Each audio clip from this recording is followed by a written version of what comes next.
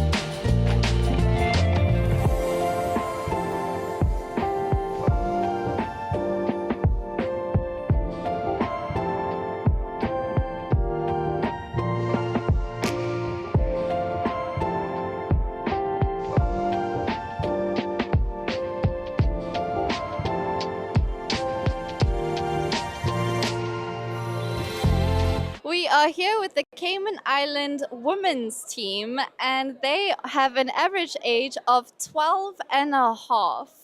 How has it been at the Olympiad? This is also your first time. Tell us what the experience has been like. It's been really so much fun, honestly, because you get to meet so many new people. And so far, this is like the last time this year I'm going to see all of my friends from a ton of different countries. So I'm so excited I got to see them again. And let's speak a bit about your ages and your names. Captain, do you want to introduce everyone? Yes, sure. Well, on record, we have the youngest playing team today with an average age of 12 and a half. We have Laya here, our captain, who is our second Olympiad, and she's only 15 years old. We have Zara, who is 14 years old. This is our first Olympiad. We have Abby, who is 11 years old, our first Olympiad as well, and Vito. And Vito is 11 years old and also our first Olympiad.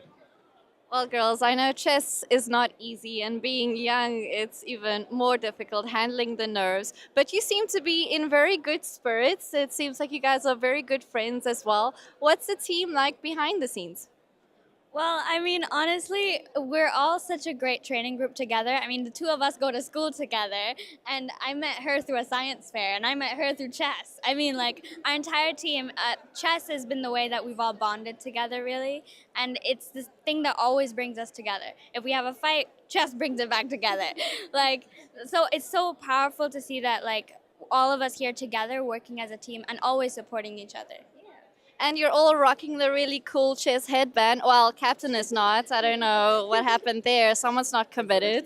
But how did that decision come about? Who chose the fashion? The fashion was mostly chosen by all of us, and we have two different headbands. One is this, the other is one with the Cayman Islands flag, so we like to alternate between them. We alternate the suits as well, so sometimes it's this and the other times it's a Cayman Islands jacket. Well, thank you very much, ladies, and good luck for your game today and the rest of the Olympiad. I hope you make amazing memories and have a great tournament. Thank you.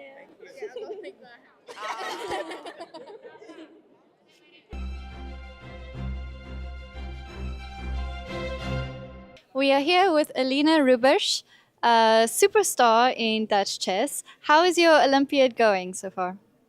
It's not been going so well, but also not that terrible yet. So, but I hope to play better in the next couple of games. And how is your team performing so far? We won the first three and then we lost to the USA, and I think now we're going to win. So also I think it's a normal result. Yeah. So you've been playing a lot of tournaments, doing really well recently. What do you think is the biggest difference of playing these international tournaments compared to Olympia? Do you prepare differently? Yeah, well, in the Olympiads, usually they're in open tournaments. Sometimes there's even 2 rounds a day. So then there's not really as much time to prepare. But in normal opens, I prepare the same as in Olympiads, if there's 1 game a day. And the thing about the Olympiad is that it's super long, right? We have 11 rounds over 2 weeks and a free day in between. How do you stay focused in such a long event? I don't get really tired, actually. So Okay. Being young helps, right? Would you say that gives you an advantage in tournaments like this? Well, since there are 5 players for every team, pretty much, there is a possibility to rest, and there's also a rest day, so I don't think it gives me that big of an advantage. And your team rotation, how do you decide that? As a team, the captain sits in, is it about who has played the best, or tell us what goes behind the scenes in the process of choosing the team for the next day? Well, if everyone is well and can play, the captain decides based on various factors. Sometimes who hasn't had a rest day, or sometimes if someone is not playing well, they will get out the next round. And have you played a tournament in Budapest before? How are you finding it here? I've never been to Hungary, actually, so no, but I like the place. I have not seen that much of it, but it's nice, yeah. And tell us about your career. You're still young, up and coming. What do you envision for your future? Yeah, I really hope to have a career in chess. and for it to be my job. But right now, for the last year or so, I didn't really perform so well because I was in the final year of school. But since I finished, I'm trying to get to a level where I can play professionally. So you were balancing chess and school at the same time. That's obviously not very easy. Some players just completely take school out of the equation and just focus on chess. So now you are solely focusing on chess training. What does your everyday look like? Yeah, it's pretty much training chess. Um, but also I've been playing a lot of tournaments, so there is usually not so much time between the tournaments. But if there is, I try to train and be physically active also. And when you do train chess, how many hours do you think you would put in a day? Oh, this really depends. If I have a good day, it can easily be 8, but if it's a bad day, it can be 2 or something. So. And you're one of the top teams here. You're playing in a huge Olympiad. We've got hundreds of teams from all around the world, smaller countries as well. Have you had time to interact with some of these players from the smaller chess countries? How do you find that? Not really. Usually I just leave the playing hall quite quickly. And yeah, so not really, no. And final question. This is not your first Olympiad. This is your second one. What is your favorite part of playing in the Olympiad? I really like playing in teams generally. The last 3 years, when I played in these team events, I had quite good results. Now it's not going so well, but I like the way that you're all playing together and not really alone, I guess. Well, still a long tournament, many rounds to go, and good luck for your last round, Celine.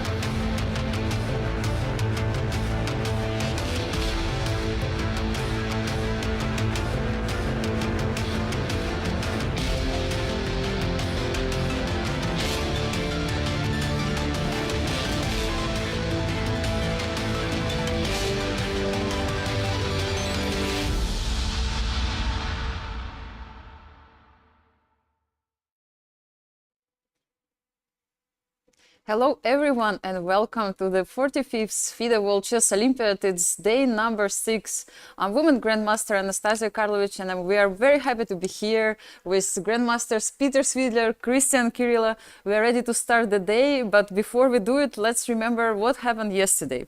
Well, I have to say, Anastasia, just incredible chess all around in the first 5 rounds. Of course, we have the 6th round coming up shortly, but as you can see, the cream is rising to the top. India, Hungary, and China, and also Vietnam has impressed so far. They beat Uzbekistan and Poland back to back. Just an incredible performance by Vietnam so far. And as you can see, Norway with Magnus is starting to rise as well. Only a draw after 5 for Norway, 4.5 match points. That's pretty decent.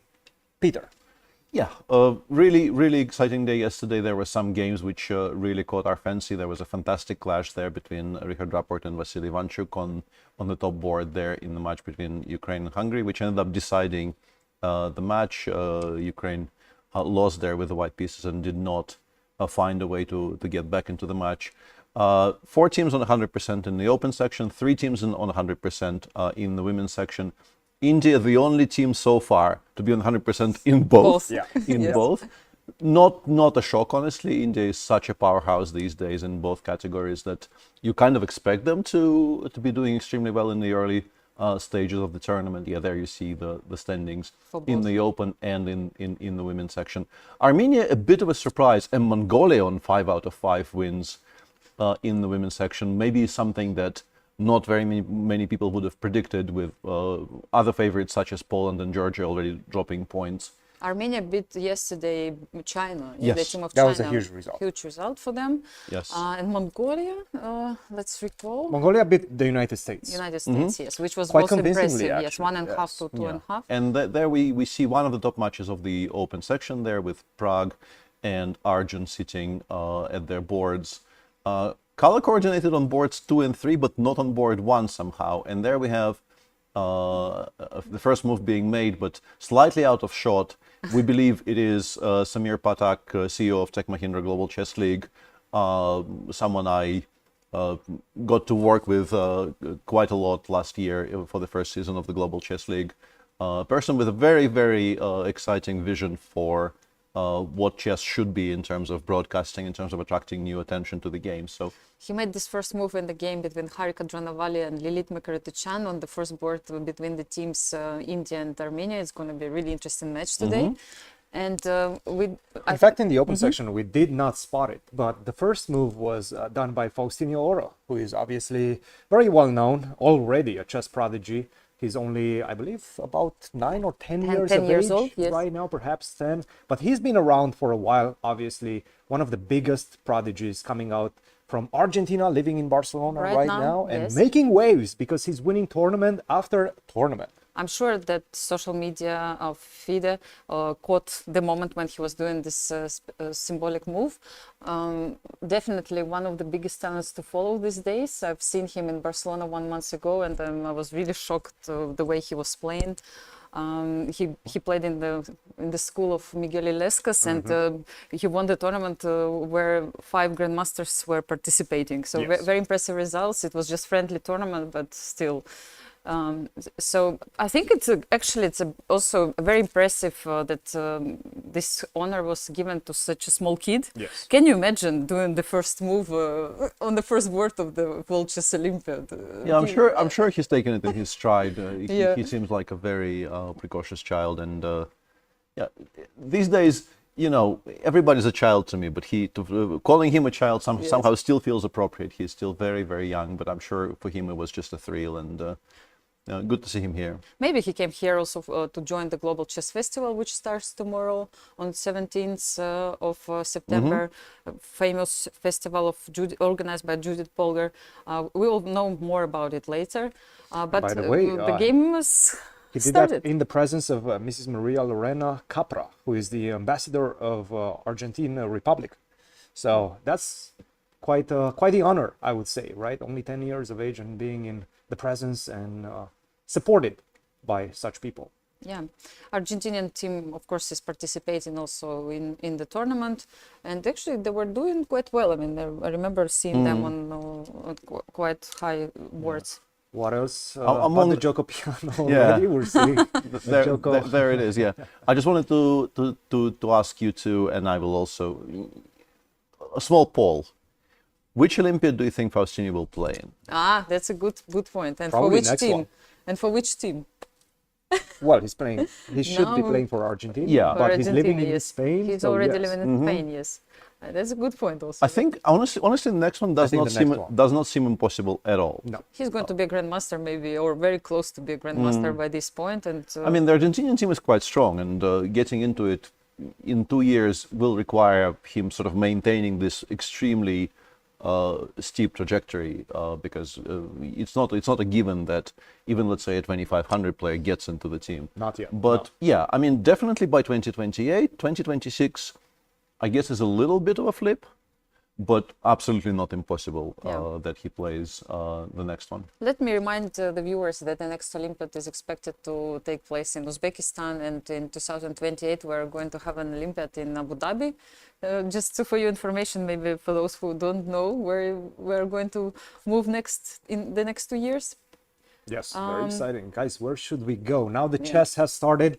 We should probably pick a game and check it out. Well, let's take a look at the open section. How about the Hungary versus India first? Yeah, of course. I mean, this match will attract attention of many chess fans, local chess fans, and of course chess fans from India.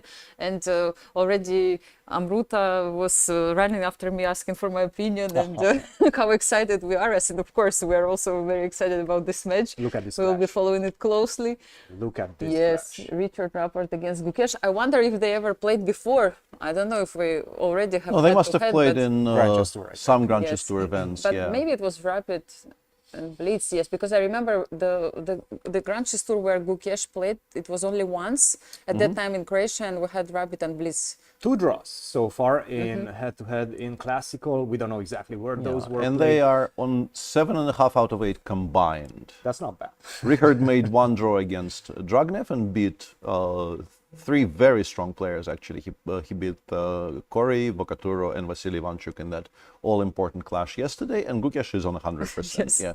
There's Beat- no Absolutely. easy games on the top board. Absolutely Simple as that. not, You're no. going to meet grandmasters pretty much no matter who you're playing, outside of, let's say, the top 20. Yeah, somewhat regrettably from the purely excitement point of view, it is now Rookie 1 anti-Berlin. But these days they found some ways of making these lines quite sharp after 95. The main move in this position, once again, maybe we can start from the beginning to do it properly. Gukesh, somewhat unexpectedly to my eyes, I don't really count him as a Berlin main, so to speak. He plays many things. Of course, everybody can play the Berlin these days, or at least threaten people with the Berlin, but I don't think this is his absolute main weapon. And Richard responds by castling and then going rookie 1 instead of d2, d4, 96, 95, bishop e7, bishop f1, takes and castles. And from here, the game could go one of the 2 ways. You can get some positions where the edge for white, if it exists at all, is kind of minuscule, but there's 0 risk. And you try to exploit some maybe slight weaknesses somewhere in your opponent's preparation. Or you can play some gambit stuff. And I think one of the Turkish kids beat Alexander Grishuk in Astana with this gambit, which has existed for a while. It looks kind of outlandish to just give up an exchange like this, but there is a decent amount of compensation. And if you don't remember exactly what you're supposed to do here, it's quite dangerous. But if you do, generally, Yeah. I feel like at some point, at least the last time I looked at it, white has to more or less force some sort of Of course, the draw repetition at some might not even have full equality if black plays really perfectly. But if you play like g6 just to continue, I mean, I became suddenly curious. G6, like, you play queen h6, queen h6 there's bishop and- g5 coming yes. in, the knight goes to c3, g5. You can also start with knight c3, I think, on the previous move. I'm not sure if queen h5 is the most precise way to go. I think maybe you start with knight c3, you wait for black to play d6 or d5, and then you come in with queen h5. It's a very sharp line. The engine does suggest it, and also people have been now showing up with this idea occasionally, so it shouldn't really be a surprise for Gukesh. I don't expect it to happen today. I just wanted to point out that it does not exists. necessarily have to be a very slow game. And perhaps that's why Ricci is spending some time right now. Now, My report, my personal report after 5 rounds, it feels like India is maybe the only team in the Open and in the women's section, I'm talking about India's team in the Open, that could potentially score 11 out of 11. I just simply don't see who will beat them right now. They've been so impressive so far. They're winning with high scores. No 2.5s to 1.5, none of that. 3-1, 3.5 to a half, and against very powerful teams. They're one of the most impressive teams I've seen since I've been following the Olympiad. Absolutely, but they haven't played against Uzbekistan yet. Remember the last drama? There will be some very tough matches ahead. Today, for instance, is a very difficult match for them. Hungary is a very solid team with very strong players up top. But eventually they will have to play the US, they will have to play China, they will have to play Uzbekistan. All of these matches will happen. 11 rounds is plenty for the, quasi round robin to happen on the top boards. And there we have Magnus Carlsen playing white against somebody we currently cannot see, and it will be a Caro. And also we can see behind him the CEO of Mahindra.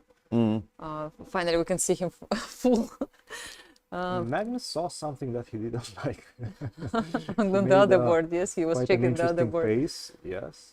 And by the way, what do we have there? Do we have a Caro-Kann, I believe? Yeah, actually very nice lineup. Yes. Parham playing the Caro against Magnus. This is a match between Norway and Iran, and Magnus is playing a very, very strong player today on board one. The biggest test he's faced in this Olympiad so far. Parham is a very well-established 2700 player, good theoretician, very fighting player as well. A lot of fun to watch him, they played before for sure in Blitz and Rapid. I've seen them playing a lot in all this World Rapid and Blitz, but what about Classical? Maybe we have head-to-head. Tata Steel, I remember Parham jumped in at the last moment, yes, in Tata Steel. I don't know if we have the results, would be great to check it out. But I think Magnus in general has good results against Parham. Still, it's team competition and everything is possible. Just I wanted to ask you, because we had this great opportunity today to come for the first time before the start of the round. We went through the gates, even we had experienced everything what the players are experiencing before they enter the Olympic, the playing hall. So how was it? How did you feel to be around? Whom did you meet today? We have this great opportunity. Many commentators, they're sitting at their homes. We are here. So how did it feel for you? Peter, what about you? Well, for me, I actually I did my job as a porter more than anything else. We went in, we took pictures, and then I took all of everybody's stuff and carried it upstairs. Oh, thank you. Yeah, thank you, Peter, for that. Yes, but actually before that, I saw you met a couple of friends. Yes, I saw Luki, which was a very happy occasion. I like meeting Luki. Luki is a very positive person, and we shared some stories of working with and possibly around the arbiters here. Yeah, and I shared my story in Instagram, Peter meeting Luki. If Peter, you didn't pay attention, I made a video of you meeting each other. I was sure it was going to happen. So yes, I did not see the video yet, but I knew the video will exist. What I can say is that the security is very serious. Absolutely. Because we came directly from the hotel. We do have I have my backpack with me, the phones as well, and we couldn't enter unless one of the top officials from the Olympiad escorted us, which she did greatly and greatly appreciated, and we were able to enter with those things. But outside of that, there's no way you can bypass the security measures. Absolutely, yes. Everything is very serious, under control. Many players are arriving, but I've seen, I don't know, maybe like 20 security corridors, right? Yes. So everything is organized well. My two impressions were it seems to be incredibly well organized. I would say the security is maybe on the harsher side of things. Like it could maybe be a little bit laxer, but I guess if you want to make a mistake, it's better to make a mistake in this direction rather than in the other one. And also, I was, as someone who does most of my preparation for the game in the last 2 hours before the game, I was kind of shocked how many teams were already there at basically an hour before the round. Yes. I assume it has something to do with the way the transfers from hotels are organized. It's not schedule. really, I guess it's not entirely the choice of the teams to arrive this early, but still.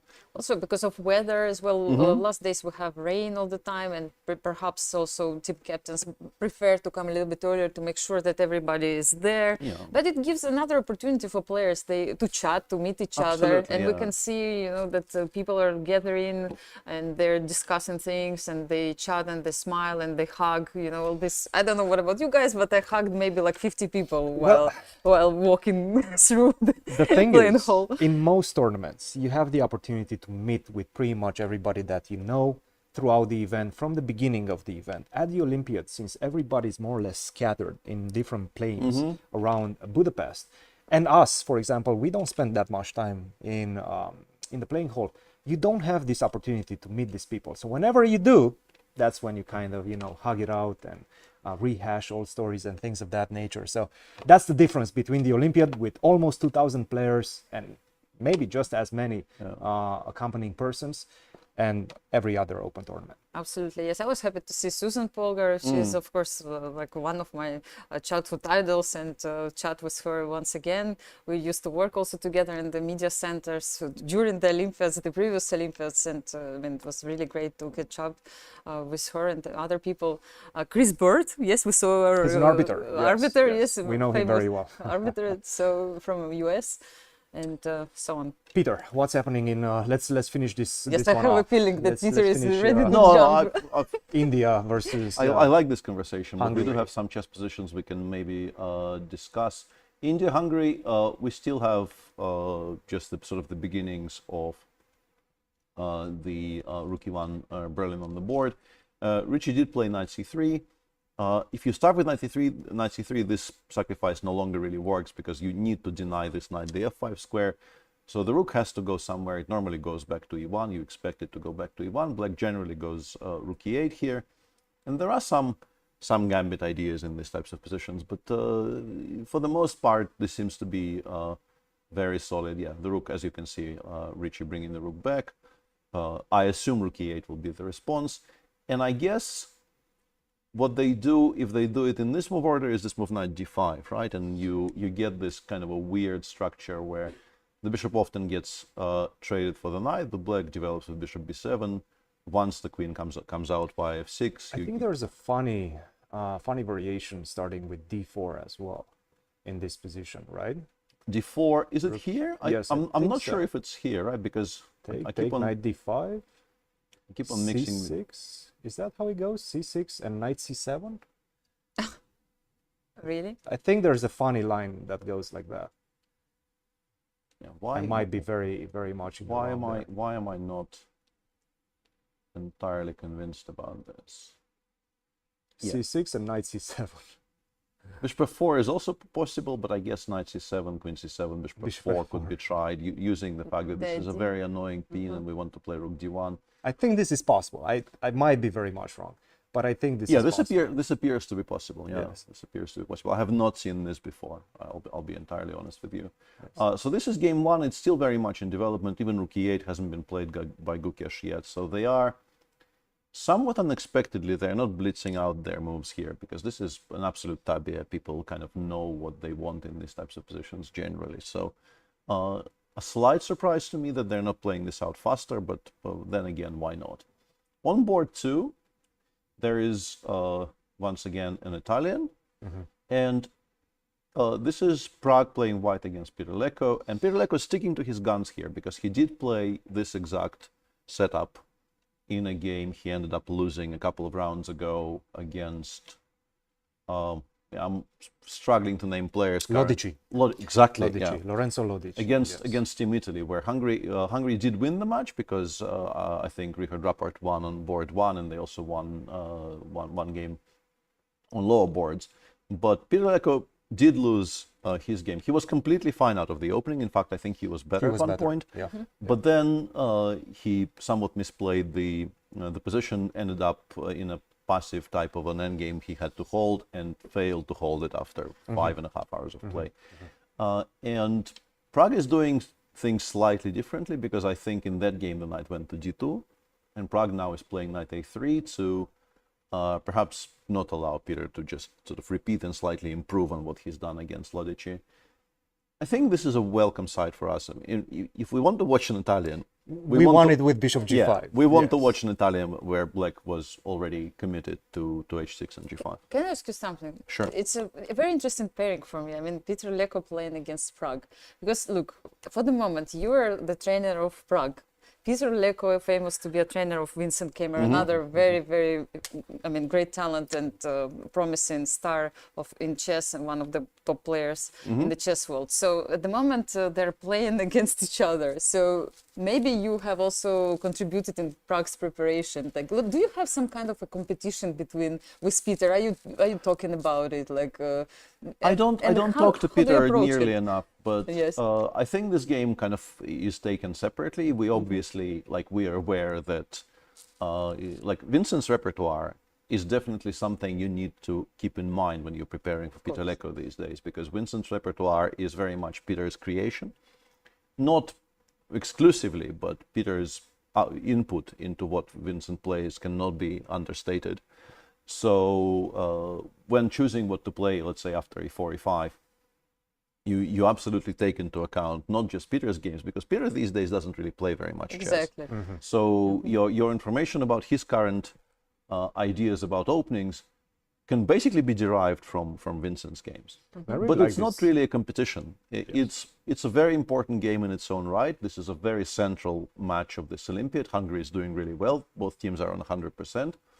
So Prague is just playing against Peter. Vincent is, in as much as Vincent is a part of this conversation, it's just that his games maybe help you understand what to expect What in, Peter is in looking terms at. of openings. Yeah. Yeah, and this is a live shot, unfiltered live shot from the playing hall. I really like it, and it gives you a sense of what's happening inside the playing hall. All How these big it is. people, the captains, the helpers. There's no spectators inside, right there, except in the stands. You can be a spectator in the stands and not on the playing floor.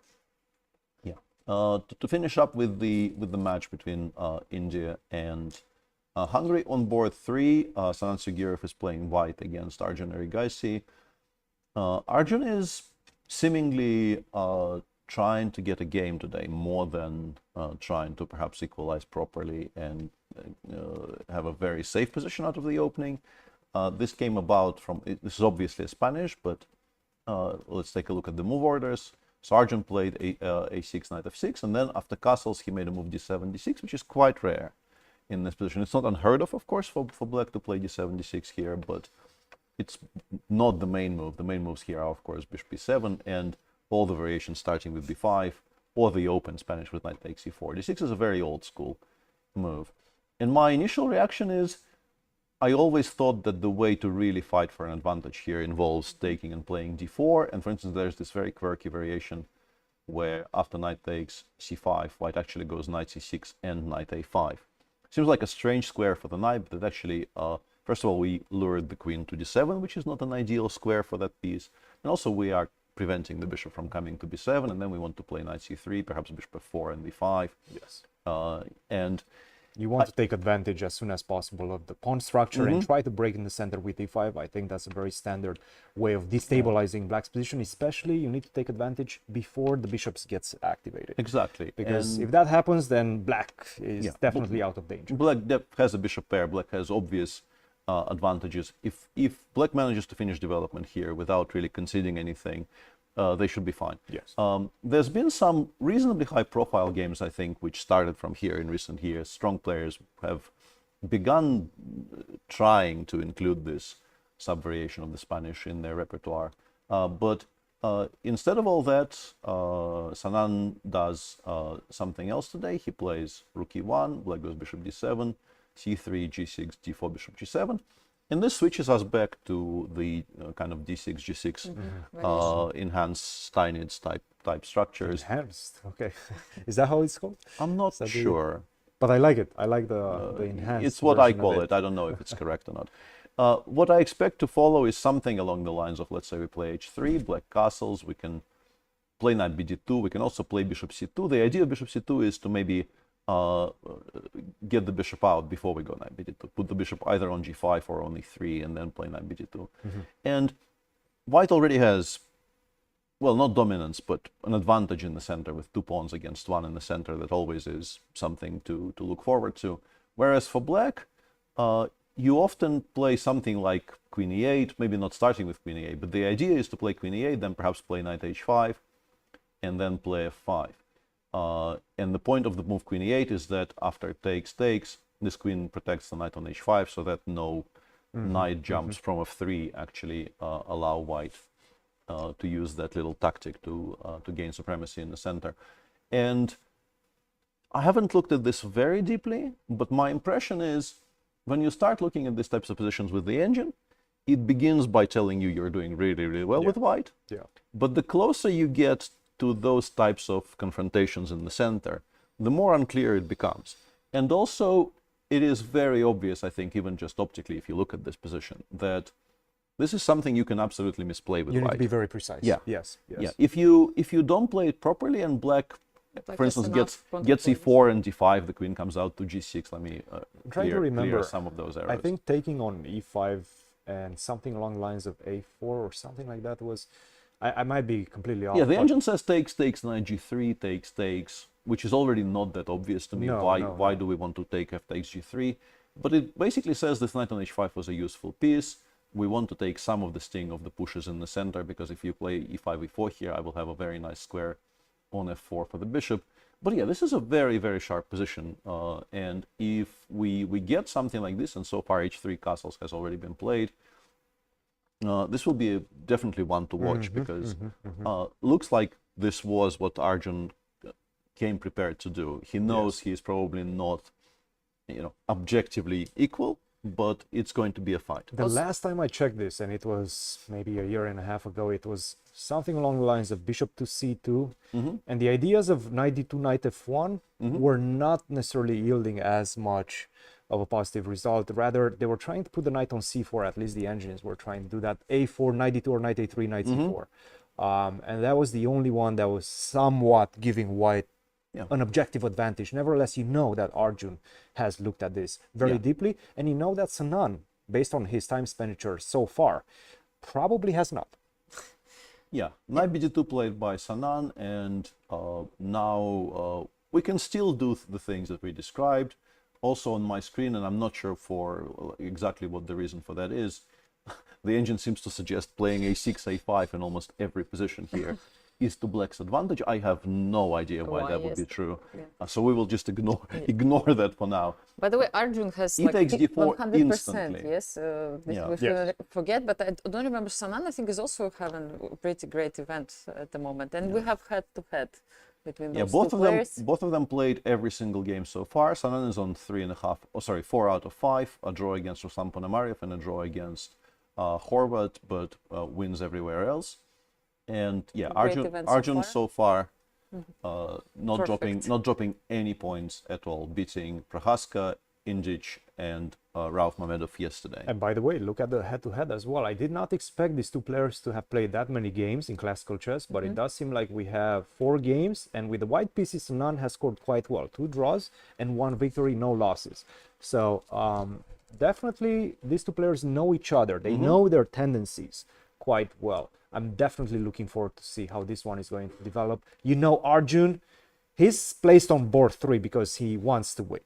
Team India wants him to win games with the white pieces, with the black pieces. Right now, he's taking quite some chances in this one with his opening choice. So I think this one is going to be quite. One final remark about this, and then we'll move on to the final board and then maybe some other matches. E takes d4 is clearly being played with the intention of meeting c takes d4 with knight b4. We have an idea of knight d3, so we are probably trading a pair of bishops here. I would assume bishop takes d7 is the move. And then we probably take with the queen. Once again, we want to play knight d3. If white plays knight f1 here, maybe we can even afford to do something like this. Although with the bishop on g7, I don't know how in love I am with this particular structure. I actually would prefer it on e7 and the pawn back on g7. So that is one way to play it. Maybe black can play c7, c5, because if you play d5, the knight on b4 for 1 second looks like it might get captured by a3, but black has c4, and there is this very tasty square on d3 to look forward to. So absolutely a fight in progress. And on board 4, we have an exchange Slav there by Vidit Gujrati against Benjamin Glidura. Do you think this is an exchange Slav played for a win? Absolutely. Or played for a draw? No, exchange Slav is a very, very serious option. Nowadays, yes. Being yes. played for advantage. In particular, in team matches where Vidit is 100 points ahead, this is not being done to be safe. This is being done to deny fun. Yes, what you do is you good way to absolutely put it. deny black any sense of fun, Possibly, yeah. but you're also very much fighting for an advantage this way. Look, I'm an exchange Slav player. That's what I do Yeah. all the time. So I Yeah. I You love just it. By wanted the to way, be sure, I yes? have great results with exchange Slav. It's one of my favorite openings because players with the black pieces, when they face this, they really, exactly as you put it, don't enjoy their game. Yeah, and I think the shift in understanding of this opening was it started happening maybe 20 years ago, maybe 15. I myself, when I tried to kind of I tried this massive makeover, I've been a 1e4 player my entire career, and then somewhere around this period from 2013 to 2016, when I played the candidates every cycle, I tried to make myself into a player of closed openings because e4 was not really working out for me. Everybody's playing Berlin, and I'm depressed. So this was my plan against the Slav, and I won some important games. I think I beat Lekman Liam in the 2013 World Cup by using the exchange Slav. It's a very serious opening, and from the black viewpoint, basically, the problem is you're not going to have any fun.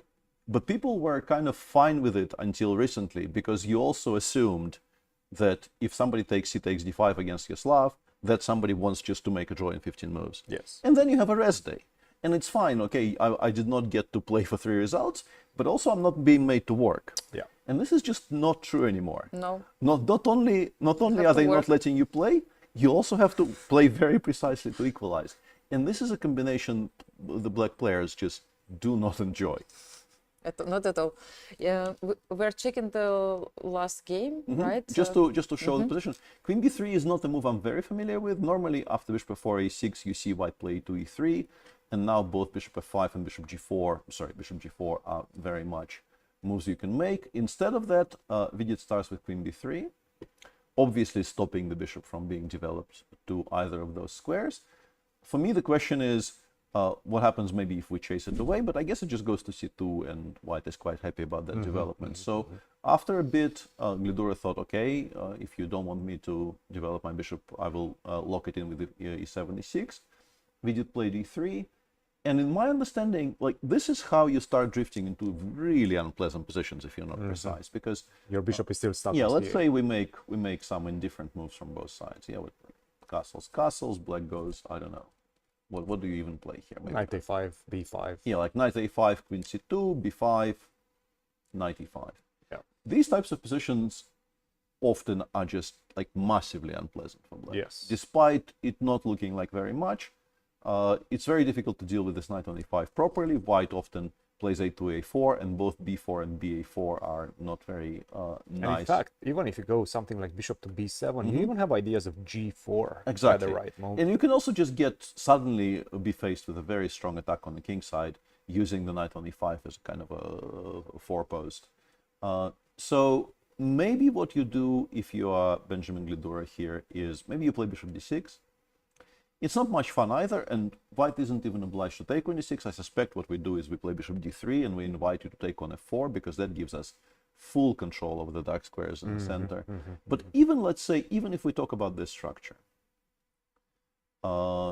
this is not immediately equal. No, no. You probably Not at do all. equalize if you play precisely for another 20 moves, but this is not immediately equal, because the Not at difference in the bishop activity is not nothing. And it's very difficult to actually develop that bishop. If you go to d7, obviously you have some problems with the b7 pawn. But also if you try to do b5, then that gives me the hook to try to disrupt your pawn structure with a4, maybe not right now, but later on. Also, it gives me that c6 square entry point for my rooks, as well as the one that you're just highlighting, c5. Yeah, so interesting choice there by Vidit, and also I like it. He's I playing like your much choice. faster.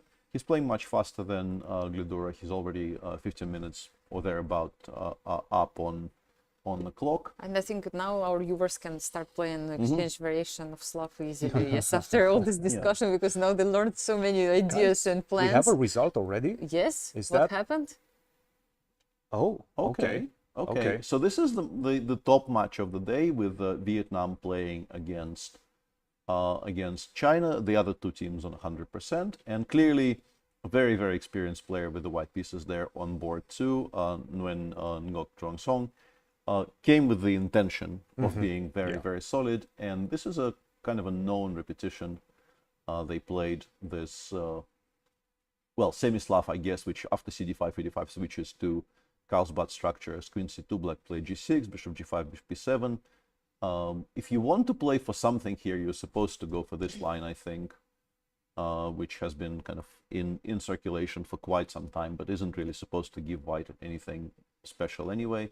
So instead of that, he played e3, black played bishop f5, bishop d3, takes knight bd7, and now we have this repetition. This is an obvious match strategy coming from Team Vietnam right now. Obviously, you're not going to be able to force a draw with the black pieces, so on boards 1 and 3, but you're signaling to the opposing team and to your players as well that, look, this is the big threat in China's team. We don't want to deal with him. Let's just neutralize this threat and then take it from there. And that's exactly what they're doing right now. Wei won yesterday and gave China a very important victory against Spain.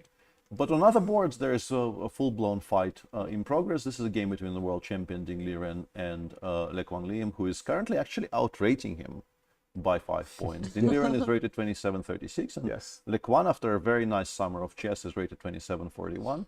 So a very important, very important clash. And they're playing a very fashionable line of the English, where it begins kind of quietly, symmetrical c4, c5 English, white goes g3, black goes d5, then plays g6. And this used to be a very, very quiet line where white would like play castles, black would play bishop g7, you would take on d5, play g3, black would castle, you would play bishop e3, and you would play out some very long line, which ends up being more or less completely equal. These days, this is not what happens here. These days, the moment something appears on g6 in all of these structures, white says, aha, target acquired, let's go. Let's move. As Grunfeld players, we know oh so well what's happening. And black played bishop g7, bishop f5. This is by far the main line of this variation right now. h6, bishop f6.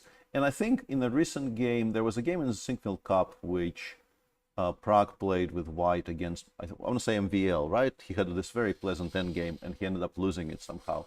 I think knight h2 is... I do not remember that particular game. Yeah, I think knight h2, knight takes c3, d takes c3 here is a line that you could absolutely discuss. And once again, it doesn't look like very much because black seems to be quite reasonably developed and there are no weaknesses in the position.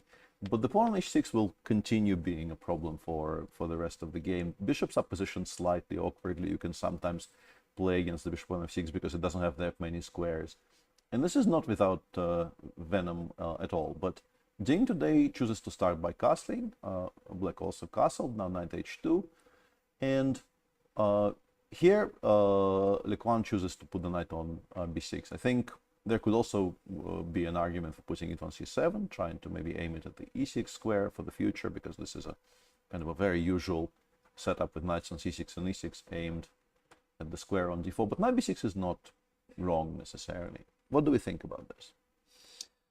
Anastasia.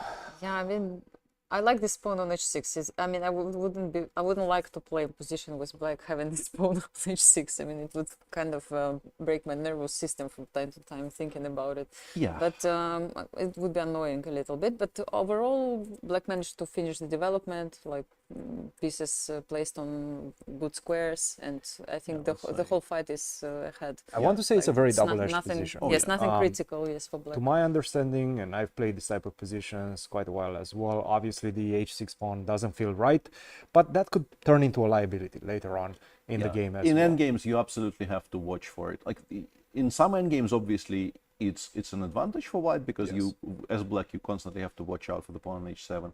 But you can see the trade of dark square bishops and black going f6, g5, king f7, king g6, and then you lose that pawn. Yeah, we're Yes, about but so 40 that's moves why away. I don't want to exchange pieces that easily, right? If I have white pieces, I mean, yeah. And it seems like Ding has to prove, yes, why he put this pawn there by trying to play actively. Yeah, but a very interesting position to watch them discuss, because generally speaking, this is one of the most critical lines against this particular setup in the English opening, and potentially quite sharp, because once again, you did spend all this time moving this pawn to h6. You now have to justify it a little bit, because black is arguably slightly better developed, already has more control over the center with the pieces aiming at d4 square. And to add on that, it's one of those positions that generally turns into a fight. It's very difficult to liquidate and exchange pieces in this one. It's going to turn into a middle game fight. Which is good news for Ding. Can I ask you one question? Because I'm really so curious about one position and I'm trying to understand, but maybe all this is theory and you will explain me why, but I'm sure also our viewers see that position is very sharp. I'm talking about the game between Kirill Shevchenko and Wesley So from the match Romania against United States, and it's one of the positions which really is... I don't know what's going on, but I see that Wesley is thinking for long, and he spent quite a lot of time already. And Kirill is not. Yeah. And like, please, let's go inside and understand like what is in the mind of the players. This is all heavily theoretical. I think Magnus Carlsen played it with white at least once. It's we can try to figure out where the novelty came, because I'm pretty sure up to here this is still theoretical. Yeah, of course they blitz out a few moves. Knight b5 still theory, e5 still theory, rook takes c3. Yeah, we are. And yeah, a6 appears to be new. So after f4, actually, Wesley was thinking. So probably he was trying to remember his files. Or... Yeah, the main move in this position appears to be bishop g4. Black also tried taking on f4 with both pawns, but bishop g4 does look logical. And he played a6 after a prolonged thought and was instantly met by rook b3. Let's go back and show our viewers how we got here. This was a Nimzo. White goes knight f3. Against knight f3 these days, castles is the main move. And now white goes bishop g5, c5, and rook c1. I always feel that these types of positions are associated in my mind for some reason with our co-commentator, Yasa Seyravan. I think played a bunch of this in his misspent youth, but probably not the way it's being played right now. These are all very new developments. Black takes on d4, because I think at this point we are now really intending to play d4, d5, if allowed. So cd4, knight d4, h6, bishop h4, and now a very, very concrete way of trying to equalize, because generally speaking, this pin is quite annoying, and if you give white time to play something like e3, bishop e2, and castles, you are not really achieving the types of equality that you want to achieve in these structures in the Nimzo. So black goes d5, c takes d5, goes g5, very important to break the pin, bishop g3 forced, and queen takes d5. And black is trying to prove that white is slightly underdeveloped, meaning that we want to go knight e4, we want to go rook d8, maybe we want to even to play e6, e5 in some positions. So you have to play quite quickly. E2, e3 is very logical, but it is a pawn sacrifice. Yes. Because the pin means that the pawn on e2 is hanging. And white has to continue sacrificing stuff, because otherwise black will stabilize and get out of it alive. Queen takes b2, white castles, black takes on c3. You can start with knight b5 or rook c2. I think both of those moves are playable, but rook c2 I think is the main one. Black obviously doesn't want to drop the bishop immediately. You have to work to win it back. Queen b4, knight b5. Now the bishop doesn't have any moves. And also bishop d6 is a massive threat. So e6, e5 is quite understandable. It's a very concrete position. I mean, white just gave 2 pawns, but the evaluation is not changing. Nothing is changing. Well, black is now, there are 3 pieces there which aren't really playing, and also you kind of ruined your king side a little bit there. Yes. So rook takes c3, now the central pawn is hanging, and also knight c7 could be a threat, so knight c6 is very understandable yet again. F4, very logical. Yeah, we need to break up the black king side, because if you give black time to make some moves here, if black, let's say, plays, I don't know, bishop e6, rook a d8, puts the queen back on e7, we are 2 pawns down. We need to be very concrete and very fast here.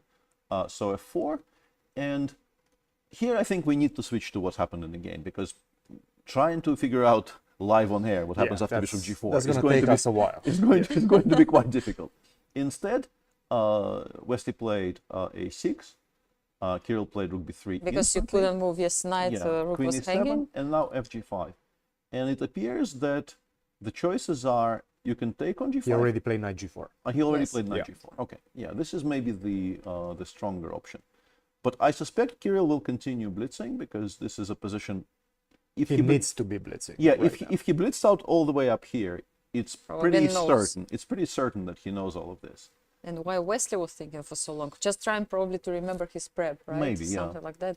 The main move on my screen is knight d6. Once Which again, is played. yeah, you cannot take Oops. because obviously this drops a full queen. And after knight d6, knight takes e3. Which was What played. Which was- sharp, yeah. sharp position, yes. Like it Yeah. feels like they go to some draw. I just want to Yes. Bishop take a small h7, which was played. take a small break to compliment Nastya on spotting this, because it's very good that we're watching this live. Bishop h7, king h7, rook e3. Kirill is currently on 95.5 minutes on the clock, starting from 90. This is move 22. Clearly has seen this before. I think it's safe to say he has seen this position before. Only move that doesn't lose is queen takes g5. Which was played. But it's also the only move you can make. Like nothing else makes any sense. And now my screen says queen c1, queen b3, or queen e1 are all roughly the same. This is move 23. by Yeah, the this is way. move 20. And yeah. all of them, they know it I by believe heart. queen Yes. e1 was played, was if played, I'm not yes. mistaken. Yeah, it looks like queen e1. And by the way, both players just left this board, Yeah. and nobody is There's there nobody right there, now. yeah. Nobody there. And Kirill just, of course, ahead on time, and he has this option now to walk around I'll and tell wait you for why Wesley to Wesley come back. left.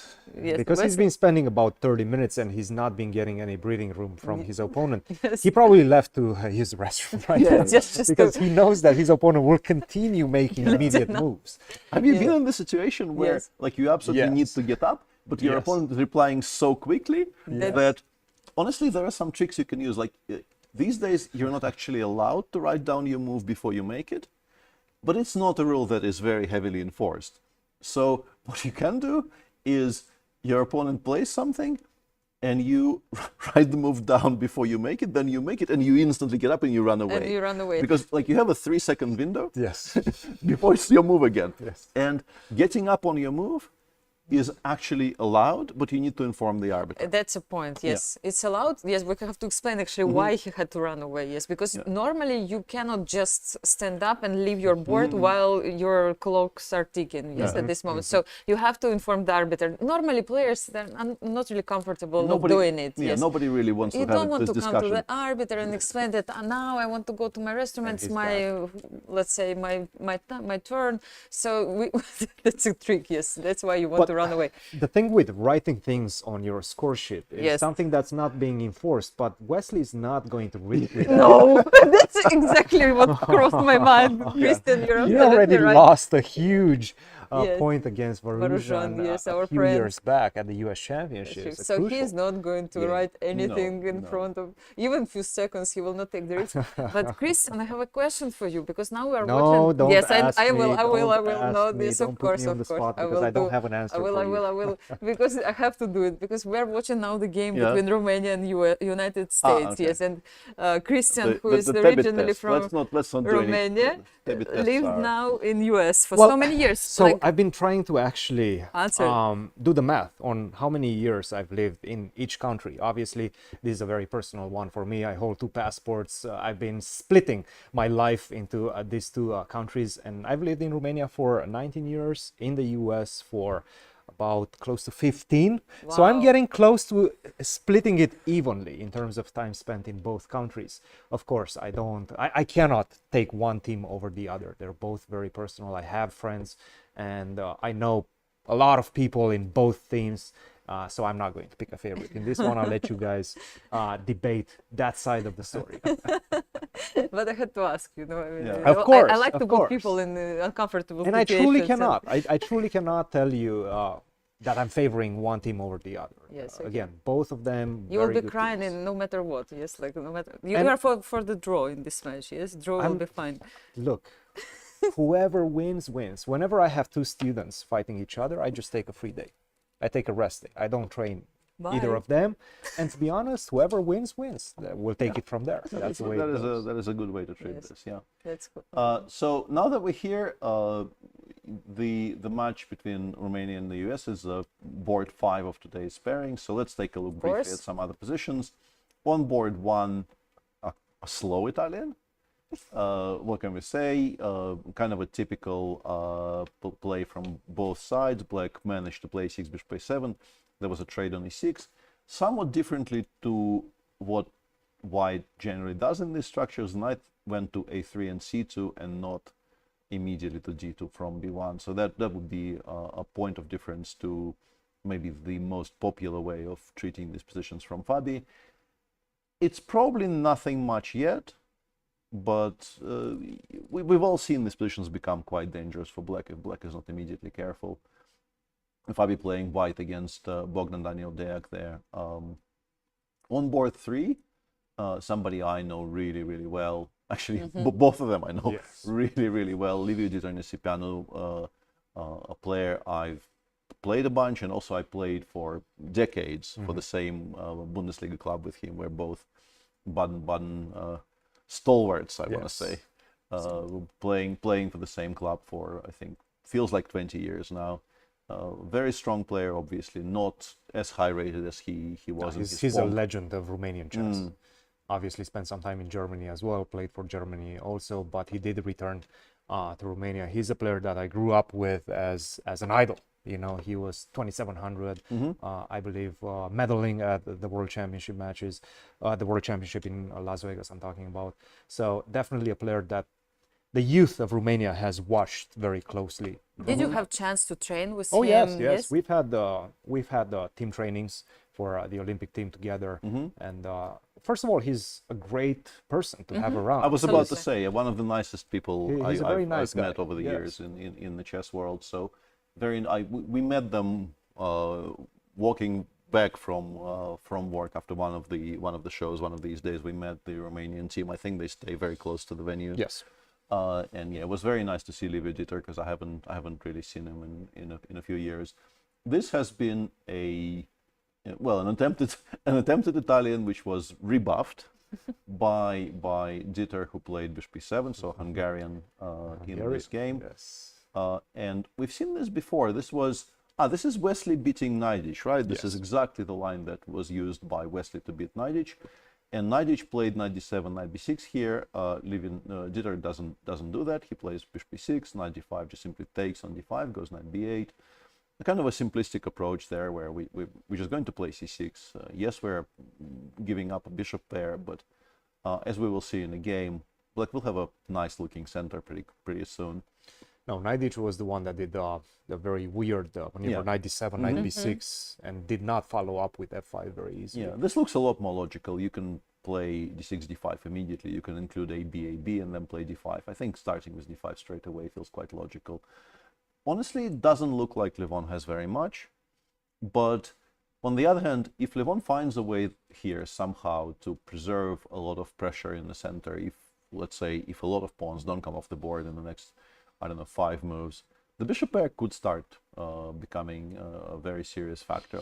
He does seem to know what he's doing, though, because again, playing he very has quickly. 1 hour 28 minutes against 56 minutes, so perhaps he's still very much aware of what this position should look like in the next few moves. Now, we're having some moves from Wesley just perhaps before we go to the next match. Maybe we can check this one out. Wesley played queen g6, also a very logical move here. We're attacking the knight, we're protecting f7. Honestly, if you don't know anything about this position at all, this is the move you make in 3 seconds, I think. And it's the best move. Yeah, Kirill apparently needs to play knight c4.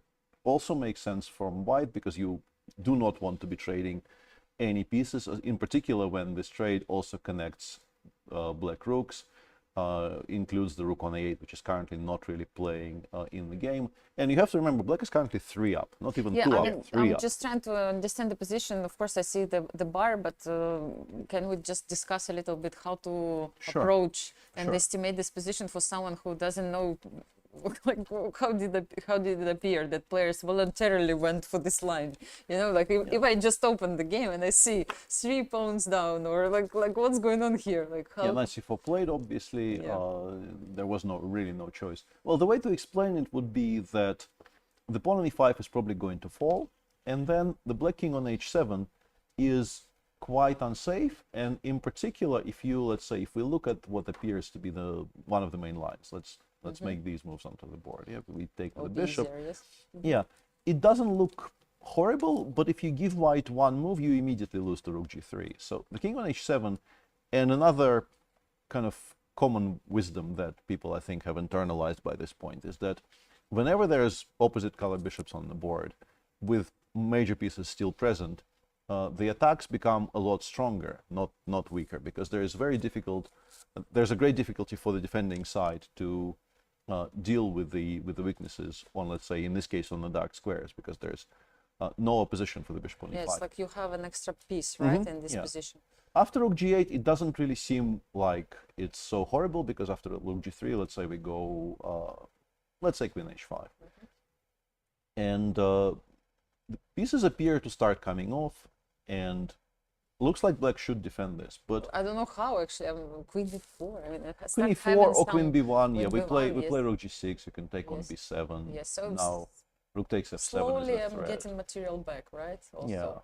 Yeah. H takes, and after, let's say, in this position, it feels like with the reduced material, black shouldn't be in any kind of particular danger, right? You just don't have enough pieces with white to generate dangerous threats. But in the process, we won the pawn on e5, we won the pawn on b7. Even, let's say, the absolute dream scenario for black, the queens come off and we don't pick up anything else. Those endgames are probably drawn, but black doesn't get an endgame here. We give, let's say, we give a check, we force the queen to g7, we put the queen on a good square again. White isn't worse, but also I don't think white is better. Okay. But if we go back to the position after knight c4, yeah, as I said, the way to explain it would be the white king is much safer than the black king. The pawn on e5 will fall, and then you will have to spend some time and precision on making sure that you're not getting mated. But you know. Yeah. So we still have one game to check. Ray Robson against Mircea, right? Mircea Perligras. Yes, this is how you spell. Yeah. Another player I know quite well. I played against him in Bundesliga more than once. A very solid player, and playing a very kind of a restrained game today. White generally is never better when you play like this. It's a very symmetrical Queen's Gambit accepted adjacent structure. You get it from all kinds of openings. I think this was a Ragozin, not a QGA, and starting from queen takes f6 and d3, I think it's pretty clear that Mircea is playing a very safe game.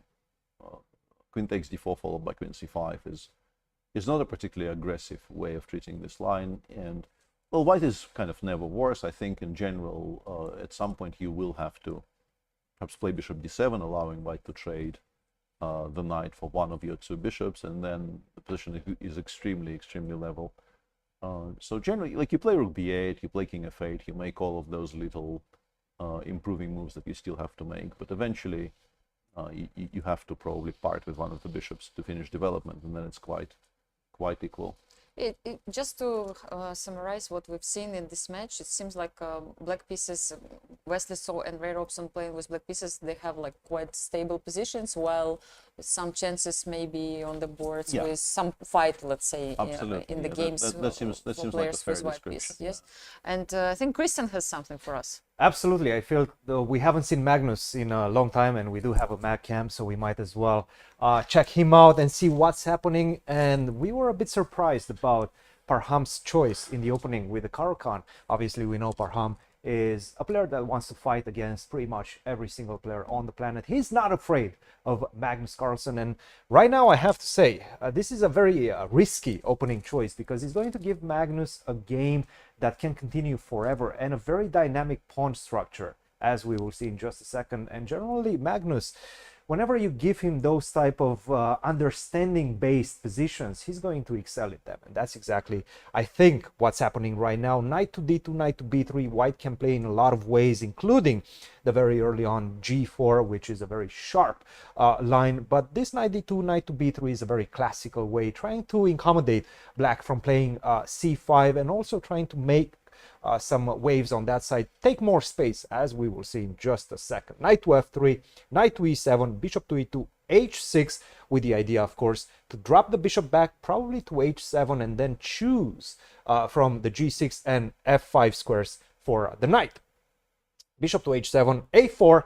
White is ready to start pushing on this side. Generally, as black, you don't want to allow me to go a5 as well. That just gives me too much space on the queen side, and that's why immediately Parham chose to play a5. But this gives me a target: bishop to d2, queen to b6, and rook to c1. And you might be wondering, what is this move rook to c1 doing? Well, in some cases I will have the idea of queen to e1, and the pawn on c2 will be protected. So this is quite a critical position right now, and black needs to do something. Knight to c8 seems to be the best move, probably looking at ideas of queen to e1, maybe bishop takes c2. You still have some tactics in the positions to get away from this type of attacks coming from the white side. But again, it's one of those positions that will continue for a long time. White has ideas to improve it by playing knight e1, knight to d3, looking at these dark squares which are weakened, and black cannot really play the move c5. In this position, c5 is a huge blunder. I just simply take, and this is one of the typical ways to try to get some space on this side as black. But now I just take, bishop to b5, a very important check that stops your queen from coming back, and after bishop to e3, now you will understand why the rook is on c1 as well. Everything seems to be playing in white's favor. The material is equal, but the position is absolutely busted for black. So Parham definitely not looking at c5. We're going to have a long game in this one. I have to say Magnus is probably quite happy with the outcome of the opening. Amin Tabatabai versus Johann Sebastian Christensen. And I'm speculating that perhaps this is what Magnus was frowning at in the first few minutes of the game, because take a look at this: e4, e6, the French. First of all, you should frown at the French. It's a terrible opening. Don't play it. Peter, maybe you like it more than I do. e5, the advanced French, c5, c3, and queen to a5. One of the sidelines of the French. Obviously, knight to c6 is the main line. You can even go ideas with f6, but queen to a5 hasn't been seen as many times. Taking on c5, you cannot take with the bishop because you're going to be forked. With a move b4, you lose. So you have to go queen to c7, which he did. b4, queen takes c5, and this turns into a completely different type of position. But what I'm seeing right now is Christensen with 1 hour and 21 minutes, Tabatabai with only 49. This is a very complex battle, but we've seen Johann Sebastian have some problems in the French. He lost one, and in the second French he played in this tournament, he was losing as well. He managed to win, in fact, that game, an important point for his team. Nevertheless, this is going to be a sharp one. Also, Bardia Daneshvar with black pieces against Orientari, the hero, one of the heroes from yesterday's match, and we have this sort of symmetrical position. I'm not going to go too much in depth in this one. This is a very complex battle. I'm expecting a knight to come to e5. White still maintains a slight edge out of the opening, but not much. And this one, Puya Idani versus Urkedal, who also won his game yesterday, and probably Urkedal taking a page from Magnus's book. Maybe he's analyzed this type of very cagey positions with the black pieces, knight on d7, the pawn on c6. Probably this was a prior. That's my guess. And yeah, this is what we have right now. Very complex positions on all boards. Yeah, guys, and back to you. Iran's captain and coach there, Alexander Grishuk, looking very excited. We haven't talked about Grishuk as much a as little we should bit, have, yes. probably. Yeah. Thank you, Cristian, so much for this update, and we will definitely check this match from time to time. I would like to take this short break right now and remind our viewers to check the interviews which we are going to show now. Yesterday, Charlize spoke with Ding Liren, the world champion, the challenger of the match, Gukeshdi. TV who gave very interesting interviews to her. So watch the interviews and come back to us. We're going for the short break right now. See you there. World champion Ding Liren is here with me, and today you made a draw, and all of your teammates so far made draws, so you have 3 draws and 1 game is still going. You're playing against Spain, and yesterday you also won your match because of Yingui winning his game, and the other games finished in draws. So winning matches by such a small margin, doesn't it worry you? It feels extremely sweet if we can beat our opponent with the smallest margin, because it means we just wins with minimal expense. If we could make every round with 2.5 to 1.5, it will be great. But meanwhile, India is just sweeping the field, winning with huge scores. You know, they only, in all 16 games so far, they only gave 2 draws. How do you feel about this? Well, first we calculate the match point. So match point is most important. If we can win with every round, no matter what the score is, it always feels very good. Very soon you'll play the World Championship match. Of course, I cannot escape questions about that. How is your mood? How do you feel about the upcoming match? You can see my opponent playing extremely well in this tournament. He's on the run yet, and maybe he's a favorite in the World Championship match. He also has a higher rating than me. I have dropped a lot since last year, and yes, but I will fight my best to try to overcome the rating difference. It is possible that we could see you play against each other if China meets India. Do you think we can expect something special from this game? Yes, it's possible because we are 2 very strong teams. But if we can match them, then it means we played very good. We have a chance to fight for the gold medals. Yeah. And gold medals is your goal. If you get some other, like bronze, silver, will you still be happy, or it's already something that is not interests you anymore? I think if we don't have the chance to fight to get the gold medals, 2nd place or 3rd place will make me happy, because we only get gold medals before. We didn't get any other colors yet. I want to ask you also about the Chinese women's team, because you have this year quite a number of young girls playing in the team that they haven't played before, and it's an interesting choice to have all young players. What do you think about that? Why do you know why this decision was made? Not the one we like to have, because maybe the other 4 top players, they decided not to play, so we have to bring our youngest team to the Olympiad. But as we see, they are also very strong. Yeah. So Chinese has a very huge number of players, strong women players, and yes, I can say they have very promising future. Do you also have such up and coming young players, like boys? Because this time our qualifiers system is with rating and also the Chinese championship, so there are no new faces here in Budapest. But in general, can you name some boys that you think will be very strong in 5-10 years? Last time Pangbo made his first appearance in World Team and Rapid League World Teams, and can say Xu Xiangyu and Bai Jingshi, they are among the top juniors in China. Well, thank you very much. And Yeah, they are already above 20 years. Yes.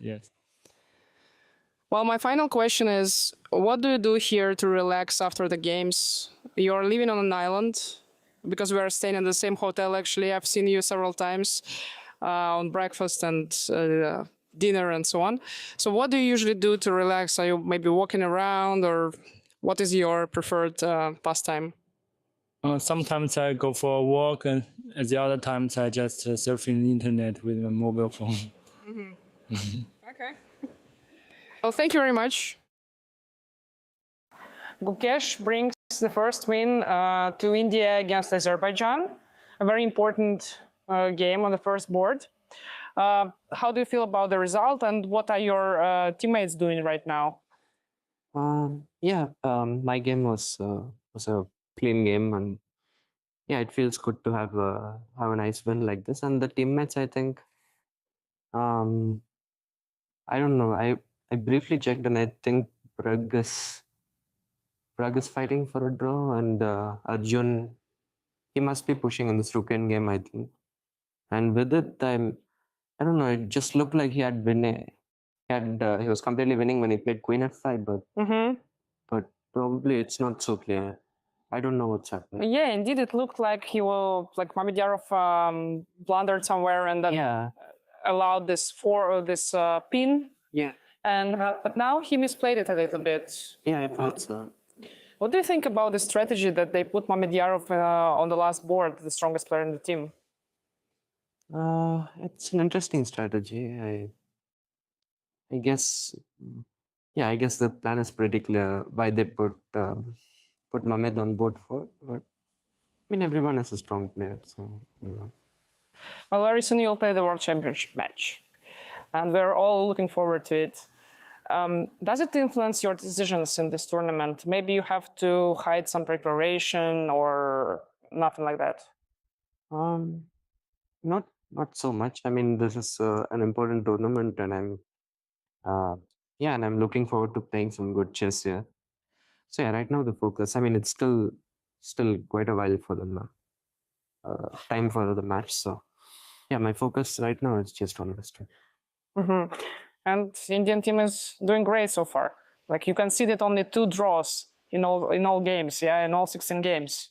Yeah, we have a nice mood in the team. We are having fun, so it's an enjoyable game. Maybe you can show me a little of your game today, because from the very start, like from the opening, there were some things happening which might be not really clear and confusing for us mere mortals, you know. Like I think starting from here, from this move, knight h5. So basically, interesting continuation. I guess he was not very familiar with the opening, because this is a well-known trap, and pretty much always with when the king is on e8, knight h5 runs into knight e5, and yeah, I knew that this is also good in this position. So yeah, so this moment, I guess why he didn't take on f7 is because I can take and go h3, and he opens up the h file. Probably this was better than what he did, but I mean, still it should be a very good position for why. I get d4 and the bishop is so awfully placed, and I will have a strong attack in the future. Okay. But what he played, the king g7. Basically, now if I take h3 as queen f6. Ah, that is the point. Okay. Come says it's still good. 4 rook h0. Yeah, because this king g7 looked a little bit artificial, you know. Yeah. Oh, okay. I just pressed f4. Like he's losing a tempo or something. Yeah. Yeah. Okay, maybe I could have taken h3 still, but maybe I should rook h7 here. Queen f3, g4 and knight e5. Ah, okay. Yeah, okay. Miscalculated this one, but what I played also felt really good, because now if rook h7, I just go rook f1 and he can't take the bishop, and I get this position. I mean, his pieces are locked down, and I just attack this thing. Yeah. Also, he's king on g7 and queen on h8. Yeah. Really miscoordinated. Sure. I mean, it was pretty much over after he blundered the trap, I guess. Yeah, I guess it was quite smooth after this. I played h6, queen f5, so queen b1, and here he resigned. Yeah, because basically, let's just show why. Because if black tries to stop the pawn, you can just win the knight, I guess. Yeah, also, but Yeah, just rook 8, knight f7, rook. No, rook e7 also works, but or just yeah, is or first promote the pawn and then win the knight. Yeah, well, very good game, very clear, very clean. So we will see what will happen in other games, but so far it looks like the match is really going your way. Yeah, I hope so. I mean, I don't know the exact evaluation of the other books, but it seems very. So who do you think will be the most difficult opponent for your team in this tournament? Which country? I mean, all the countries are strong. We just have to come every day with the right spirit and play good chess, I guess. That's what we'll try. Okay, thank you very much.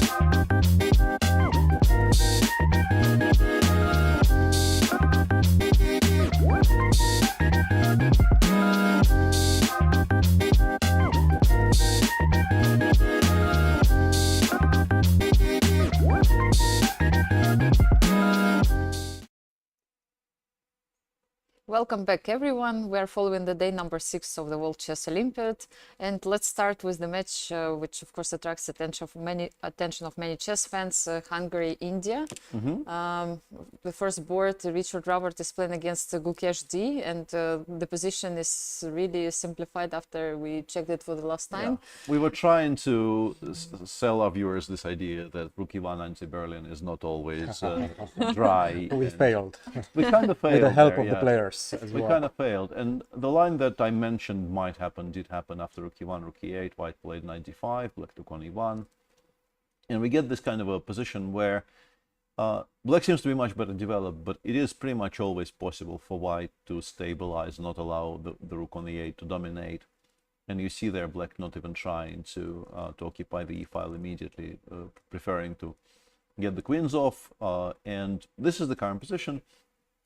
These types of positions occasionally get won by White, pretty much never by Black.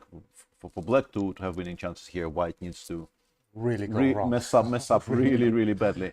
But it is possible to misplay it and to allow the White bishops to start dominating. But in general, of course, the bishop on f1 is very restricted by White's own pawns. The bishop on d2, this is why I like f6 and g5. Black is doing a very good job of building a kind of a fence to restrict both bishops quite well. You can also play a7, a5 here to stop, let's say, b2, b4 from being a potential break. And then let's say king f7, maybe h5, h4, maybe h6 to take the sting out of f3, f4. And even if you get the rook to e1 and we don't try to exchange it, there are no entrance squares on the e file. It's not really doing there very much. h5. h5 played there by Gukesh as we speak. Seems like a safe enough position for the Indian it's challenger. very safe, and as you were mentioning, pointing out the fact that the bishop on f1, if you could activate it somehow, then obviously you're going to be able to enjoy the pair of bishops. But anytime you try to do so, if you try to go via g3, bishop h3, that weakens the f3 pawn. If you try to go c3, bishop e2, bishop d1, bishop somewhere, that weakens the d3 pawn. And I am going to be able to take advantage of those and pretty much lock the bishop behind this wall of pawns given by the d3 and f3 pawns. I have a question. Who would like to exchange the rooks in this position? Both? Which side? Both sides? sides? Yes. Yeah. Everybody is happy with exchange. I think it's sort of understood that this might happen, and neither side really is ecstatic about it or worried about it. It's just, you know, with one open file on the board, you feel like rooks coming off is not going to surprise anybody. In general, I think it maybe plays slightly in White's favor because it makes it even more risk-free to continue shuffling and to try to create some openings, because with the rooks off the board, Black really has no active counterplay. It's just the kind of a holding pattern. But yeah, it's just a very level position. We will check back in an hour, and maybe something will have changed dramatically by then. But for now, it seems like Gukesh is fine. Let's see what's happening with Peter. I wanted just to ask you one question. Like, Peter, have you ever played for the team with Richard Robert? No, I want to say no. But I'm just, wondering, like, Richard's such a creative player. Like, I was just thinking about it. Like, he's playing for the team. Like, what kind of, what his captain should tell him? Like, Richard, stop playing creatively. Play dry game. Like, don't make everybody nervous. Like, what kind of approach you take when you have Richard playing for the team? You know Richard, yes, and his creative I think way of playing. It's slightly outdated. I think the modern Richard Rapport is not. I think he's may have played b4 here. That looked like yes. And that at least changes the structure a little. Oh, he's played c3, not yes. before. Okay. Oh, okay. Yeah. But my point is, the really, really wild years when he was playing absolutely insane openings with both colors and was very much known for kind of treating theory as something you barely tolerate. Not just neglect, just barely tolerate its existence and decide to do whatever you please. That's in the past. Yes. He can still play like this if he decides to, but he generally plays mainline openings these days. And what we're seeing today, he's been a bit tamed, restrained in the last few years. It's not really a departure. I don't think this is captain inspired. I think this is Richard maybe getting slightly surprised by the Berlin, because as I said, Gukesh has played a bunch of sidelines in the Spanish. When you play 4 against him, you don't expect the Berlin necessarily. It seems to have been the case, right? Because he spent some time in the opening as well, trying to more or less choose his openings. And to be honest, he didn't choose, let's say, the most aggressive approach either. Definitely a team-inspired decision. Keep the game calm Exactly, and that's don't give what a I heart thought attack today. to your teammates. Yes, Now, exactly. what's happening on the other boards? Yeah, a much sharper position there on board 2. This is a game between Prague and Pireleko. We left it somewhere here.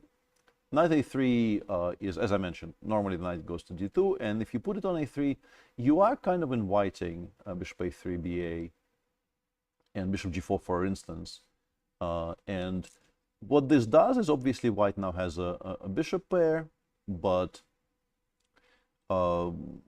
black's position is extremely solid, and the fact that we had to take b takes a3 makes it much harder for white to organize some kind of a space grab on the queen side.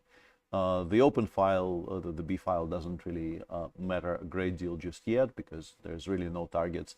Eventually black probably ends up playing b7, b6. I wonder why you couldn't play b7, b6 straight away. I guess I think bishop b5 maybe, or like d4 and then bishop b5. He wants to keep the knight perhaps a bit more stable. I think what happened in the game gives us a very good explanation for why rook b8 was preferred to b6, because after rook b8, Prague played d4 and Leko immediately played knight h5.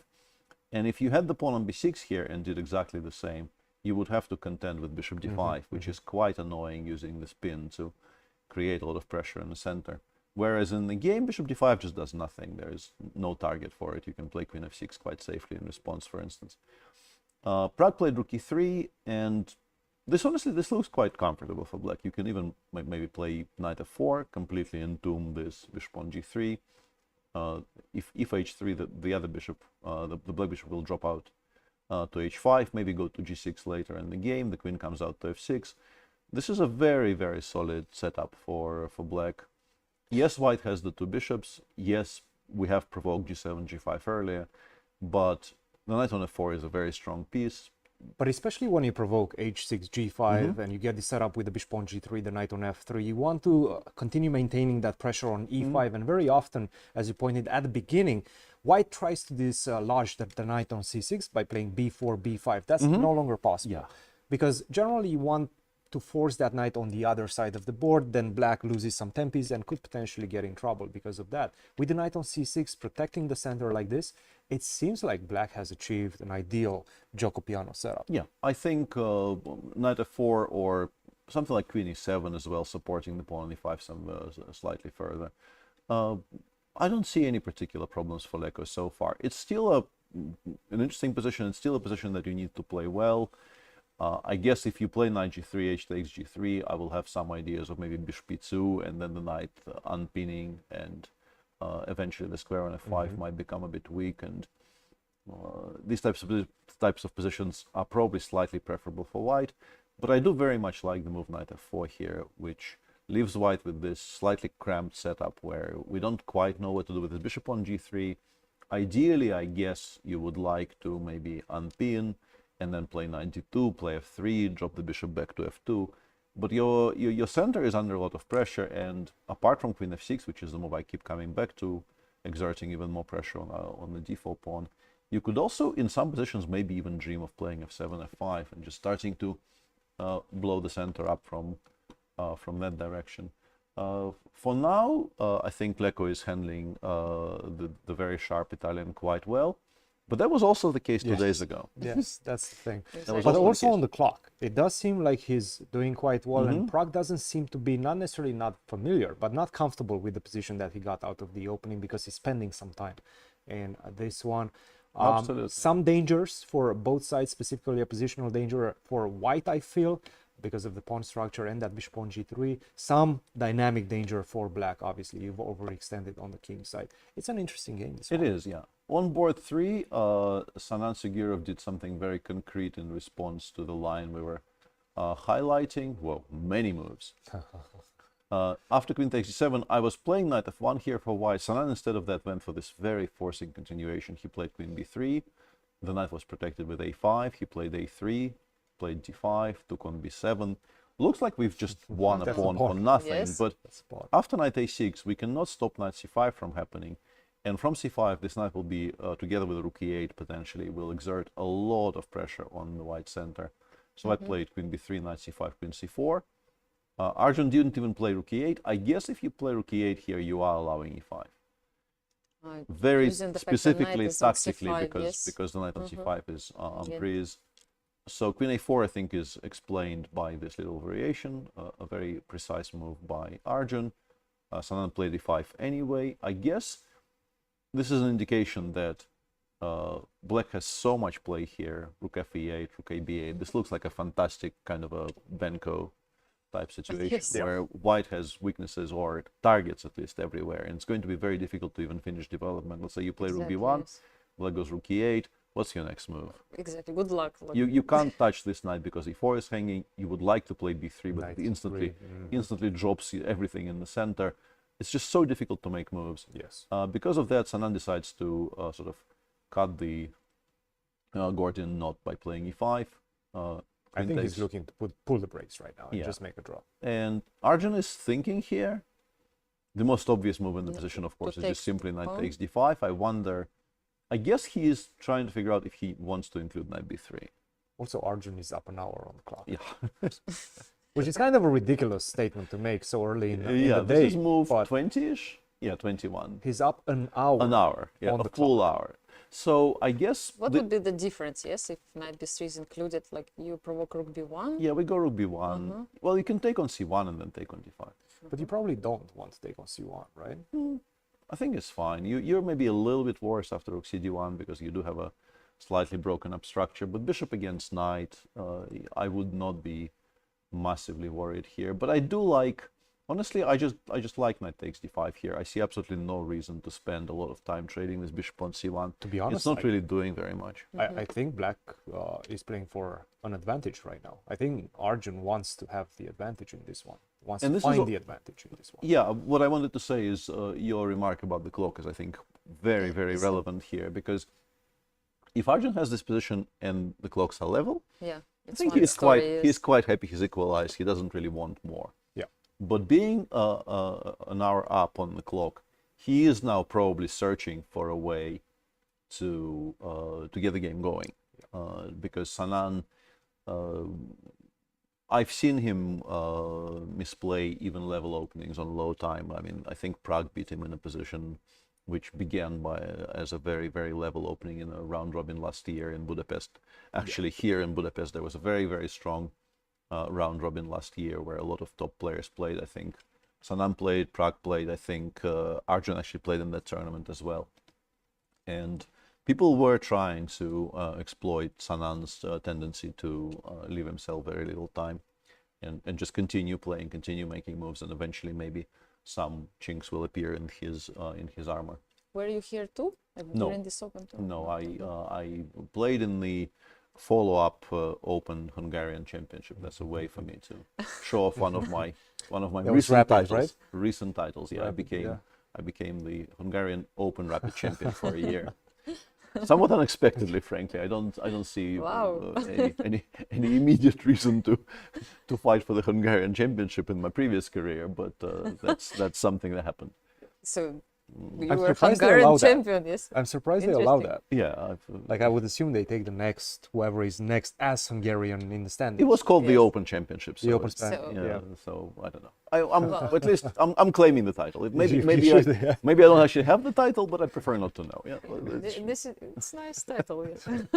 In your collection, anyway, yes. elsewhere in the match, we do have a position we more or less described kind of correctly when we were discussing this game earlier. Glidura did play bishop d6. There was a trade on d6. The bishop came and was traded for the bishop on f4.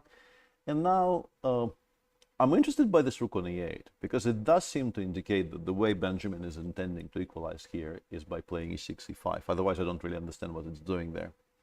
But e6, e5 is a very, very committal choice in all of these positions because, let's say, even if we treat it very simplistically, if let's say we trade everything, and then we imagine white managing not to allow d5, d4. I don't know, I go rook d1 here, I somehow never blunder knight g4, so I don't know, bishop g4. I need to be careful because this suddenly becomes very, very awkward.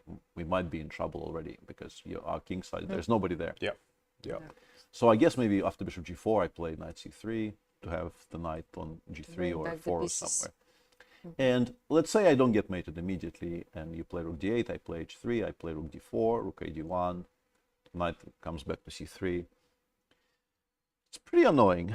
It's not always much. If, let's say, if we imagine that black also manages to kind of stabilize and not blunder anything. It's truly annoying. You're losing a pawn at some point. Yeah, Somehow it's you're very, losing a very pawn. possible that eventually I will find a way to break with the 3-4 using a pin along the g-file somehow. And yeah, I mean, very strong players, like in my mind, these types of structures, maybe not with this particular material, but these types of structures in my mind are associated specifically with Vishy, never losing them against anybody. Like I've seen him defend these types of positions with his eyes closed against the best players in the world. And this very much influences my thinking because without standing next to his board and without watching him do it time and time again, I would think this is extremely, extremely bad. But I've seen him just not be worried at all. Yes. Year after year after year. So that kind of colors my thinking a little bit. But It's inspiring, yes, yeah, but to go for it. still, even if it's objectively not winning, it's a dream. Yes. You will play this position forever. You will enjoy it. Let's say, if we talk about plans, let's make some moves just to illustrate what could happen. Let's say black goes h6, I go rook d2, black shuffles. I want to put the queen on f3, and eventually I will start playing g4, h4, h5, g5 for instance, trying to drive the knight away from f6 and collect the pawn on d5 that way. And black needs to be constantly attuned to all of these little ideas, and it's not fun and it's not easy.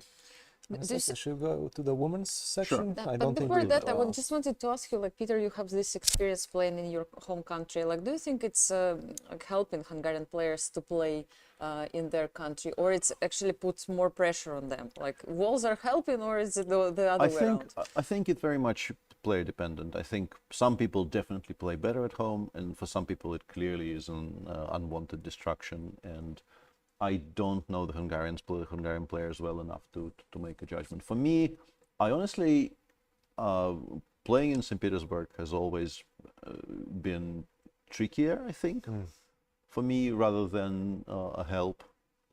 Because you also, like, you're in a weird spot where, like, it's my hometown. I can, if I want, play from home even. Yes. But then there's a lot of distraction because, you know, much as I love my family, there's something happening all the time. They expect you to do normal things. Yes. And generally you end up moving, like you still move into the hotel, which feels a bit weird when you're playing in your home city. And, like, for me, it's never really been a plus. The very, very last classical tournament I played in St. Petersburg, I actually won. So this probably makes me a bit of a liar, but it's about the feeling as well, right? Yeah, but just to say, it's funny that just remember that Richard Rapport actually doesn't live in Hungary. I think maybe now he moved, but before I think he was living in Serbia for many years. Yes. Also in Romania. Then I don't know where he's living right now. I don't know about Peter Leko. He's been living in cities that start only with the B letter. Yes, Belgrade, Budapest, or Bucharest. Exactly. That's a good point, Cristian. But you were Completely playing in useless Huntington information, but it still, it sounds good. yeah. You played in Huntington also in Olympiad. How was it for you? Okay, it's not your hometown, but it's your country. Like, did you feel extra pressure, attention from the media? Not like I have very, very kind of traumatic memories of that Olympiad. Yes, but not I because understand, yes. but not because it was in Hante. It's just that I sort of cost my team the gold medals by losing with white in the last round. It's not like we were guaranteed to win, but that was the final nail in the coffin, me losing to Salgado Lopez with the white pieces on board 4. So yeah, that's not my favorite Olympiad. Sorry for that, for bringing this memory here, but yeah, Not my now that you favorite said this, Olympiad, of course I remembered this. Yeah. But on the other hand, you brought victory for Ukraine, so There we I go. have controversial feelings. Anyway, There we let's go. move to the next match. Maybe the women's section. Yes, actually. yes, to the women's section. Yes, Yeah, you're right. let's take a look. So, the two teams on 100% are playing against each other, and that's the match between India and Armenia. Let's go there. On board 1, yeah, this is the board-by-board pairings. Lilith and Mariam Chan playing on 1 and 2 against Harika and Vaishali respectively. Divya playing against Alina Danielyan, who's played maybe as many Olympiads as I have. Maybe more actually, because I stopped at some point and she's still still going strong. And Tanya Sajdev on board 4 against Anna Sargsyan. If we look at positions, on board 1 we have this kind of a quiet endgame between Harika and Lilith Merchan. Maybe slightly better for white. We want to play f4, put the bishop on f3, and maybe start pushing, whereas for black, not much is really happening on the queen side, where black has a majority.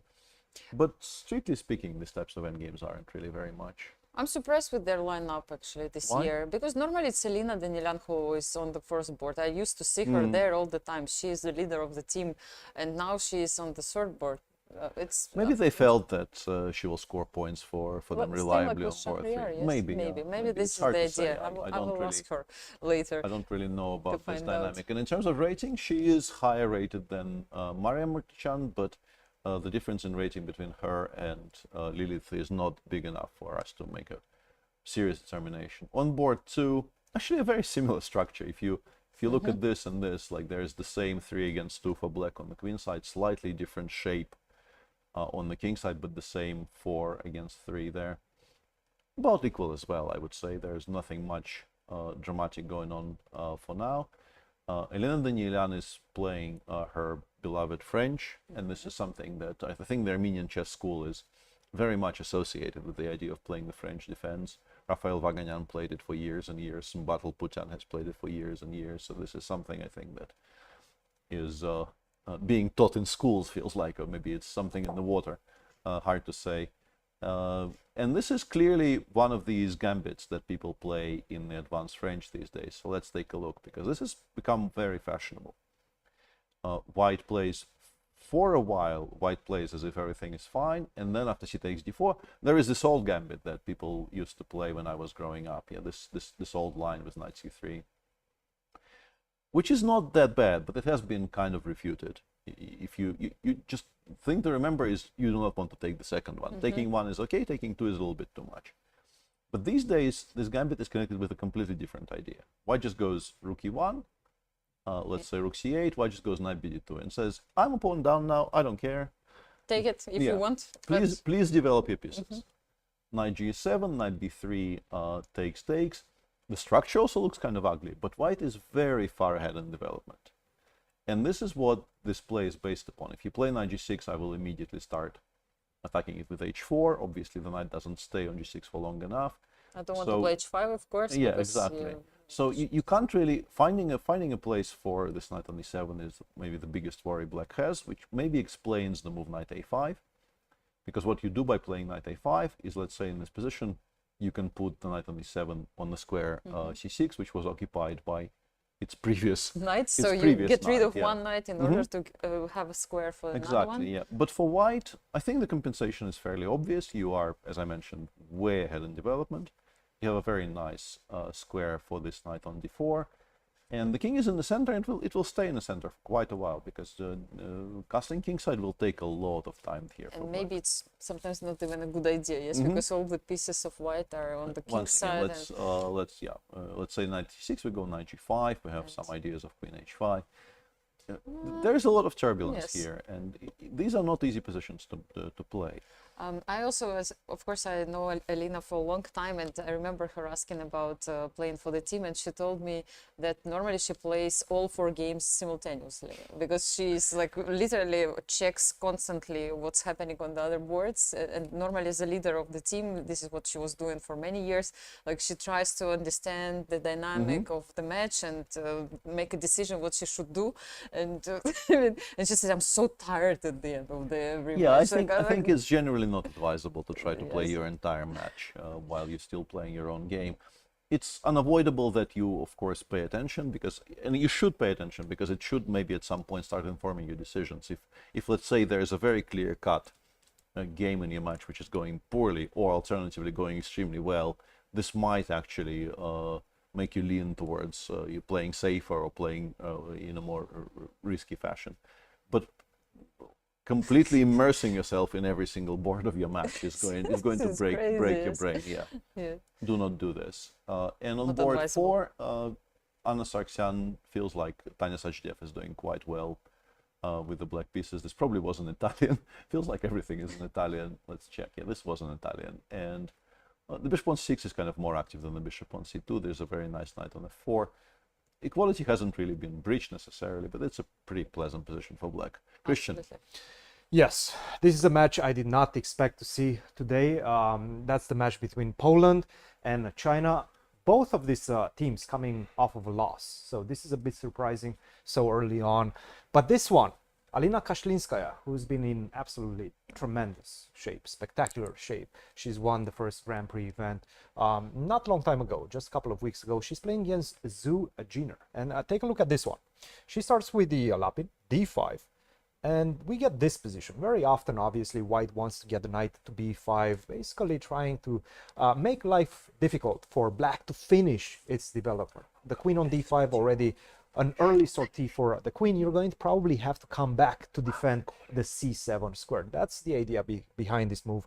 Knight to a3, behind this maneuver, knight to a3, knight b5, queen d7, knight takes d4. And again, it's all about stopping black from castling. If you castle, then your position is going to be more or less fine as black. You're more likely going to equalize in this one. Queen to d5, queen to a4.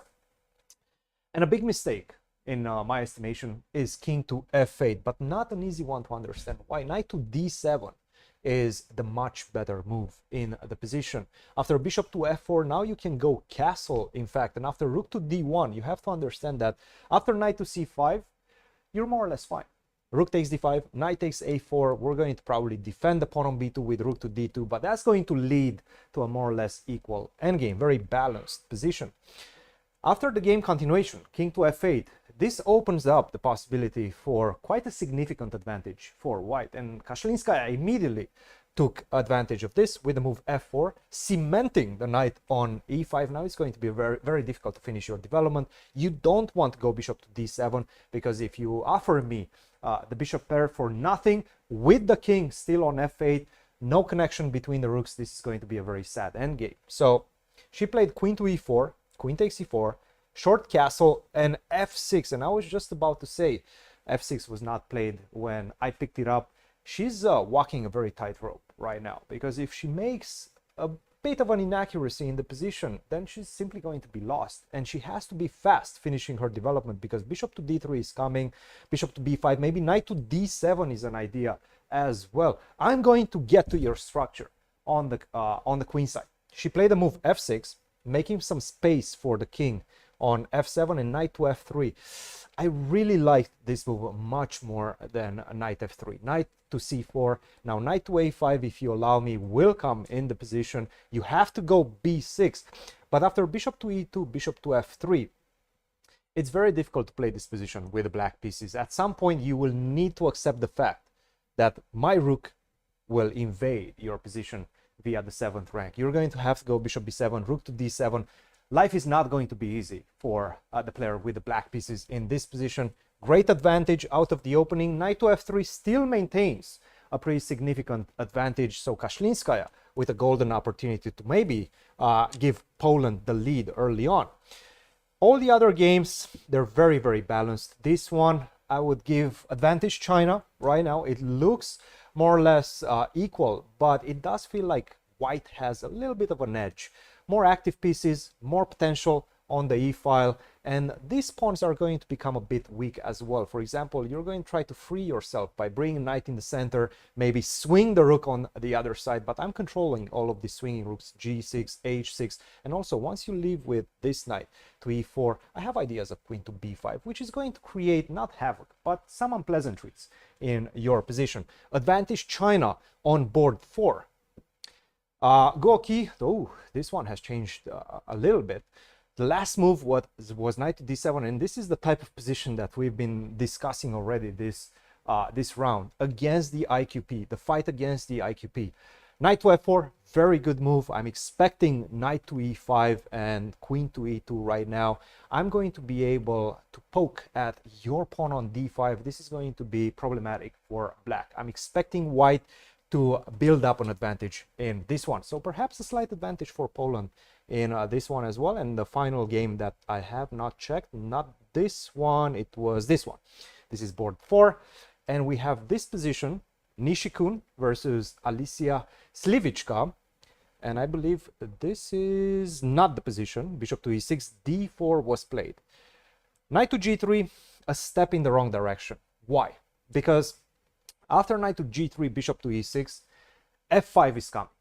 There's no way to stop f5. f5 is going to pretty much dominate the knight on g3. Is going to be very difficult to bring it back into the game, and that's also going to open up all sorts of dynamic possibilities for black, given by the two bishops, given by the potential break in the center with e4. So a step in the wrong direction for white. What she had to do was, in fact, try to keep an eye on this idea of bishop to e6 with bishop to b4, empty that square for my knight, and then life would be much easier for white. Knight to c5 is coming. Bishop to a5 is a threat that you need to keep control of as well.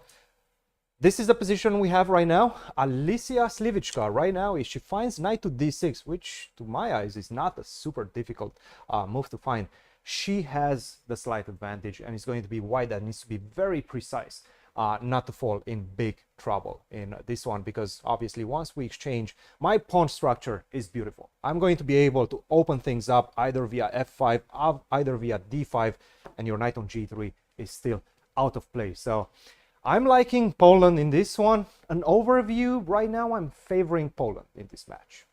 Thank you, Cristian. Yeah, very, very nice roundup of that match. And we have one more team on 100% in the women's section, and that's the team from Mongolia. So let's take a look at the match between Georgia, perennial favorite in the women's tournaments, playing against the Mongolian women. And it seems very balanced for now, but there was a very important turnaround in the game between Leia Jevakashvili and Bakhtiar Munguntul, where they played a somewhat fashionable line of the Spanish, starting with a6 and bishop c5. For instance, Hikaru Nakamura has been playing this a lot. This was basically the theme of his match against Alireza Firouzja in the Speed Chess Championship. He was playing it pretty much every game with the black pieces. And they got here, which is a fairly balanced position. White is supposed, I think, to simply take on d5. You don't really want to create such an Isolani. Knight e7 is a possible reply, but because black played f7, f6, you always have play with, like, you can play bishop c2 and start hinting at queen h5 with unclear positions to come. But instead of that, Bakhtiar played queen h5, a very natural looking move, which was basically losing on the spot. Really? You create the threat of e takes d5, and black very naturally played bishop e6, which is a move you pretty much always make in a blitz game here. Instead of which, c7, c5 wins a lot of material. The idea is this bishop on e3 is... Yeah, the bishop on e3 has no squares. Has no squares. So allowing black to attack it with anything would have basically created an unstoppable threat to this bishop. And the engine suggests you have to start giving up a lot of material. Like the best line goes knight f3, d takes e4, you find the move bishop c2, but then the idea is you cannot take the knight because bishop g6. Yeah, this is very good. Okay. But obviously takes f3 is a bit of a mistake. You will play cd4, let's say bishop e4, I can take on e3, and now without the bishop on e3, we can take, and this is no longer mate, because after I collect all of this material, there is h7, h6, which previously would have run into bishop takes h6, but there's nobody there now. So c5 was instantly a massive, massive advantage for Leia Jevakashvili. She did not play it. She played bishop e6. And then the current position, if we go forward, bishop c2, queen d7. Very nice. I'm surprised she didn't find it. I mean, yeah, it's a little bit surprising. Yes. And the current position is maybe favoring white a little bit. It's still a very sharp position.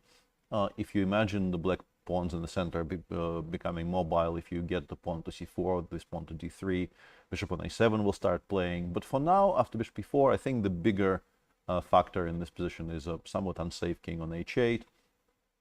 It's still a mess. I mean, d3 appears to be playable. You can play all kinds of things here with black. But for white, I think the biggest threat currently is, let's say, if I get my knight to h4, the pressure against the h7 pawn could become unbearable. So black needs to be very, very careful. And all in all, just a very big miss, because I think the game would have been maybe swung decisively if the Georgian player finds c5. Elsewhere in that match, I think things are quite level. On board 1, Nana Zagnidze and Mungjul are playing out this very, very level endgame. This should probably be a draw. Bela Kotanashvili on board 3. This is a messy position, but a position which is, in terms of pure evaluation, is, I think, around equal. It's just not as symmetrical and not as dry as the position on board 1. And Salome Melia versus Huslen, a typical structure that arises from Carlsbad's, where it was a kind of a very classical Carlsbad structure in which white managed to play f3 and eventually push e4. But black is quite reasonably positioned to meet this this pawn break in the center. And in the current position, if she goes rook f8, which looked quite natural, pressure against the d4 pawn appears to be giving black enough counterplay. I like black's position, actually. Yeah. At this moment, So a yes. pretty level looking match, which could have been already massively in Georgian's favor, because Leia missed a big chance on board 2. Very impressive Mongolian team so far. After beating USA yesterday, they have perfect results at the moment, 10 points, 10 team points out of 10. We will definitely pay attention to this match. What we're doing, we're jumping to Maybe the open back to section. the open section Yes, to let's take go a look check. at some positions. Yeah, we have this position still on the board between Prague and Peter Leko in one of our 2 central matches of the day, Hungary playing against India. This is just very nice for Leko. There is a lot of pressure against the white center. You pretty much never want to play d4, d5, because once you do this to your structure never going to recover. Black will just play b6, and the queen side is written off. There are no pawn breaks for white to hope for, whereas for black, eventually I will play f7, f5, and the white position will start really creaking. d5 is a horrible thing to do. But otherwise, you are constantly asked to find a way not to lose the pawn on d4. There's maybe currently black isn't threatening bishop takes f3, rook takes f3, d4. But of f4, yeah, yes, because you will take like say we go king h2, and yeah, you're definitely not doing it right away, because of course this would be a disaster. But the bigger issue for Prague is he has all these pieces, which are currently somewhat stable. The position is not collapsing as yet, but where are they going? How are you supposed to unpin yourself? How are you supposed to put them on any kind of better squares? And I don't actually have a good answer to that question at all. You can say that it's an unpleasant position for him and he has to deal with that. What kind of advice you give to your students, let's say, in such situations? Like how to handle the situation when you have... Yes, I mean, all of us are humans. Sometimes we will be in such kind of situations that we have worse position. We didn't get advantage out of the opening. Yes, we have white pieces, but it didn't go our way. What are we doing? I think in Prague's case in particular, I think I don't really need to give him too much advice, because I think he understands the task in front of him quite well. You just make you make best decisions possible on every move. You try not to get impacted too much by. I'm sure he understands this has gone slightly wrong. I'm sure this is not what he wanted to get out of the opening today, but you still assess the situation objectively. You play according to what your situation on the board is. So you have to play carefully. You have to make sure you kind of control the threats and don't panic. This is not ideal. This is not what you want to have with white by move 17 in Italian. But I think one thing I would say is playing faster, I think, is generally a good idea. Trying to kind of trust in your decision making, not burn too much time choosing between 2 things which look very similar in strength. Because defending a position like this when you're also low on time, that could become a problem. So I would like him to maybe speed up a little bit, but I understand why he isn't speeding up as of now, because yeah, it's an annoying tricky position to navigate. Especially playing against Peter Leko, so experienced opponent right now. And yes, I mean, psychology plays such a big role in such situations. Yes, you have to, I mean, what you explained, Peter, is so important that, yes, you are hesitating, you think about what happened before, but you should kind of forget about it, that you are already in trouble, and just exactly try to make moves and continue making moves. And it's you play the position in front of you, how you got there, what went wrong. This is something to be discussed after the game is over. You really, really need to make sure you don't burn any energy on these types of questions. And I think Prague is generally quite good at that. You said already that I don't need to give him advice. What did you mean by that? Like they're born already with this feeling how to approach the game correctly, or like they learned it through practice? Or I think for somebody who is as young as he is, I think his general kind of understanding of how things work inside the game is very, very good.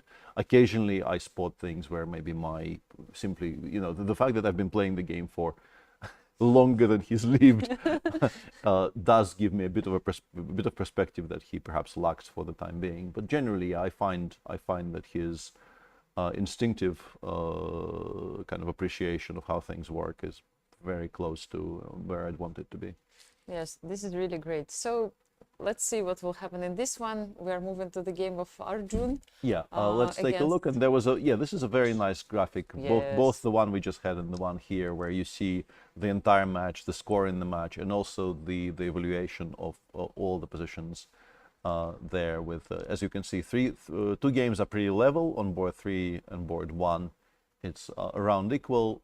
Vidit is clearly a bit better against Glidura, and Leko is clearly a bit better now against Prague. Looking at positions, on board 3 we have this endgame in the game between Arjun and Sanan. Arjun did play knight takes d5, Sanan played rook d1, knight b6 and bishop e3, solving, I guess, the biggest issue, which was what to do with the bishop on c1. It's now developed to a good square, knight ca4. And it feels like stuff is about to start disappearing from the board, because the pressure along the long diagonal should be enough for black to equalize. Currently, the black structure is a bit broken up, but b2 is constantly hanging, and if you play, let's say, rook a b1 after rook fe8, you probably end up having to improve black structure for them, and then there's really not very much left to claim for white. So this is board 3. On board 4... Seems like a little bit draw, right? In this Draw one, seems to be favored, yeah. On board 4, the line that we were actually discussing did happen on the board, and not surprisingly, having played rook e8, Benjamin Glidura did follow up with e6, e5, takes, queen b6, I think is a very good move here, because we generally do want to be playing endgames. Takes, bishop g4 is also very logical. And now, for instance, you can play, I mean, rook d1 is playable, but the kind of the classical move here is, of course, knight d4. You don't want to spoil your structure on the king's side, and you just want to establish as immediate a control over the d4 square as possible. Let's say bishop takes e2, rook takes e, knight takes e2. Black probably drives away the bishop from b6 because it's preventing black from controlling the c8 square. But you're still going to be at least a little bit worse here. This is a very pleasant endgame. Yeah. Blocking this pawn for sure. Let's say we double on the c file, go rook a c1. We eventually play like f3, king f2. The knight maybe returns to b6. Maybe it gets dropped back to c3. Maybe you aim it at the f4 square. It's, as I mentioned, strong players who really understand what they're doing. They often hold these positions as if it's nothing much. But you do need to put the hours into understanding like what to trade and what not to trade. And so you would propose to go and watch the games of Vishy Anand? Yeah, I think Vishy is of the current generation. And another person I wanted to name, we discussed a little bit the people coaching various teams here.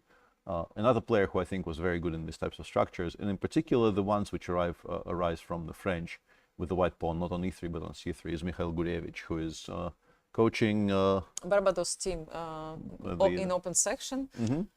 Yes, of course, he's a famous grandmaster who moved around quite a bit in his life. Is currently, I think, still in Belgium, right? I think he's in Belgium, yes, but originally he's from Kharkiv, from Ukraine, and he's famous to be a champion of a few countries. This is what I remember, yes. So, and now I was surprised to see him here in the playing venue as a captain of Barbados, and you know, his colleague Adrian Michalchishin is training women's team of Barbados. And at one point, both of them, they were trainers of national teams of Turkey, and I was there working for the with Turkish Chess Federation as well. So we spent quite a lot of time together during some events. The very start of my professional career coincided with. He was not in his prime. I think he was at some point. I want to say number 3 in the world, somewhere in the mid-80s. In the mid-80s, I was not really a chess player yet. I was just growing up watching his games and like reading about him in magazines. But I did play him quite a lot in the mid to late 90s, and yeah, he was always a very impressive chess player and a very impressive conversationalist. Personality, yes, absolutely, yes. Always. And yeah, as Satiris says, the mustache was legendary. Yeah, the facial hair was to die for, absolutely. So shout out to Misha, still going strong and still passing on his vast experience to players all over the world. In the meantime, Vidit chose a move I probably would not have chosen. He's played rook c7, bishop takes f3 has already been played by Glidur in response. I guess we take with the pawn, black goes rook e6. We, for the time being, can actually keep the knight on b6 because there are some back rank issues. But black probably plays g5. It's actually very useful here to play g5 and not g6 because you want to stop f3, f4 from happening. You want to fix this pawn on f3. Take some space. And then after knight a4, the way to look at this is if we can play d5, d4, in some cases, maybe even if it costs you a pawn. Like, it's not great here, I suspect. But something like this actually makes a lot of strategic sense because we completely break up the structure. All of these pawns are now weak. There's a very beautiful square on f4 for the knight, which might come. Oops, that's not the right arrow. Ideas like this are very much something you should be aiming for. But really nice. This d4. Yeah, but you can even prepare it for the time being. You don't need to hurry with this idea. I'm not sure I like rook c7. I think Vidit is. I sort of understand why he's done it. He wants to play as concretely as possible. Benjamin Glidur is also kind of low on time. This is only move 17. Glidur has 24 minutes left. So I understand the desire to ask as concrete a question as possible on every move. But I feel from the purely objective viewpoint, knight d4 was probably cleaner. Yeah, also maybe some kind of pressure. He feels that he has white pieces and probably he thought that it's his task to try to win this game. So he's trying to put some tension, keep some tension in this game. He knows that maybe he's the one, and he checked the situation on the other board. This is what I wanted to say, that Prague is not in kind of desperate trouble, but I'm sure his teammates realize that they have a bit of a problem on board too there, with Prague arguably being a little bit worse. With the white pieces. Yeah, Glidur is not playing 2 games against Vidit, even though Hungary maybe would have wanted both of these positions cloned, and why not? Why not make 2 comfortable draws with black? But yeah, all these types of dynamics do come into play. We're now nearing the 3rd hour of play. And your clock just keeps on playing tricks on me. Yes, I live with Greek times too. Yeah, so I'm sure Prague's teammates are aware that things aren't going particularly smoothly on board too, and there might be a need for the rest of the team to pull additional weight to compensate for Prague. Slightly struggling, frankly. Yeah. I mean, it's a tricky moment. Sometimes you can go too far on your board, and I've seen it many times. Yes, that you start pushing things and you try to play a little bit more aggressively, and your teammate suddenly makes draw at the end of the day, and you push too far. Yeah, then it happens. This also absolutely happens. Yes. Yeah. So many ways how it can go. By the way, I love this bird's eye view. You can see pretty much the situation in the whole match, which is very cool to see. Obviously, you can see Pragnananda right now struggling, as you guys just mentioned, and everything else seems to be very much balanced for the moment. Did you go to the plane? I did, yes, What's yes. happening there? Tell us. It's the usual, but now you can start sensing the weight of these matches, right? As we go through the rounds, and as we advance through the rounds, you can feel that the players, they're a bit more tense, a bit more nervous. The captains as well, they're trying to calm themselves down with their books. Jan Smith today, he carried 2 books. Two books, okay. And I'm like, Jan, 2 books, like what's happening? Are you ready for the long game? And he said, I almost finished the first one, so I need the second one. Definitely he was ready for the long round. We'll see later what's happening with the team of Netherlands. Jan 2 books Smith. Our producer is making really great jokes, and he wonders how many books team captain of David Howell carries with him. I'm not sure. I think Howell is not playing this round, right? Oh my gosh! So you can actually I skip. think he's probably taking a break. He lost yesterday, so I would assume that he is. I'm not sure. Yeah, he lost yesterday, and maybe his team captain is today. Maybe we can actually check at some point. Yes, Who is captaining England That's a here? very I saw, good but question. not Malcolm. It's not Malcolm. I think we will find out. Yeah, we will out. find. We'll get So back to I just can tell you that David is not playing. Yes. How's Vietnam doing, guys? Yeah, let's check Vietnam in. doing? Let's check in with the match between India and Vietnam. And it As does we seem mentioned, it's Stewart Conquest. Stu. Stuart Cotkins. Yeah. Yes, Yeah. exactly. I saw saw, him. yeah, exactly. Yeah. We saw him on screen at some point. Just I was not sure Yeah. whose captain he is. This is board 1 of the match between China and Vietnam. There was already a draw on board 2. A very strategic draw. The Vietnamese clearly came with the idea of not letting Wei Yi play, because he appears to be doing quite well yet again. A very, very dangerous player. One of the fastest progressing players in terms of rating. Obviously, he's been 2,700 when he was 16. It feels so. It's not shocking. It's not shocking to see him rated Just like very highly. he was born with this rating, you know. But in particular, I think starting from maybe last year and continuing into 2024, he's had a very, very nice sequence of events. And I feel that's very much because he, in fact, took a break, more or less. I didn't see him in any big tournaments between 2020, even 2019, late 2019, all the way to 2023. Yeah. But a lot of the top players were indeed still playing tournaments. He was not one of them. Immediately as he came back, even with Rapid and Blitz, he gave Magnus a very hard time in Poland. TCT, yes, Ivan. Probably should have won that if Magnus did not score, I believe, a ridiculous amount of points in the last couple of days. I think 10 out of 11 in the last couple of days or something along those lines. But that's Magnus doing Magnus things. Nevertheless, you can see Wei Yi is progressing. He feels confident about his chess. He also won Tata Steel at the beginning of the year. It's been a good year for Wei Yi. Absolutely. So on board 1, a lot of changes happened in that game we were discussing between Ding Liren and Lequan. In the position we had after knight b6, Ding Liren played a4, and the response by the Vietnamese player here was knight a5. I think maybe knight c4 was quite logical. I feel like getting this knight away from b6 while keeping the other one anchored on the c6 square, it's probably the best square for that knight on the board, was maybe slightly better. Instead, Lequan played knight a5, knight e4, bishop e4, bishop takes e4, and c4. Also looks quite logical because white is still kind of struggling to find anything to do with the rook a1, bishop c1 group of pieces. But d3, maybe it was time to play knight b3 and start actually getting rid of some of those bishops. Instead, rook c8 and queen d7 was chosen. And in the current position, black did win the pawn on a4, but white is now finally done with developing pieces. The knight on g4 is very annoying. The rook on d1 exerts a lot of pressure against this guy. The bishop, if it survives, will come out to e3. The black queen side will be under a lot of pressure. And there is constantly this issue of the pawn on h6, meaning that black constantly has some back rank issues.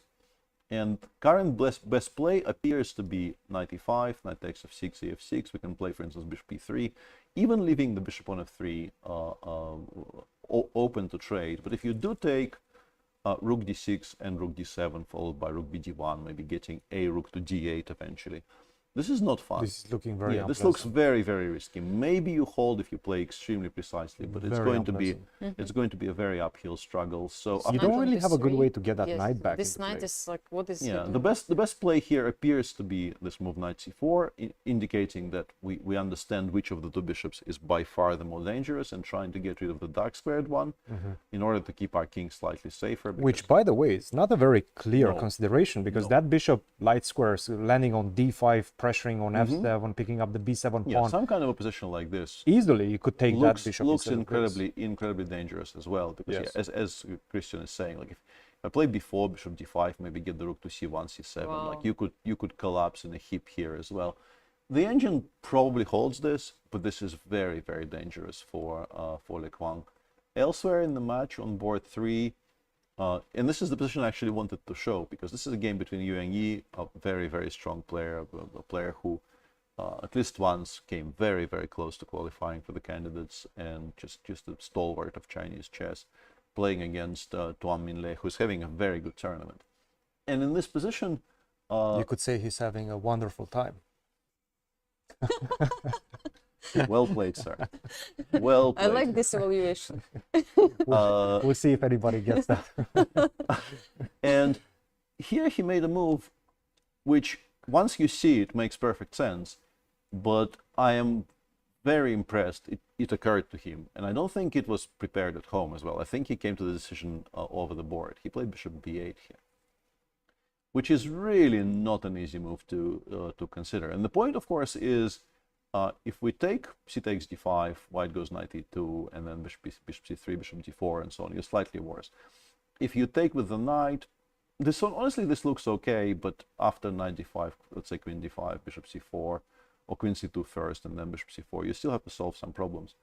What you do by playing bishop b8 is you say, I would like to play queen d6 next move, and this will force you into some very, very strange contortions, trying to stop a very kind of a straightforward idea of mate on h2. In particular, we would very much like to provoke f2, f4, which ruins the white structure quite significantly. And I might need to go for it. yeah, the engine disagrees with it. The engine says bishop b8 is not great, and e3, e4 with the intention, I guess, of meeting queen d6 with f4. With f4. Now you would don't have have been- time to take on Yeah, d5. would have been strong, but I still like the imagination needed Oh, to, it's play, to great. play bishop b8. It's a great move. Yeah, queen f3, c takes d5 followed, and I think this is an improvement because this is really not the square for this queen. It gets kind of in the way. If you play knight e2 here after knight e4, you kind of immediately need to start worrying about knight g5 and things of that nature. White played rook fd1, black played queen d6, queen f4, queen e7, queen h4, queen e5, and here Can we repeat? well, we can, but we, I guess, did not want to. Machine says g3 is the best move. Instead, Yuan Yi played f4, and now after queen d6, suddenly, the engine actually prefers this for black, because the bishop, and another reason why we put it on b8, it comes out via a7. If you provoke f4 successfully, there is this target on e3, which we will immediately start exploiting by putting the bishop on a7 and putting a lot of pressure on it. So you can say this was risky. It probably isn't objectively correct, but it appears to be paying off, because he did provoke Yuan Yi into a bit of an indiscretion here, and the machine quite likes this for black now. Minlei is a player that was, in fact, an international master all the way until perhaps this year, early this year. He's been having a tremendous rise in the rankings, went from around 24, 50 all the way to like obviously 25, 64 right now and climbing. He's getting closer to 2600. He's a real threat to absolutely everybody. And he's playing really clean chess right now, very clean chess. In more hopeful news for Team China, Wang Yue, who is back in the national team after I feel a prolonged absence, is doing quite well there against Tuan Mintran. I heard the news that he opened his chess academy in China, and he was basically, concentrated on coaching and giving his knowledge to the others. But now it's really cool to see him back. He's still such a strong player.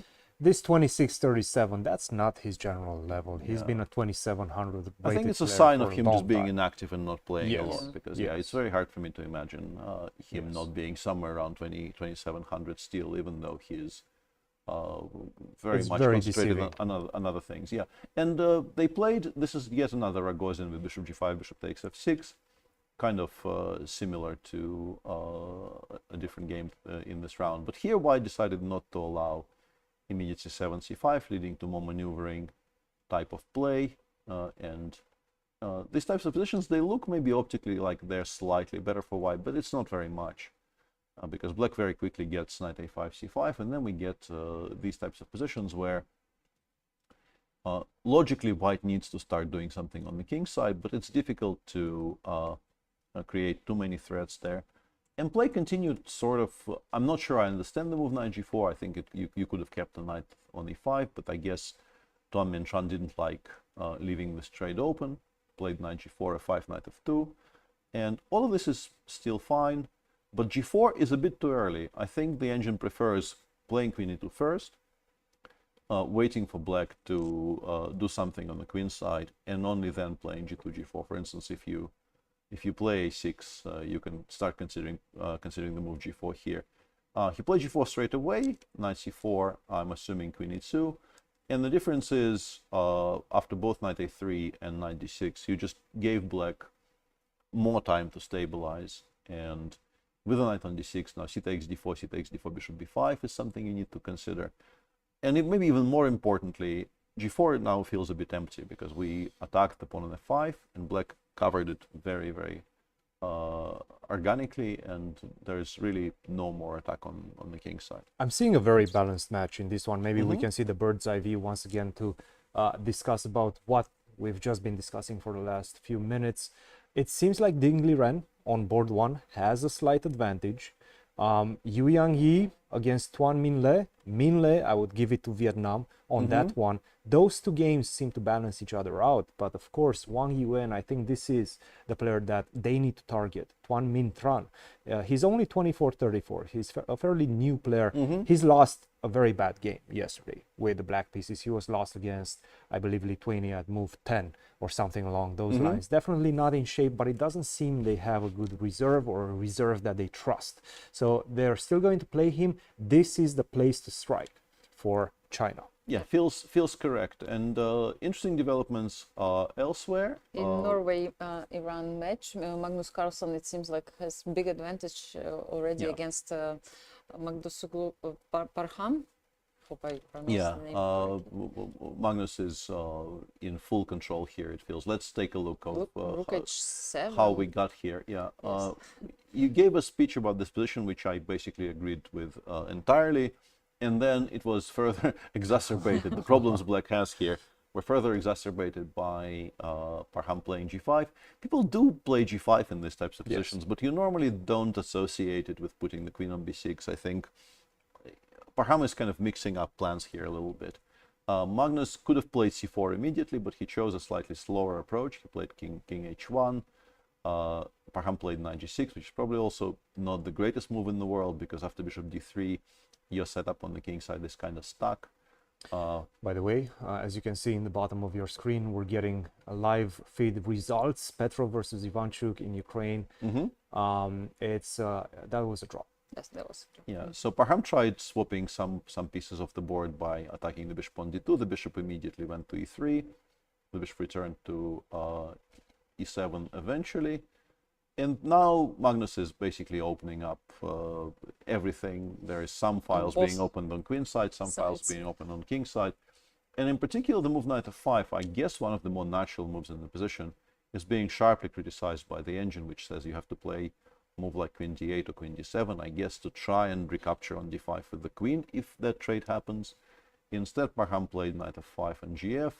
And now after c takes d5, the issue is you have to recapture with the pawn. And now that's bad news. Your structure on the king side is completely broken. You do have this beautiful square on e6 for a knight, but you have two of them. They both want to be on e6.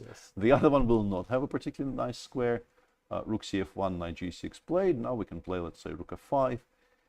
And you can put the other knight on g6, no? Yeah, but then rook takes f7 is coming. It starts hanging. Yes, I understand. Yes, it's not Some good. really bad tactical shots are coming. And as for White, This knight obviously belongs on f3. The other one, I can find definitely positions where I will be playing knight c5. If I don't want to trade, I think it belongs on d3 generally. As usual, d3 is a very good square where we control the breaks. Maybe in some future we can maybe support the b2, b4 break if black manages to castle queenside. You can aim it at the 4 squares.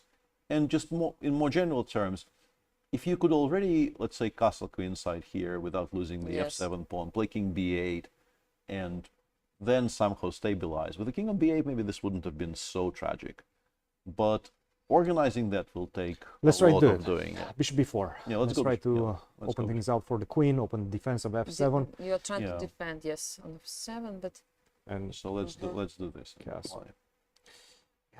But you're the thing so is, I tied, don't have moves right now. You're so tied down to the protection of the pawn on f7 that it's so much space for white also, yes. This pawn on e5 is controlling everything. And I think you hit the nail on its head. e6 square. Beautiful, but only one knight can occupy it. That's such a crucial point in this one, because knight g6, but what do you do on g6? You can put it on g6, but it's not really doing very much. I remember this chapter of Dvoretsky, I think, about this extra knight, which you basically would like to exchange, which does nothing. And your opponent very much does not want to give you that yes, so you have to go back and not to exchange it, yes. What else is going on in Norway's match? Magnus seems to be doing well on board 2. No, this is a fantastic outcome for Johann Sebastian Christian. Yes, it is. We left it somewhere around here, and the position is extremely concrete, and it looks like Amin Tabatabai did not play it in the best fashion possible. Knight c4, knight d7, g3.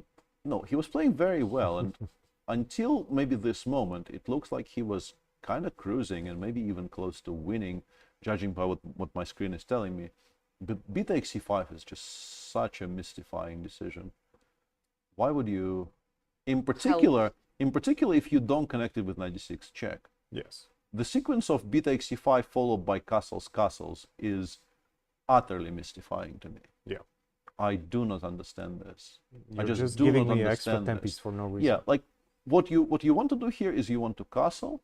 You want to take on b4, take on b4, no problem. I don't really care about being 2 pawns down. What I care about is keeping the king on e8, like cb4, maybe even rook c1. Knight d4 followed by bishop f3. Like these positions. There's also tactics like knight b5 appears to be winning a queen here because you cannot stop knight d6 check. So you actually have to give up a queen and try to somehow survive grimly here, but you're not going to survive.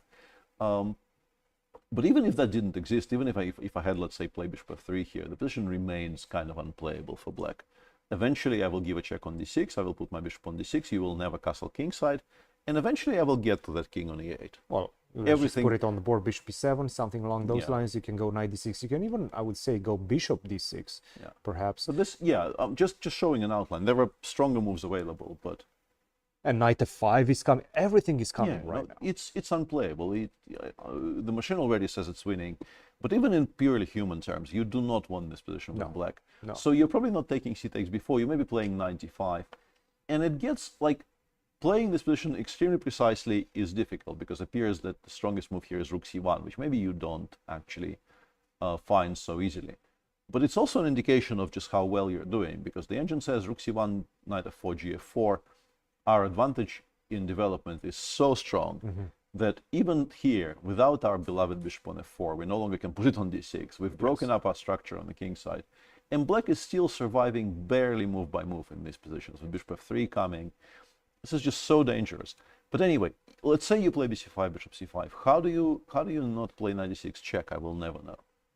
I understand the bishop can be chased around. You can play with knight e4, bishop a3, I don't know, knight c3. I can see how this maybe isn't clear anymore. Yeah. But I am still always preferring this to this. No, you've basically based your whole gameplay in the opening phase to keeping that king in the center, the black king in the center, and right now you're not taking that opportunity. Obviously, the trend was going into Johann Sebastian's way anyway, but right now after castle, this is just an extra pawn. This is a current position. Black needs to play queen e7, but what else do you even play? Honestly, this is the most logical move in the position. Also, you're setting up for bishop b7. Give me that diagonal. After knight d6, the only move that gives black an edge is knight bd7, but once again, it's a very logical move. I want to protect c5. Now we are threatening bishop a6, we are threatening knight f6, d5. The engine starts taking on c8, and once you, like, black is just a pawn up. May I ask why not knight fd7? I'm not sure. I guess, yeah, it goes knight g5 and says now we have some threats of queen c2. Not clear, right? Not very clear, but leaving the pawn on h7 slightly vulnerable. I can see how, as soon as you spot knight g5 existing, I think you probably lean towards knight bd7. Yeah. If black wants to bail out after rook b5, there is immediate equality available to Johann Sebastian with queen d5, but why would you want to equalize the position? By this point, I think he should be playing for advantage. So suddenly, boards 1 and 2 looking quite nice for Norway. And Tari watching what's happening on board 1 Draw. and 2 decided to make a draw, I think. Draw. Just, Probably I a think good it's a good idea, idea, yes. He just thought clearly that Magnus is they doing found, really well. Yeah, they found this Yes. repetition, and honestly, it looks like a very logical repetition. Hard to blame the players for doing that. What is happening on the board number 4, just to have the whole picture? Yeah, very strange looking position where black is a pawn up, but black has this really horrific bishop on b7, which does absolutely nothing.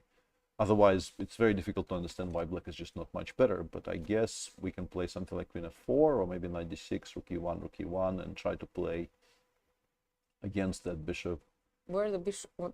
Only move It's rook not. b8. Rook b8, Not going yes, anywhere, they were- no. Only rook Rook b8. b8, And yes. the engine even continues with some freestyle on the king side. I Can I mean, take on c5? Yeah. What? Four, okay. Really? You have to play rook f8 now, but fortunately for you, Yeah. knight b7, queen b4 works out, I guess. Yeah. Yeah.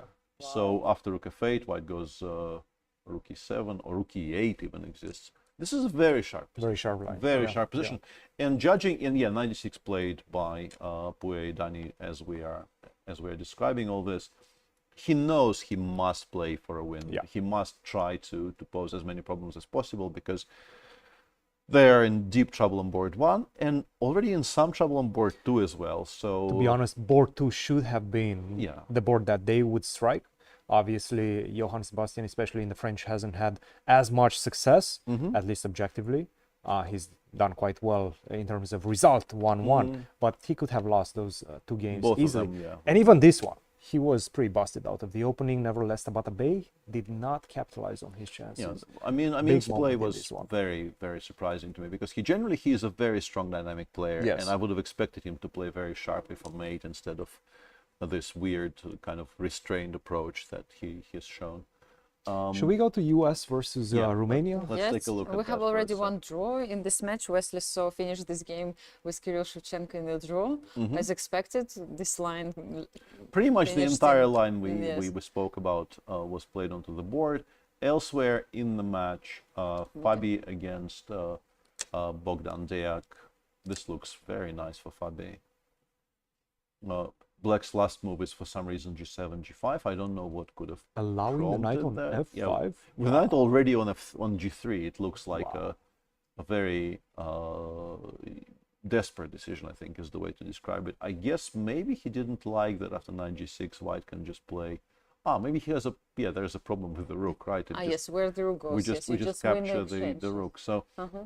and we are threatening d takes e5 because d7 is vulnerable. So what you're trying to say, Peter, by playing g5, he gave up this square f5 forever, yes, Yeah. to this knight, and this is like Whoops. The engine says he could have played rook f6. The position remains very critical, of course. Even actually, you are still losing material. This is actually very, very unusual how bad this rook is. Yeah. again this rook. Yeah, but honestly, So rook h4 now? no, You no, go I g3 or think I'm what? playing g5. I think I'm playing g5, and honestly, I'm claiming I might have enough for the exchange. Look Wow. look It's at a this. very powerful knight. Look at yes. this beautiful, beautiful very- steed on e5. And in Yeah. fact, you need that pawn on f4 so that Yes. knight doesn't get kicked away, but Yes. also you don't have rook a3, rook Yeah, we g3 want queen ideas. e7, queen g5, king h8, rook g8, and luckily for Deak here, the queen side is basically closed off. yeah. I You're mean, so tricky, Peter. I mean, I thought that this rook is already gone, you know, but Yeah. when you found a way honestly, give it- honestly, if we compare this to this, I am probably preferring the one with an exchange down, Yes. because this just looks very, very bad. So let's say I put knight on f5, probably you can put any right. time, yes? Let's just start with f3. Why not? F3, knight f5 next move, then I want to play g3. I noticed that the engine even suggests that doing this is very strong, but I would have preferred... Somehow I would not like to close from a up. purely human perspective, I want to be able to play in the center Both as well. sides, In the yeah. center as well, because yes, this looks very, very attractive. Maybe it's enough, but if somehow Black manages to stabilize here, maybe I have destroyed my chances to ask more questions. How But many yeah, this points is- Fabi has for the moment? 100%. 100%, right? 4 out of 4, fighting with Gukesh right now for the gold medal on board 1 for the moment, of course. Still very Another early on. person, another person on 100% is Levon Aronian. This is his position against Dieter Nisipiano. I did not think that we would say that after the first 10 minutes of round 1, but here we are. Here we are. Here I'm we sure he are. also is a little bit And surprised, but This is getting very, very tactical because the pawn on 6 looks in desperate trouble, but it seems like we can take on e3 and then play bishop g7. Obviously, you let's say I cannot take. take with the bishop because bishop takes d4 and queen takes c6. But what's the point after knight c6? I guess rook a8 is very awkward, right? Okay, okay. 8. You do have knight a5, but then your pieces are kind of misplaced, and I can start maybe attacking this entire complex. But to be honest, this is not very clear at all. No, it's a very difficult defense. But for maybe black. your options are just kind of unattractive, right? Because if you go knight e5, I will drop the queen back to d1, and to be honest, it kind of surprises me how much the engine dislikes this position, because at first glance, I would think, okay, I will play bishop g7 for now, and maybe I'm okay. But the problem is, we appear to be losing just to b5? b5. Yeah, we appear to be just straight up losing to the threat of b5, followed by knight takes b5, and then the c pawn just starts running. So I guess this explains why the machines here say that you have to be very, very precise. I think right now the US is looking really good on yeah. both sides, both games with the white pieces. It And seems like there's 95 played as we some as we serious just- pressure, and to be honest, 95 is a very natural move very to make. natural move, yeah. And I don't like his clock.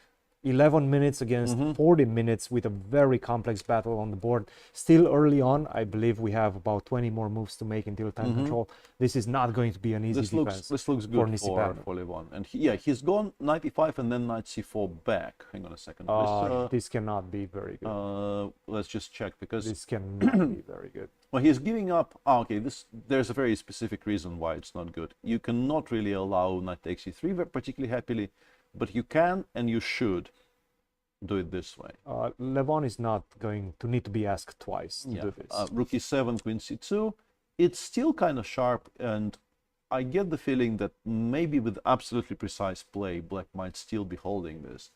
But looking at the choices that you have to make here, playing this how position exactly? as well as the computer plays it is How exactly do you do it? So, like best line appears to be knight g3, queen c4, bishop h6. yeah, good luck.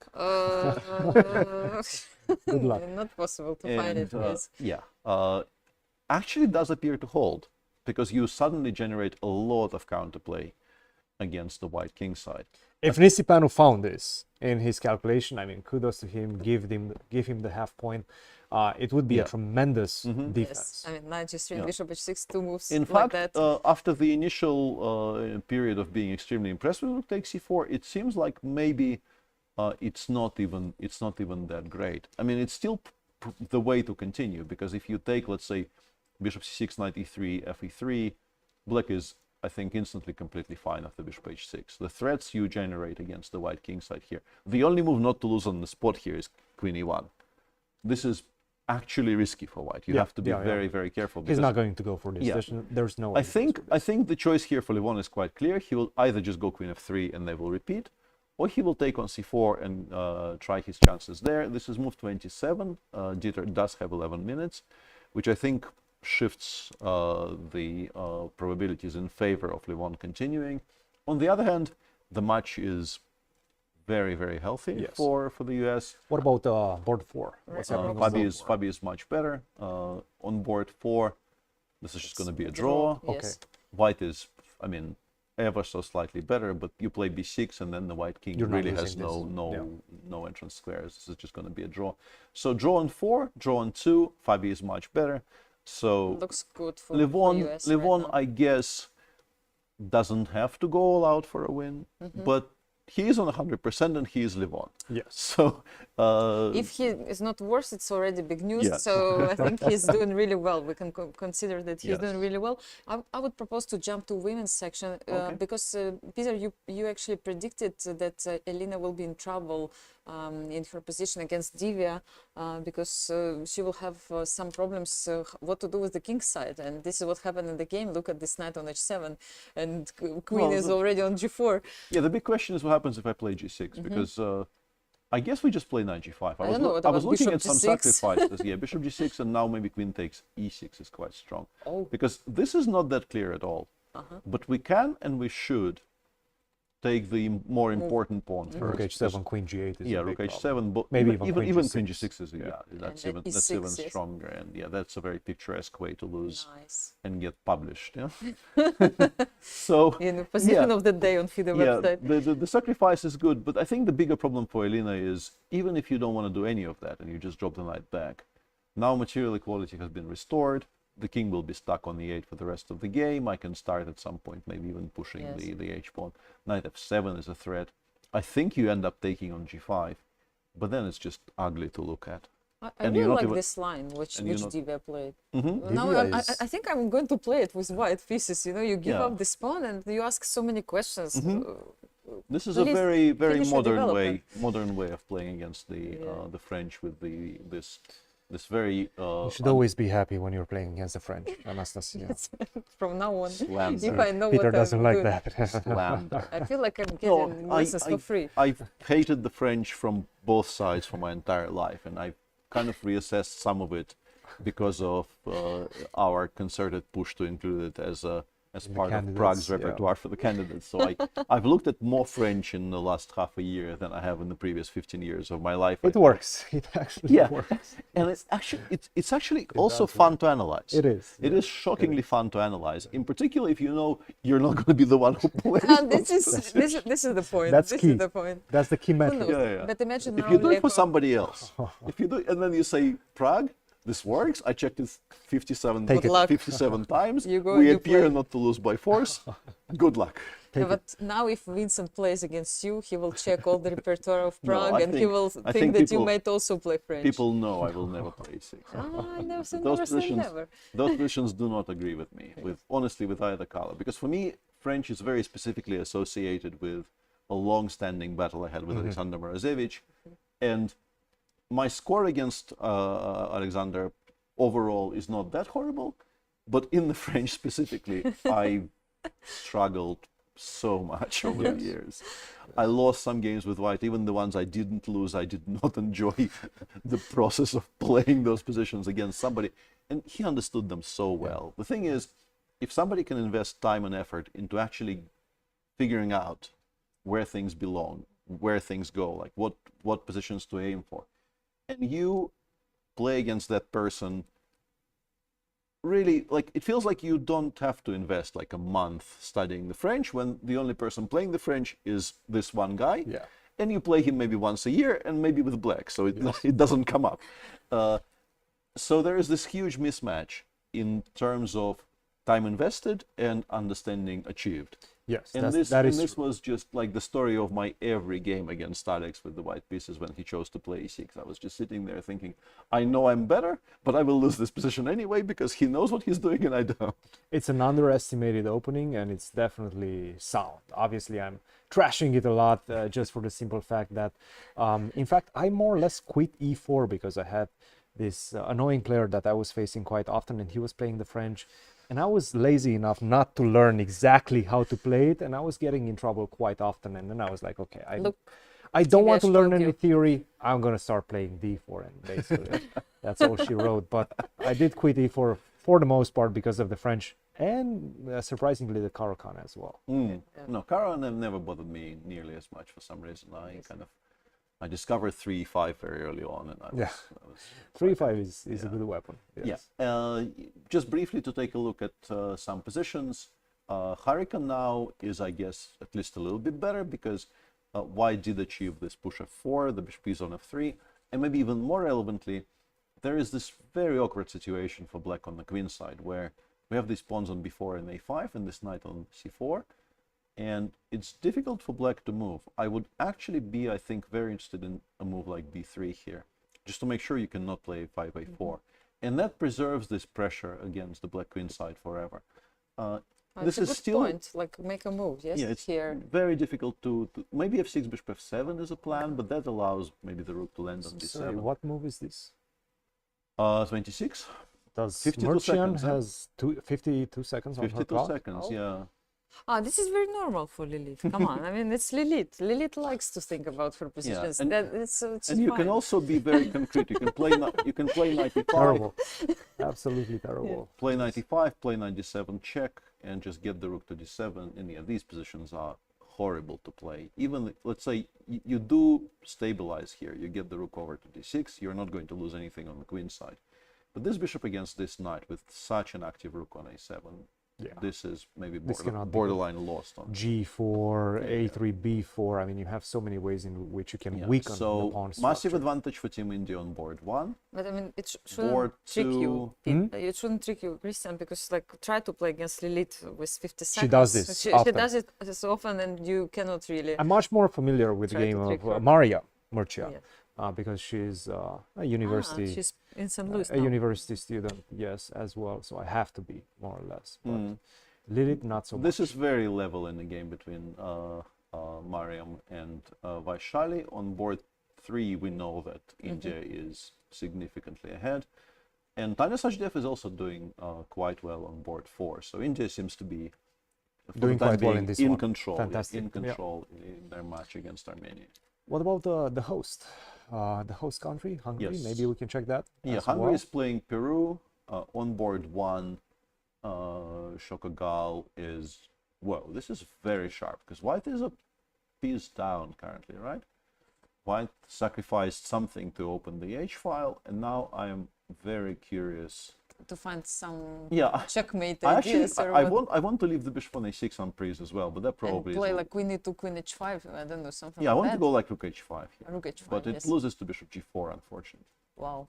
Okay. My plan was, it probably also doesn't work, but the plan was bishop takes a6, rook dh1, Yes, and rook h8. and I want to play rook Rook h8, h8, knight yes. and queen h7. Nice. I like But unfortunately, Yes. after rook dh1, Maybe rook f5, h2.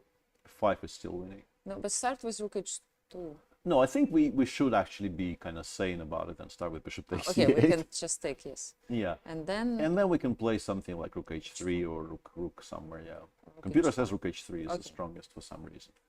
And I think not only are we not blundering the bishop on a6, black at some point might actually need to play f7, f5, and there is no more rook on f8. and we can take this pawn Yeah, happily. so let's say I think if she goes to this position, she's going to go rook h5. yeah, so just black, for the simple black fact can that- do this, and then the engine says we cannot play there rook is h8 there is so anymore. much play on the king side. Now we that understand why the Queen rook on h2. h3. Queen h2, yes. Queen h2, maybe even Maybe. simply f4, f5 is a massive threat here, just kind of brute forcing it on the king side. Yeah. Very exciting game, by the way. Very, Wow. very exciting game Interesting. in the process. So this is board 1, advantage Hungary if she plays well from here. Board 2, advantage Peru. This is not a fun position to try to hold for Huang Tantrang because eventually f5 happens and your position starts creaking, maybe even immediately here you have to consider playing f5. And yes, black has full control over the c file, but there are no squares on the c file for you to use. White is fully in control of both c2 and c3, so that kind of equalizes 1 and 2. On board 3, Juliana Terbe is, I mean, if there's some bishop takes h7 tactics, maybe this is quite sharp. Like for instance, after rook d8, I'm curious if we can actually go in with bishop h7, king h7, queen f7 with the idea of rook f3, h3, but there is knight d2, right? That shouldn't work. If this doesn't work, this should be quite balanced, I guess. There is no particular reason to get excited Actually, either way. can you keep going on that one? Okay. Do we have f5 5 makes a... and f6? Like, how do you defend against this? Yeah, okay. I can read my screen, so I will be very strong here. Some, As usual, yeah. Well, I should probably switch off Yeah. the the little helper and try to We do think of have my the own bar right here. Mhm. And that's the live board. And you could see the bar, you could see the So assessment. somewhat balanced, but potentially quite sharp position on board 3 and on board 4. I'm taking black here any day of the week because, yeah, the pawn should never have been allowed to reach h4. I feel this really weakens the white king side, and yes, there are ideas of knight a5, knight c6, but I feel something bad probably is likely to happen to the white king in the meantime. Yeah, so it looks good for Hungary for the Yeah. moment, right? Hungary, yeah, playing well today. They're playing against a very decent team, obviously. Daisy Corey on board 1, a very well-established player. The other 3 Absolutely. players are rated significantly lower than board 1 for Peru, But still, on the board number 2, we could see what's happening. Lower rated player has Yeah. much better position for the moment. In any case, I think it's time to take a short break before we come back and follow the time, the ending of the time control, right? let's do that.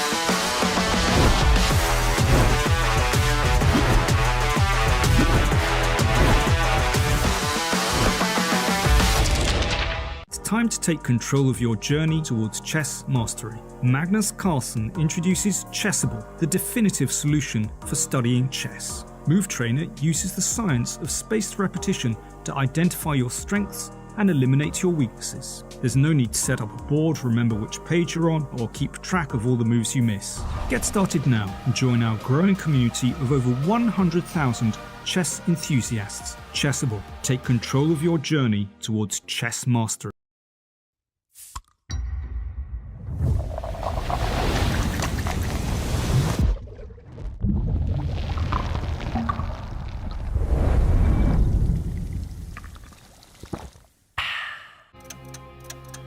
In the heart of Europe lies Budapest, a city known for its bridges that connect its rich past with the future.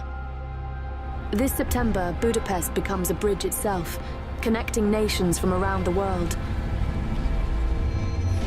Are you ready? After a journey from Chennai around the globe, and in the year that the World Chess Federation celebrates its 100th year anniversary, we will step it up a notch. From September 10 to 23, all eyes are on Budapest for the 45th FIDE Chess Olympiad. As the bridges of Budapest unfold, so too do the connections between nations and cultures through our beloved game of chess. More than 1,800 players will represent their country in the most prestigious chess event in the world. Watch live or join us in Budapest for the 45th FIDE Chess Olympiad and be part of the game that connects us all.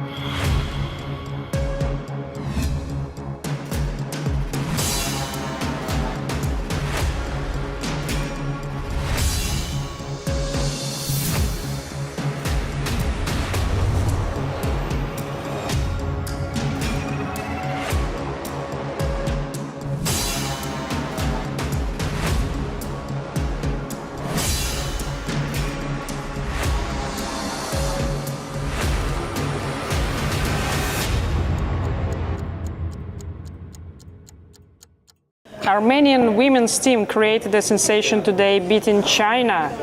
And Lilith Mekardashian is the hero of the day. She won the last game when the score was 1.5, 1.5. You won on the first board against Jujiner, very serious opponent. Very serious, very strong, of course, yes. Congratulations. Thanks a lot.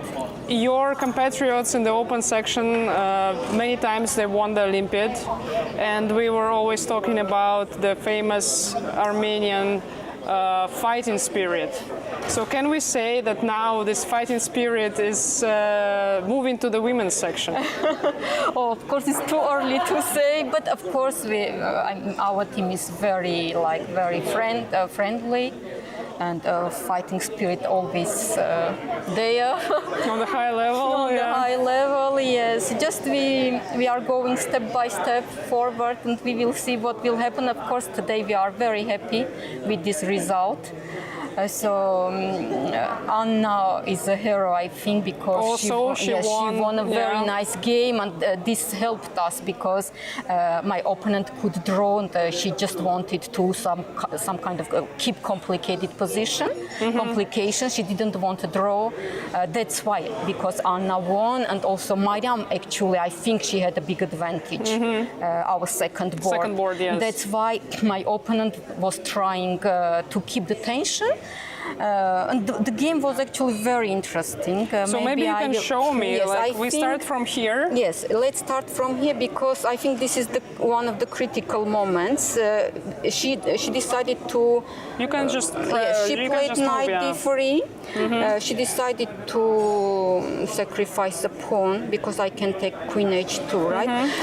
I wanted, if not knight d3, I wanted to play bishop d4. I don't know this because if not knight d3, I was planning to play bishop d4 to trade these bishops. Then queen is on d4, excellent. And just I wanted to make a draw, to keep like a solid position and to make a draw. And she played knight d3, I think, because Anna won, and she wanted some kind of complicated. To push more, push more. But I think this is not correct, honestly, because I took the pawn. Yeah, you can move like this. Just I took, and here I think, honestly, maybe queen h1 not so correct. Maybe I should just take the knight. And I think white has compensation, but not. Maybe it's not enough. Nothing special. Nothing special. Okay, payoff bishops, of course, but I don't think this was good. This. So maybe this was not correct because here this I blundered actually that f3 isn't my queen is some kind of far, some stuck here. That's why I played h5. I think this is also normal move. I calculated if g5, I'm playing knight d7 and my h pawn is running. So that's why she took, and I don't know. I took with the queen, but maybe knight h5, knight g3 with the ideas. Maybe it was better. I don't know. But I took, queen h5, and I think here I am playing because I'm pawn up. I'm playing for the win, I mean. Because I'm pawn up, payoff bishops, of course, always they are great. But I thought, in this moment, I thought I am the one who can try to win, Yes, and then I don't think I played well, obviously. I think I played not well, but in time trouble, it was time trouble. G5 I played. But you had a very simple plan. You're just pushing your pawns and going for another queen, yeah? I wanted this, but always, my king is not so safe, although my knight is great here, protecting my king. But still, time trouble, nerves, I was very nervous, very important game. So here, yes, I fought this knight b6. My idea was if king b3, knight c4 to take. So if king b3, I don't know it's correct or not, but I wanted to take. Looks beautiful, yeah. Yes, so if black takes back, and I have bishop d5. You have bishop d5. Yes, this was my idea. But it was very important because if king b3 is working, then knight b6 is just stupid, and she wants to take on c5. Yes. So my idea was if bishop b3. Yes. That's what she did. Yeah. Yes. I went for this position. I don't know this is good or not, but I went for this in time trouble. And somehow after this move, the computer just says that you're totally winning after queen f2. Really? Like the only way for white to continue somehow Yes, would be to stay with the queen on the d file, I think. Like something. No, not really. No. Queen Maybe d3, maybe queen d3. I wanted Yes. knight d7. And what is this? Ah, bishop a4. Okay. So try to create I something see. with the king. Yes. Otherwise, that's her only I hope. see. Yeah. And I was in time trouble, of course. Yes. And, she played very quick, by the way. And she played passively somehow, which gave all these chances for you. Because from this moment on, it just looks like the game was rolling for you easily, you know, like it was just very natural, all the natural moves, and they just brought you the victory. Yeah? And I didn't give any chance. I don't know. No. From here on, really? yeah, from here on, it's like everything is just rolling so naturally because somehow white failed to create any counter chances, and the g pawn is just running. But I think one moment I failed, you know. Still, I mean, this queen a4 I think is lost. Yes, queen a4 it's very easy because then queen is very active. But I was thinking she should take and try to make here, yes, bishop b4. But okay, engine is saying I'm completely winning. Okay.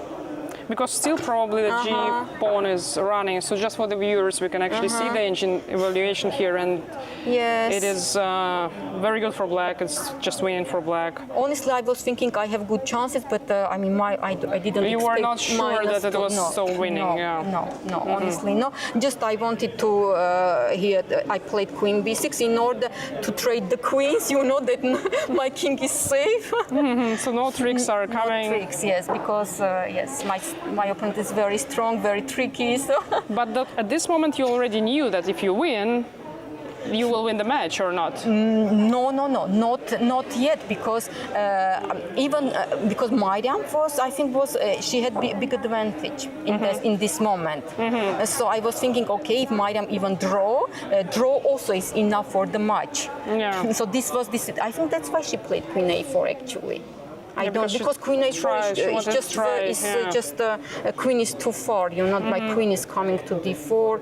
I mean, after queen a4, it was I was already more or less quiet that everything would be good. I mean, this is the last moment, queen a4. I think she should take and try something with two payoff bishops. Well, congratulations on this win. It's an amazing result. Thank you. So what do you expect from the other matches, from the rest of the tournament? So we are keeping always, you said, fighting spirit, friendly atmosphere in the team. So, and go step by step forward. Okay, thank you very much, Lilith. Thank you.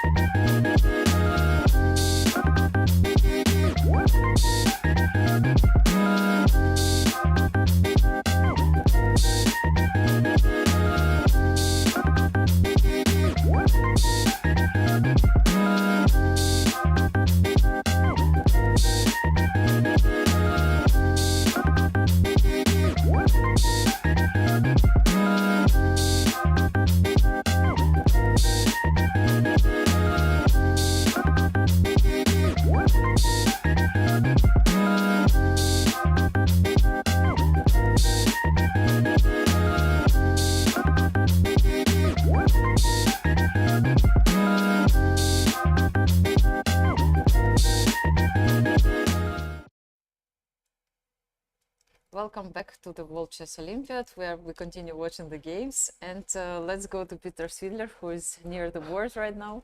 Yeah, I want to open by showing you this position. We've been talking about this before going on break, and this looks like it might be the decisive game of the match between Vietnam and China. This is the board, as Cristian correctly said. The Chinese team probably at least soft targeted in this match. This is maybe the slightly weaker link in the lineup of the Vietnamese team. We left it here. White played bishop d3. Immediately the queen side comes under pressure. Rook c1. Sorry, rook c1 here. And here I think maybe Wang Yue could have played even more ambitiously. The machine likes the move b7, b5, but he continues playing in a kind of a restrained fashion. We have now created this weakness on c3. The pawn on e6 is protected. c3, c4, and I very much like this kind of a drop back with knight e8, asking the question about the pawn on d4. And this is where things have gone completely off the rails for Tuan Minh-Tran. He should have played queen e5. Obviously, this endgame is not particularly fun. You still have a lot of potential issues. F takes g4 for now wins the pawn. Rook d4 attacks your entire structure.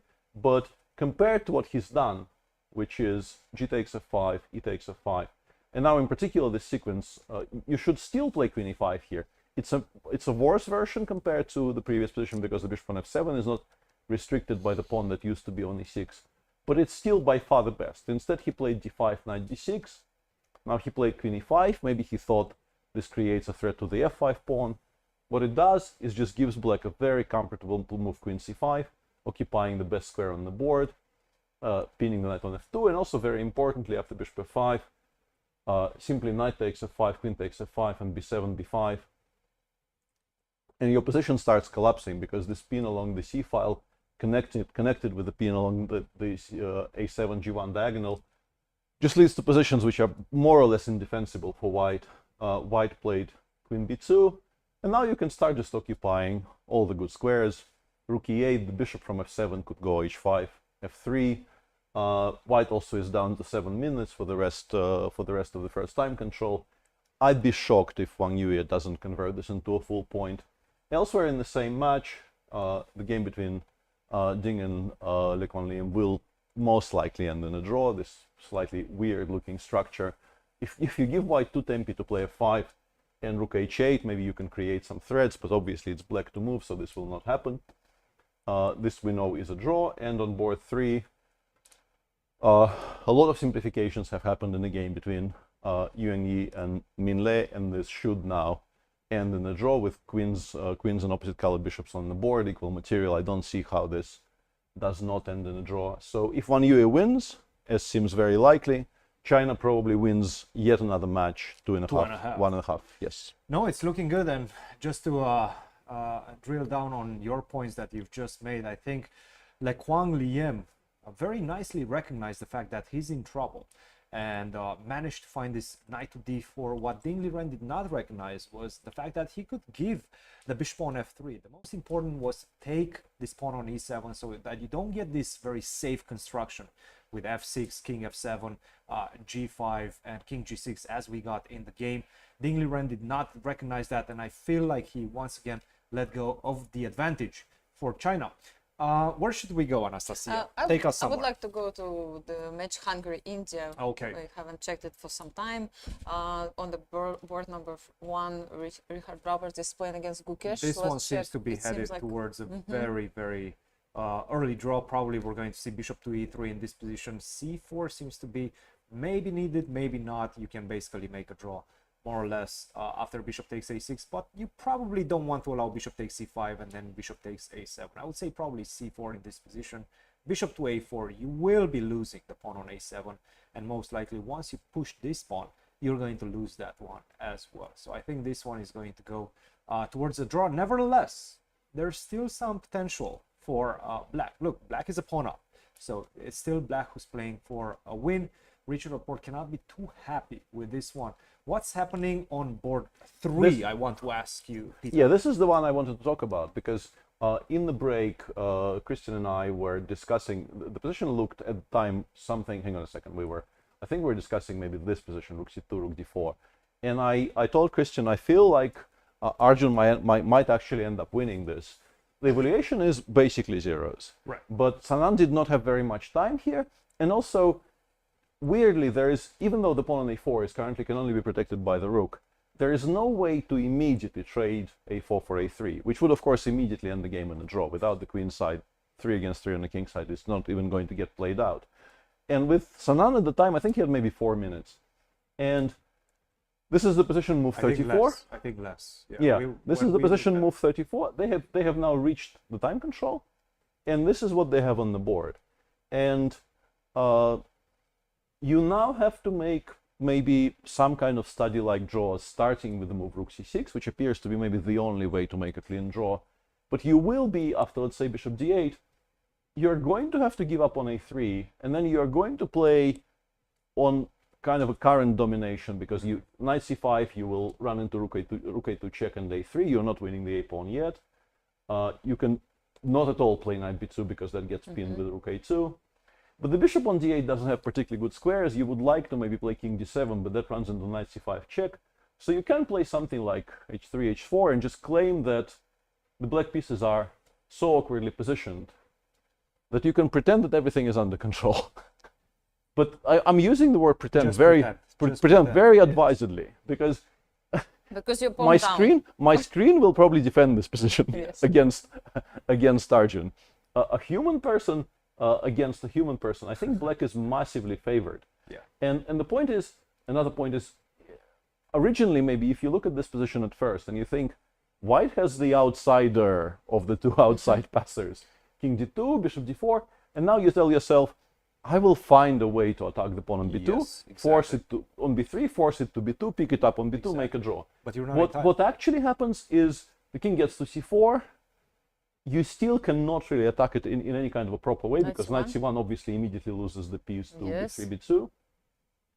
And once again, maybe the engine after 4 king e6 and knight e5, maybe with extremely precise play, the engine will make a draw here. But this is incredibly difficult to do in real life. So Arjun, slowly but surely, has gotten himself to a position where I think he has very realistic winning chances. And in a way, the one thing that kind of works against him is this is precisely move 40. If this was move 39, yeah, he's in trouble. I think he is an immediate Wow. favorite to win. Yes, you're absolutely because right, if you're choosing between rook b3 and rook c6, you have like 30 seconds. You take on b3. You probably just panic and take on b3, and then you maybe lose. This being move 40, Sanan now has, well, he's already spent 5 minutes on this decision. He will have to think about it very seriously. But he is a strong player. He's a good endgame player. It's the time management that generally leads him astray. So we're not writing him off, but he is now in trouble. He can come to this conclusion by excluding actually Yes. the other line. Yes, if I he think will so. find out I that think the so. other one is losing, he may go to Yeah, and another one. an important update on board 2, where Prague has more or less stabilized against Peter Leko. This is now the situation on the board. Let me check, maybe they made some more moves.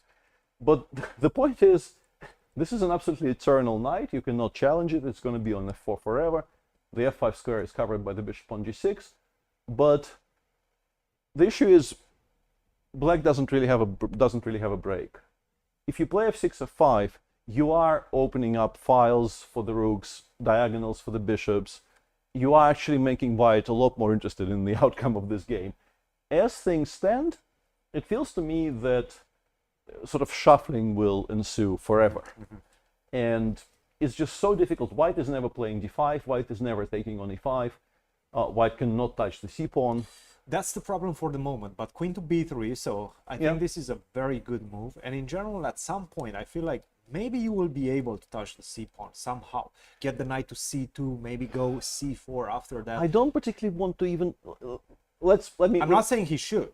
Let me just illustrate why the idea just kind of really worries me. Doesn't like you. The moment you play c4, you have to be able to control, for instance, this. Yes. Where you're also giving up a d4 square, and if a second knight gets to d4, then you really will no longer enjoy what's going on the board. Agreed. No, I think, and in particular, because I think India is not doing poorly, because importantly, and you have to consider the entire situation, Vidit is better, on board 4 against Glidura. This is the current position. So what we have is a game that will most likely end in a draw on board 1 between Richard Rapport and Gukesh. On board 3, Arjun is pushing. He's definitely not going to lose. He might win. Yes. And on board 4, this is not a winning advantage for Vidya, but it's a very pleasant position where black is kind of discoordinated. B7 is constantly being a target, just simply bishop against knight on in an open endgame. Yes. White is better. We don't know how much white is better, but white is definitely better. In that situation, I think Prague is just kind of disincentivized to do anything. And for Leko, I think maybe at some point he will realize he might have to, but for him as well, apart from f6, f5, you don't really have breaks. And f6, f5 does make white a lot more interested. One place we should jump to is this game between Magnus and Parham. It feels like Parham is trying to build the fortress, no? If there's any place in which Parham is better than Magnus, if you can ever say, that is in a dynamic position in which most of players will not understand exactly what's happening on the board. And I feel this is one of those instances. Obviously, you feel like white still has the grip, very nice grip with the rooks on the f-file, hinting at the pawn on f7. Obviously, knight is getting ready to jump to g4, but black has its trumps as well. And especially after this move, b3, it does seem like knight takes d4 might be an option, which completely throws the gauntlet in the position. Sure, you can go queen to f2, and maybe this is what he calculated, but after knight takes b3, you have to find knight g4, which I'm sure he will, but you've sacrificed 2 pawns. You have 2 minutes on the clock and still plenty of moves to make. By the way, time is important right now. It's critical at this point, and I feel like he should probably go for it. He should go for knight to d4. Don't allow Magnus to cement the position, to stabilize the position with something like rook to f1, after which is going to be much more difficult to take on d4. Do not allow that. Take on d4, calculate for another 2 more minutes. Why, for example, rook f1, why knight d4? Because you have knight f3 at the end. Ah, I see. Which just is a very, yes. Don't want to interrupt you, just want to update our viewers. The game between Rapport and Gukesh did end in a draw. So in a draw, just to give a result for our viewers. Yes, no, that's a hugely important result, obviously. But this is a key moment right now in this game, and it's a crucial game because we always felt like Magnus has the lead in this one and is the favorite to win the game. Absolutely, but knight takes d4, critical move. Let's see if Parham plays will do it. Yes, he still has like a few minutes to think about it. Maybe we jump to the game number 4 because it feels like Norway is doing pretty well on this one. Oh yes, and Peter has some updates in that one. This is developing very, very interestingly.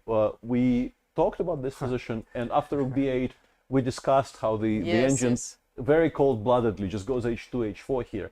This is a difficult move to, even for a very strong player, and Puya Idani is a very strong player. It's a difficult move to make, and instead he played queen b4, which, if black finds bishop b5 here, which is not an easy move to find, but a move that I think is findable, with the point of knight takes b7, and now importantly, we include a6, a5, we try to lure the queen to b6, and then we can simply play queen d7, because rook takes e5, rook takes b7, we're going to win the bishop on b2. And it on Peter's board, yes. We don't see the Peter's board right sorry, now. I should probably wait for... Yes, now we have... Yeah, so bishop e5 on move 30 was very, very strong, and that would immediately equalize for Kidal. Instead, he played bishop f8 with very similar ideas, but unfortunately for him, white has these kinds of jumps with the knight, and it was time to accept that you're probably going to allow some very threatening-looking tactics. Queen takes c5 appears to still have not been losing, because after knight f6, king g7, black is, I guess, intending to stabilize with rook d8, so what you want to do is takes and knight d7, and seemingly you win, because rook is hanging, bishop is hanging, but you do have bishop b4. Bishop takes d4 check, and you have to play f6. Because you other cannot moves are move much the king, weaker. yes, you cannot... But after the move f6 and after rook e4, yeah, this is I can see why this hasn't been played. Yes, it's the point is you put the rook on strictly the only square g8, so that after bishop takes f6, king f7, rook takes b4, we have bishop c8. and we are not going to lose this most likely. But yeah, this is kind of unfindable. No. And instead of all that, Urquidal played a5, and now a very beautiful line, knight f6 check, king g7, and queen d2, reminding black that, and this is a tactic that you see occasionally where you say, yes, there's a very strong knight on f6. If you want to take it, your king will go for a walk and it will not come back. Here in particular, you just get mated very, very comfortably like this. So Urquidal had to play queen c4, and this is the current position where Idani is thinking, but after a very simple bishop takes d4, let's say rook d8, knight d7. Wow. Yes, it's... King g8, and for instance, I mean, many things are winning here, but the strongest probably is bishop a1, creating a very difficult to parry threat of queen d2, b2, and then queen b2, h8. And defending this knight on d7, yes? Yeah, and it's, yeah, the position just collapses. Black is completely lost. So it feels like Iran is about to win on board 4. And let's jump to Magnus, because he doesn't have much time, and hugely important, and still before the time control, 5 more moves to be played. He did not play knight takes d4, he played queen to b4. Knight to e2 was his choice, not understanding, and it's obviously not easy to understand that queen to d2, in fact, in this position, changing the whole dynamic of this game. You're not getting checkmated anymore. Now I have an endgame in which I can create some weaknesses. c4, c5 at the right moment, getting to the b3 pawn, but also creating a pass pawn could potentially change the whole outcome of this position. He did not play that. Parham, he played knight to g6, knight to g4, and once again, it does seem like the best move right now is knight e7, which was found. We're going to see rook f6. You're not touching that rook, obviously, but queen to d2, once again, exchanging the queens is a very potent move, and I'm not seeing this one and the trend generally favoring Magnus. Obviously, Magnus is still favored to win this one, but Parham is fighting back, and he's putting a lot of pressure on Magnus on the clock.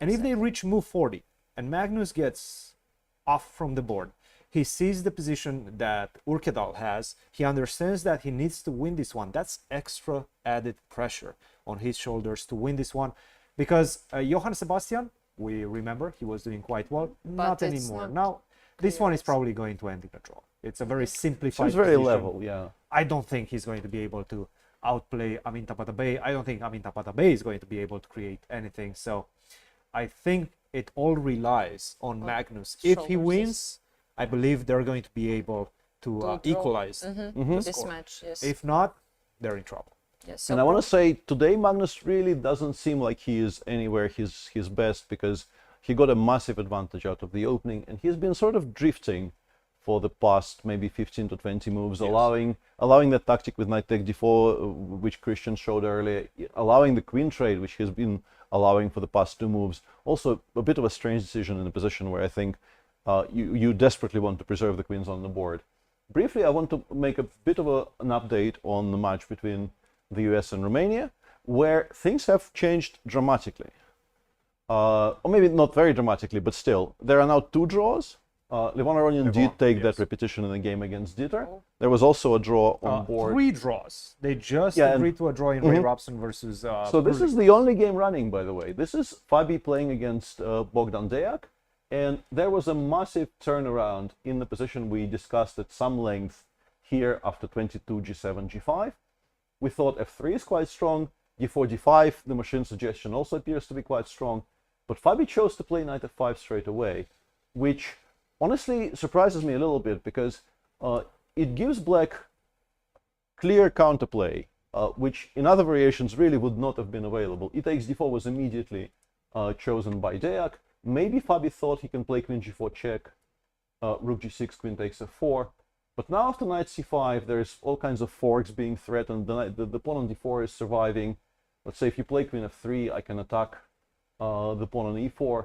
And this is still pleasant for white. It's not like white has given up all of the advantage. But compared to the positions after either d5 or f3, just preparing knight f5 next move, this is a lot less. FIDE took on d4, black played king h7, queen h8, very, very nice maneuver there, simplifying against the queen on d4. FIDE actually did go into this endgame, transferred the knight over to e2. This is still better because the knight comes to c5 sorry, c3 and d5, but in the position after knight e6, I think maybe the feeling that everything depends on his game and he needs to do something proactive maybe led Fabi slightly astray here, because he pushed e4, e5. It's a very understandable impulse to try and open things in the center when you have this dominant knight on d5, when the black rooks are maybe slightly disjointed. But it allows this very nice tactical shot of knight d4, creating a threat of knight takes f3 using the pin. Fabi played king f1, black took on e5. It really does look to me like maybe Bogdan Deyak will get away with it today, because He might. He definitely is looking like he might. You can't really take on, I mean, you can take on c7, but then after rook c8 you might actually be worse. Knight d5 we go rook e6, and if you don't take on c7 you're not really achieving very much. Let's check Over the to last you. couple of moves from Magnus's game, because things are heating up, things are speeding up, and in fact he did find that move queen to d2. Parham, great move at the best spot possible. Queen takes d2, bishop takes d2, and bishop to e3. A good move, by the way, by Magnus, because you want to exchange the bishop for the simple fact that, sure, your bishop is the defender of the pawn on d4, but at the same time the bishop on d2, it creates so many unpleasantries for the white rook on f6. Also, it protects the h4 pawn. So this is a good trade for Magnus. And right now, still, look, Magnus... It looks still better it's for good. white. Yes, rook h6, I don't know, knight f6, some But it's threats, time, yes. it's time. This is something that he didn't have a few moves ago. Counterplay, an immediate counterplay. Go c5 if you are Parham. Try to open up the position on that side. At some point, most likely you'll lose some material. Yeah. But you need to seek your counterplay right now. And I think, look, to be honest, Parham has been on the right track in the last few moves. I think he's going to continue on that track. 2 moves to go for Parham, only 1 move for Magnus until time control. And Maybe we stay here just we to should see stay. the Let's last finish move, the yes. last couple of moves. I would yes. like just to mention also there was a very nice interview with Parham a couple of days ago, and he said that he always plays better for the team. He has extra strengths when he plays for the team. He feels like more responsible. He feels attached to the team. He really feels that he should perform well. So I'm sure now he's really like trying his best to hold this position. c5 on the board. Yes, if I was As on the we were board, just don't praising ask this him move. twice to fight for the counterplay, right? In And this to be position. honest, quite an important moment for Magnus, because if you do something, if you take on c5, for example, this is already a pretty significant mistake. After d5, this knight will land on d5. I will recapture this pawn. This is not as easy anymore. So, for example, rook to d3. Now I can go knight to c6. I'm looking at both of these pawns. Yes. I'm not liking black more, but I think he has great chances to equalize the position outright. So final move for Magnus, big moment. He has 50 seconds to make his decision, and this is not an easy decision. I think we should stay with this one just to see what he's going to go for. He's hesitating. He's not he's sure trying what to take. to I play. think he's taking. He's taking on He c5. took that pawn. Yes. Oh Maybe no. he didn't have really much of a choice. D4 immediately blasted by Parham, and right now Parham is fine, more or less fine at this point. I don't think white has an objective advantage anymore. Maybe a slightly better position, but to be honest, the trend right now is flowing in Parham's favor. Yeah, I mean, got the passer in the center, and we'll try to keep it, of course. Rook d3, knight c6. Wow.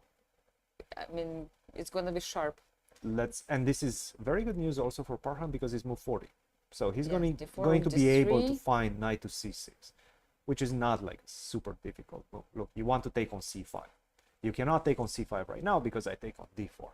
Do you see any tactics connected with, I don't know, maybe some rook e6, knight f6 ideas? I don't know if it works or not at all. That is a very good question. The thing is, It's important to go to d8 or f8, yes, because you want to take on d7 with another rook, yes, protecting d4. Yep. Yes. And then how do you defend against knight takes c5? Yeah, so it's not this is already working. better for black. This d pawn is a tremendous weapon. Rook to d5 also. I'm not even forced to take on e5 first. Rook d5. Your pawn structure is very, very vulnerable. Sure, you're probably going to be okay. Yeah, so it's not working for white's favor at all, this kind of tactics. Let's see anything else. Again, it's fine. I can try to do, I mean, like rook h6 or something. Like, let me just try to... So knight c6, rook h6. That's a very good That's a very good move, and we might as well get out of this knight f6. Knight f6, right? Like, but at the moment I'll take h4. I mean, you will take on c5. I don't want to do it. So knight c5, and what, I have to move my If rook? you take here, already I think you're worse. This d pawn is going to be not unstoppable, but very difficult to stop. Yes, Well, this is now very much a 3-result game, yes, of course. exactly. which was, I think, an hour ago completely unthinkable. Yes. No, Magnus, again, and he knows that the trend is not in his favor. He knows he made some mistakes, and he's looking at the other games. He's the realizing moment, yes. that right now the match is not looking as good, and I think that the match was looking much better for Norway maybe an hour ago. Absolutely. With one draw already, things don't look well. Yes. The last board is Norway is losing most probably. The last board was looking more or less fine, but he understood, and we understood, that there were some practical pitfalls that Black could have fallen into, and he did.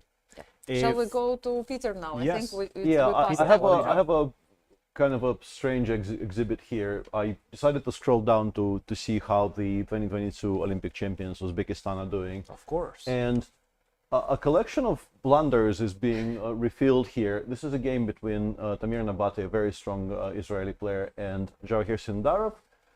We don't really need to look at the previous play. This is where they got to. It's a messy position. A lot of things are hanging, but simply h takes g4, bishop takes d4, and knight e5 is completely fine for Black. Should be a draw, but all kinds of tactics end up kind of equalizing themselves out here. Instead of that, Jawahir decided, I want to take on e5 with the knight, played knight e5, and instantly resigned after rook takes d4, because the rook is hanging, and if you take on d4, the bishop escapes. It's no longer on g4. Oh my goodness. And you're down a full piece. Oh my goodness. And this is a position where Black is like, HG gives, it will be a draw, but it gives slight advantage to Black. And in one move, it goes resigned. That's an absolute shock. But right there. for the good thing for the Uzbek players is that they're doing well elsewhere. They already won on board 2.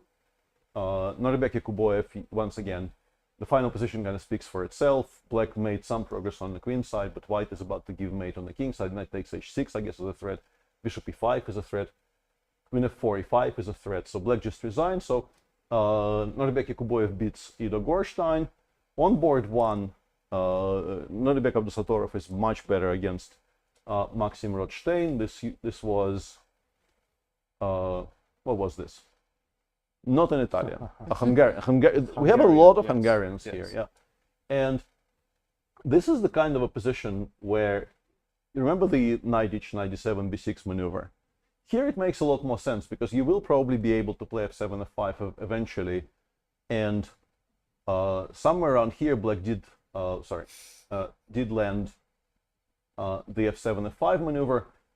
The computer actually disagrees with all this, says that after e takes e5, White is better, but what Norbek successfully achieved with this is a very messy position, which is very difficult to navigate. And it looks, if we look somewhere here, it looks like a King's Indian. The Black bishop on g8 doesn't really inspire very much confidence, but starting from this move, bishop d3, e2, instead of a very logical bishop f5, bishop e2 was met by h6, and suddenly the bishop is coming out. And this is move 22, and now by move 40, you see somehow White's position is in complete ruins. The king side is being taken apart. Black has just taken a pawn on g3. The threat of knight f1 and queen takes h3 is very strong. e4, e3 is a very strong threat. So this is thus settling. Time control has been reached, but White's position is probably indefensible. So it feels like Norbek will win, and Uzbekistan is also better on board 4. So it feels like even a full piece blunder in one move on board 3 will not derail them today. They are on a comeback trail after losing to Vietnam earlier. Big news, guys. Wang Yue did, in fact, win his game, so that gives China a crucial victory against Vietnam. Things have gotten a bit complicated, not necessarily in this game between the world champion Ding Liren and Le Quang Liem. Le Quang right now, he knows he needs to win in order to keep Vietnam in this match, because as we will see in just a second, in the wonderful time game, and that is of course Tuan Minh Le, that's his online moniker. That one is a complete draw.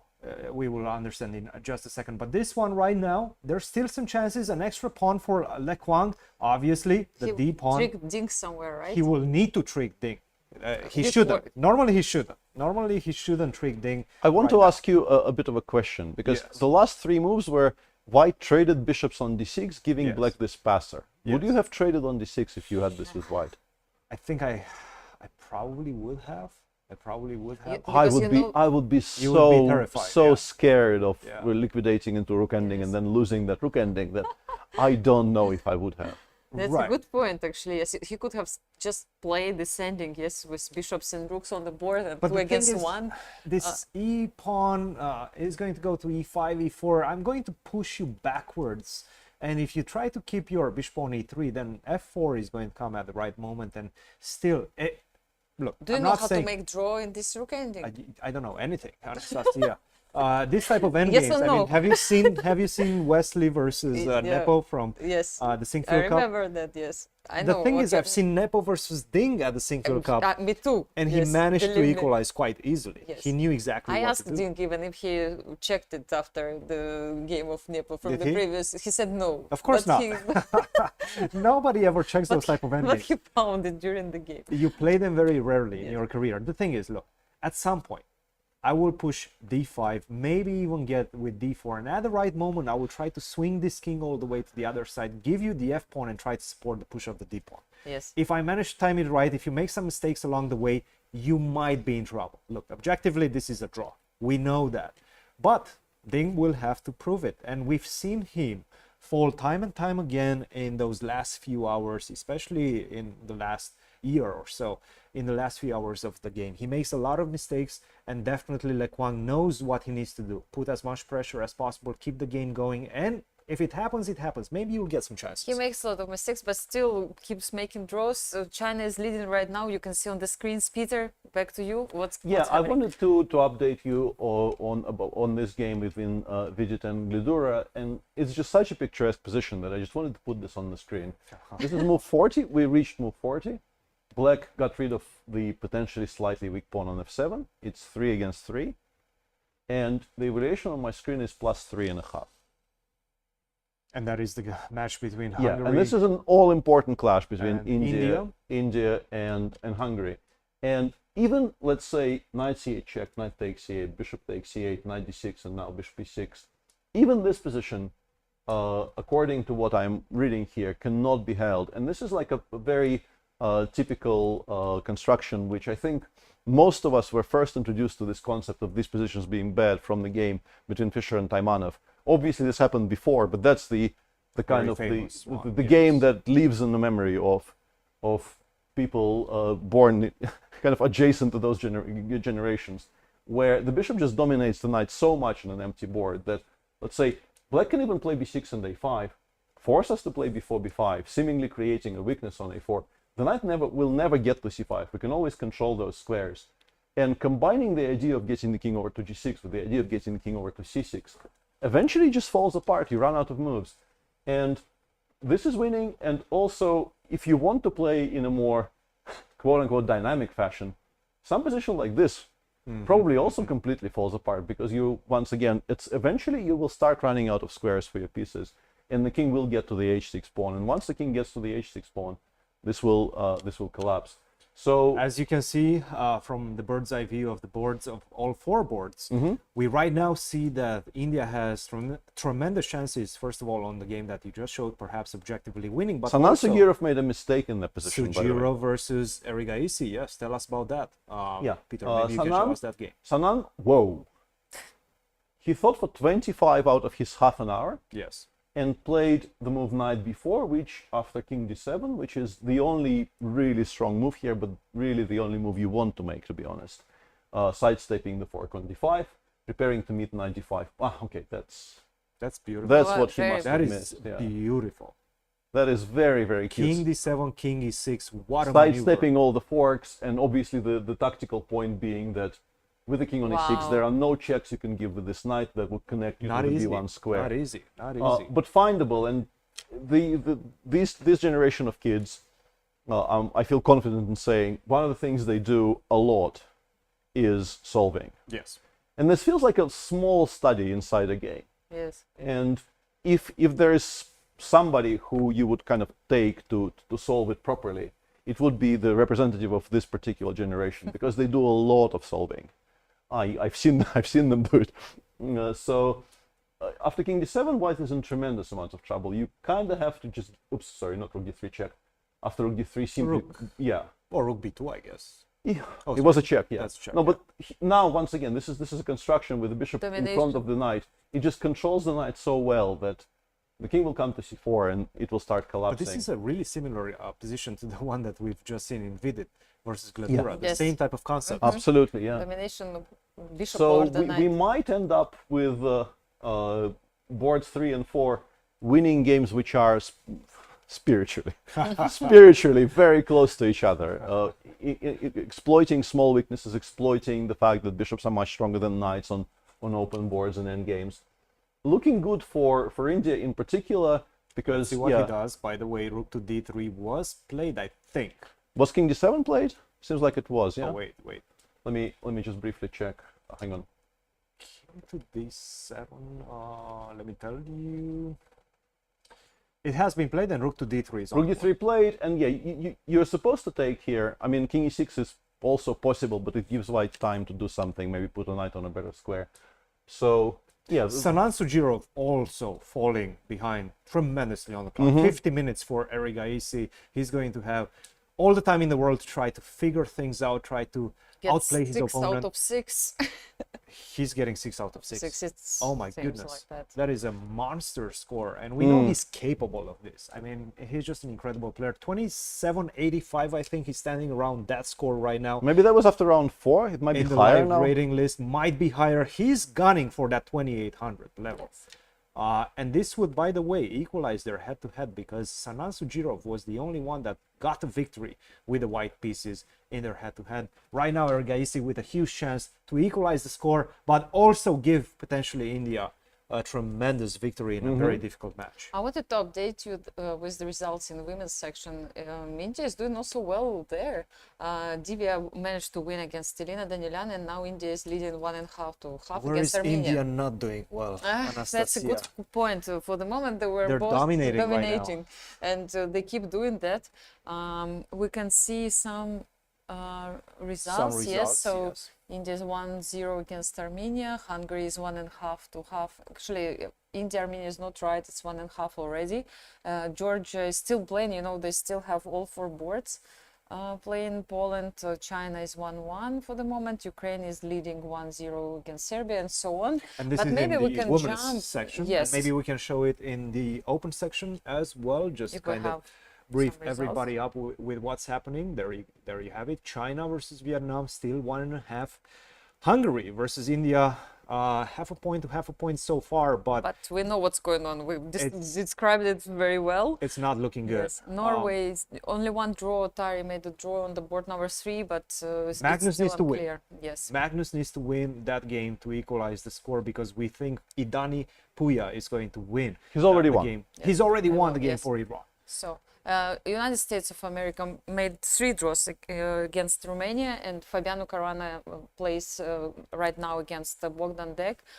Israel 1-1 against Uzbekistan. But we know from Peter that Uzbekistan is looking quite good on the other remaining 2 games, and Netherlands, Croatia. Board 4 actually equalized quite a bit, so Norbek Rusadorov probably needs to win on board 1, but he looks poised to win on board 1.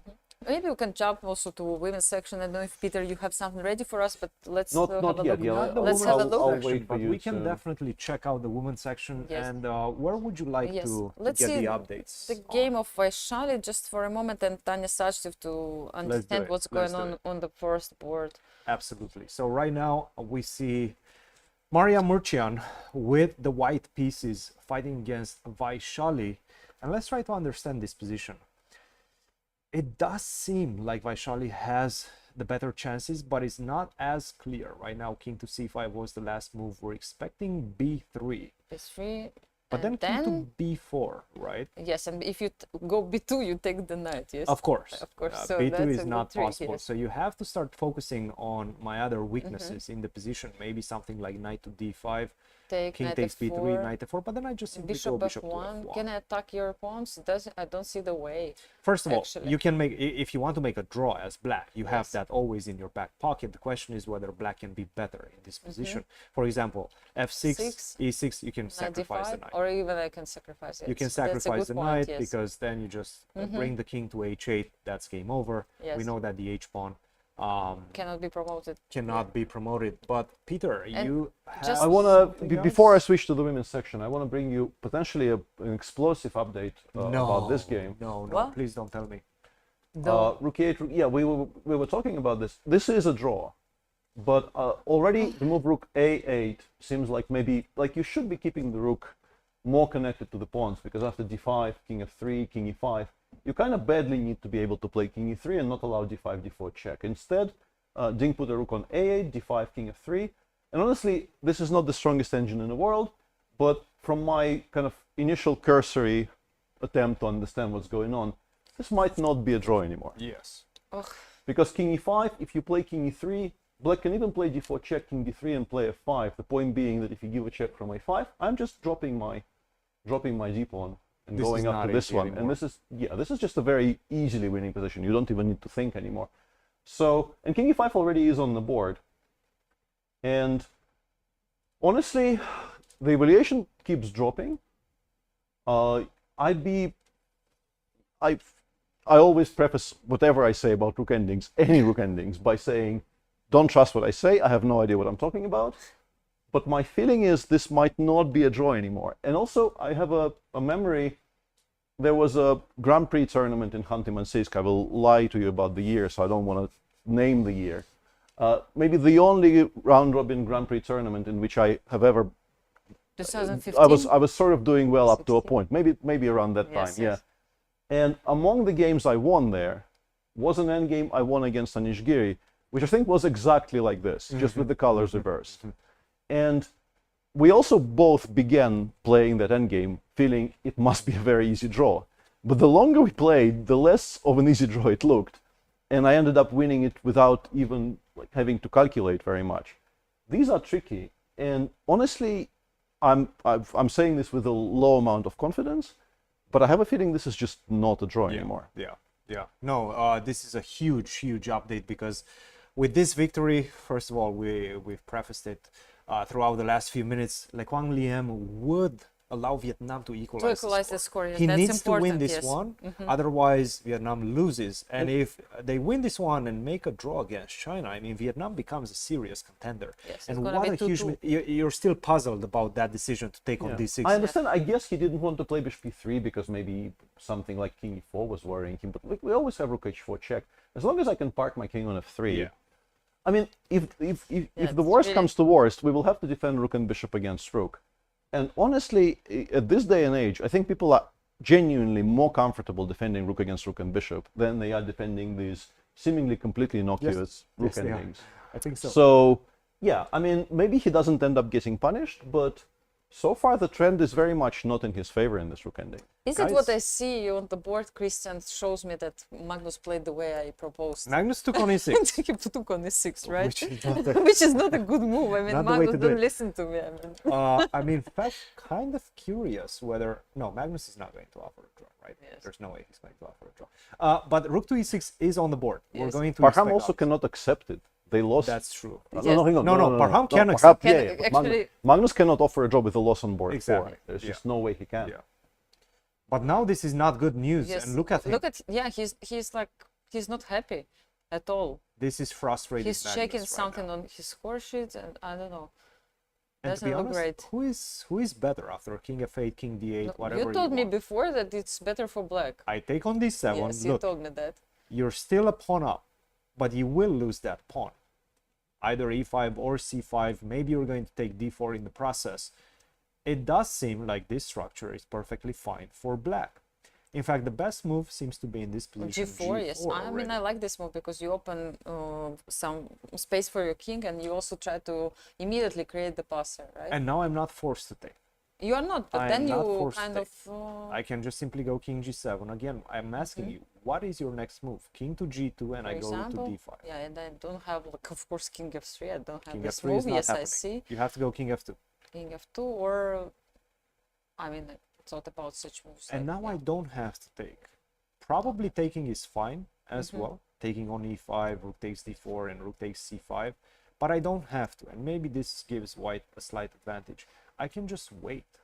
No, what I feel is like Magnus, yes, will just keep playing descending. Yes, perhaps he thinks already that he missed his advantage, but knowing him, he still thinks that it's unbalanced position, and he may have some chances later on. Like he kind of gave up the idea that yes, he's better, but he probably decided that these are the best he can get out of this position. No, yeah, but he's not happy. He's not happy. You can see it on his face. Wow. Yeah. He's not happy, and this is what I was saying. He's going to reach move 40. He's going to realize that the trend has not gone in his favor, and he's also going to see one of his teammates losing. And that adds additional pressure. That is the problem that Magnus is facing right now. You can see him shaking his head. He understands that something went terribly wrong.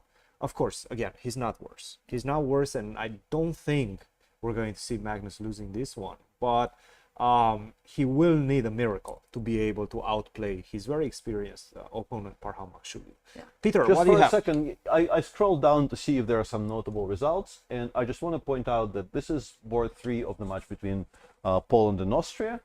In purely numerical terms, Poland starts as a massive favorite. They have two 2700 players on 1 and 2. Austria doesn't.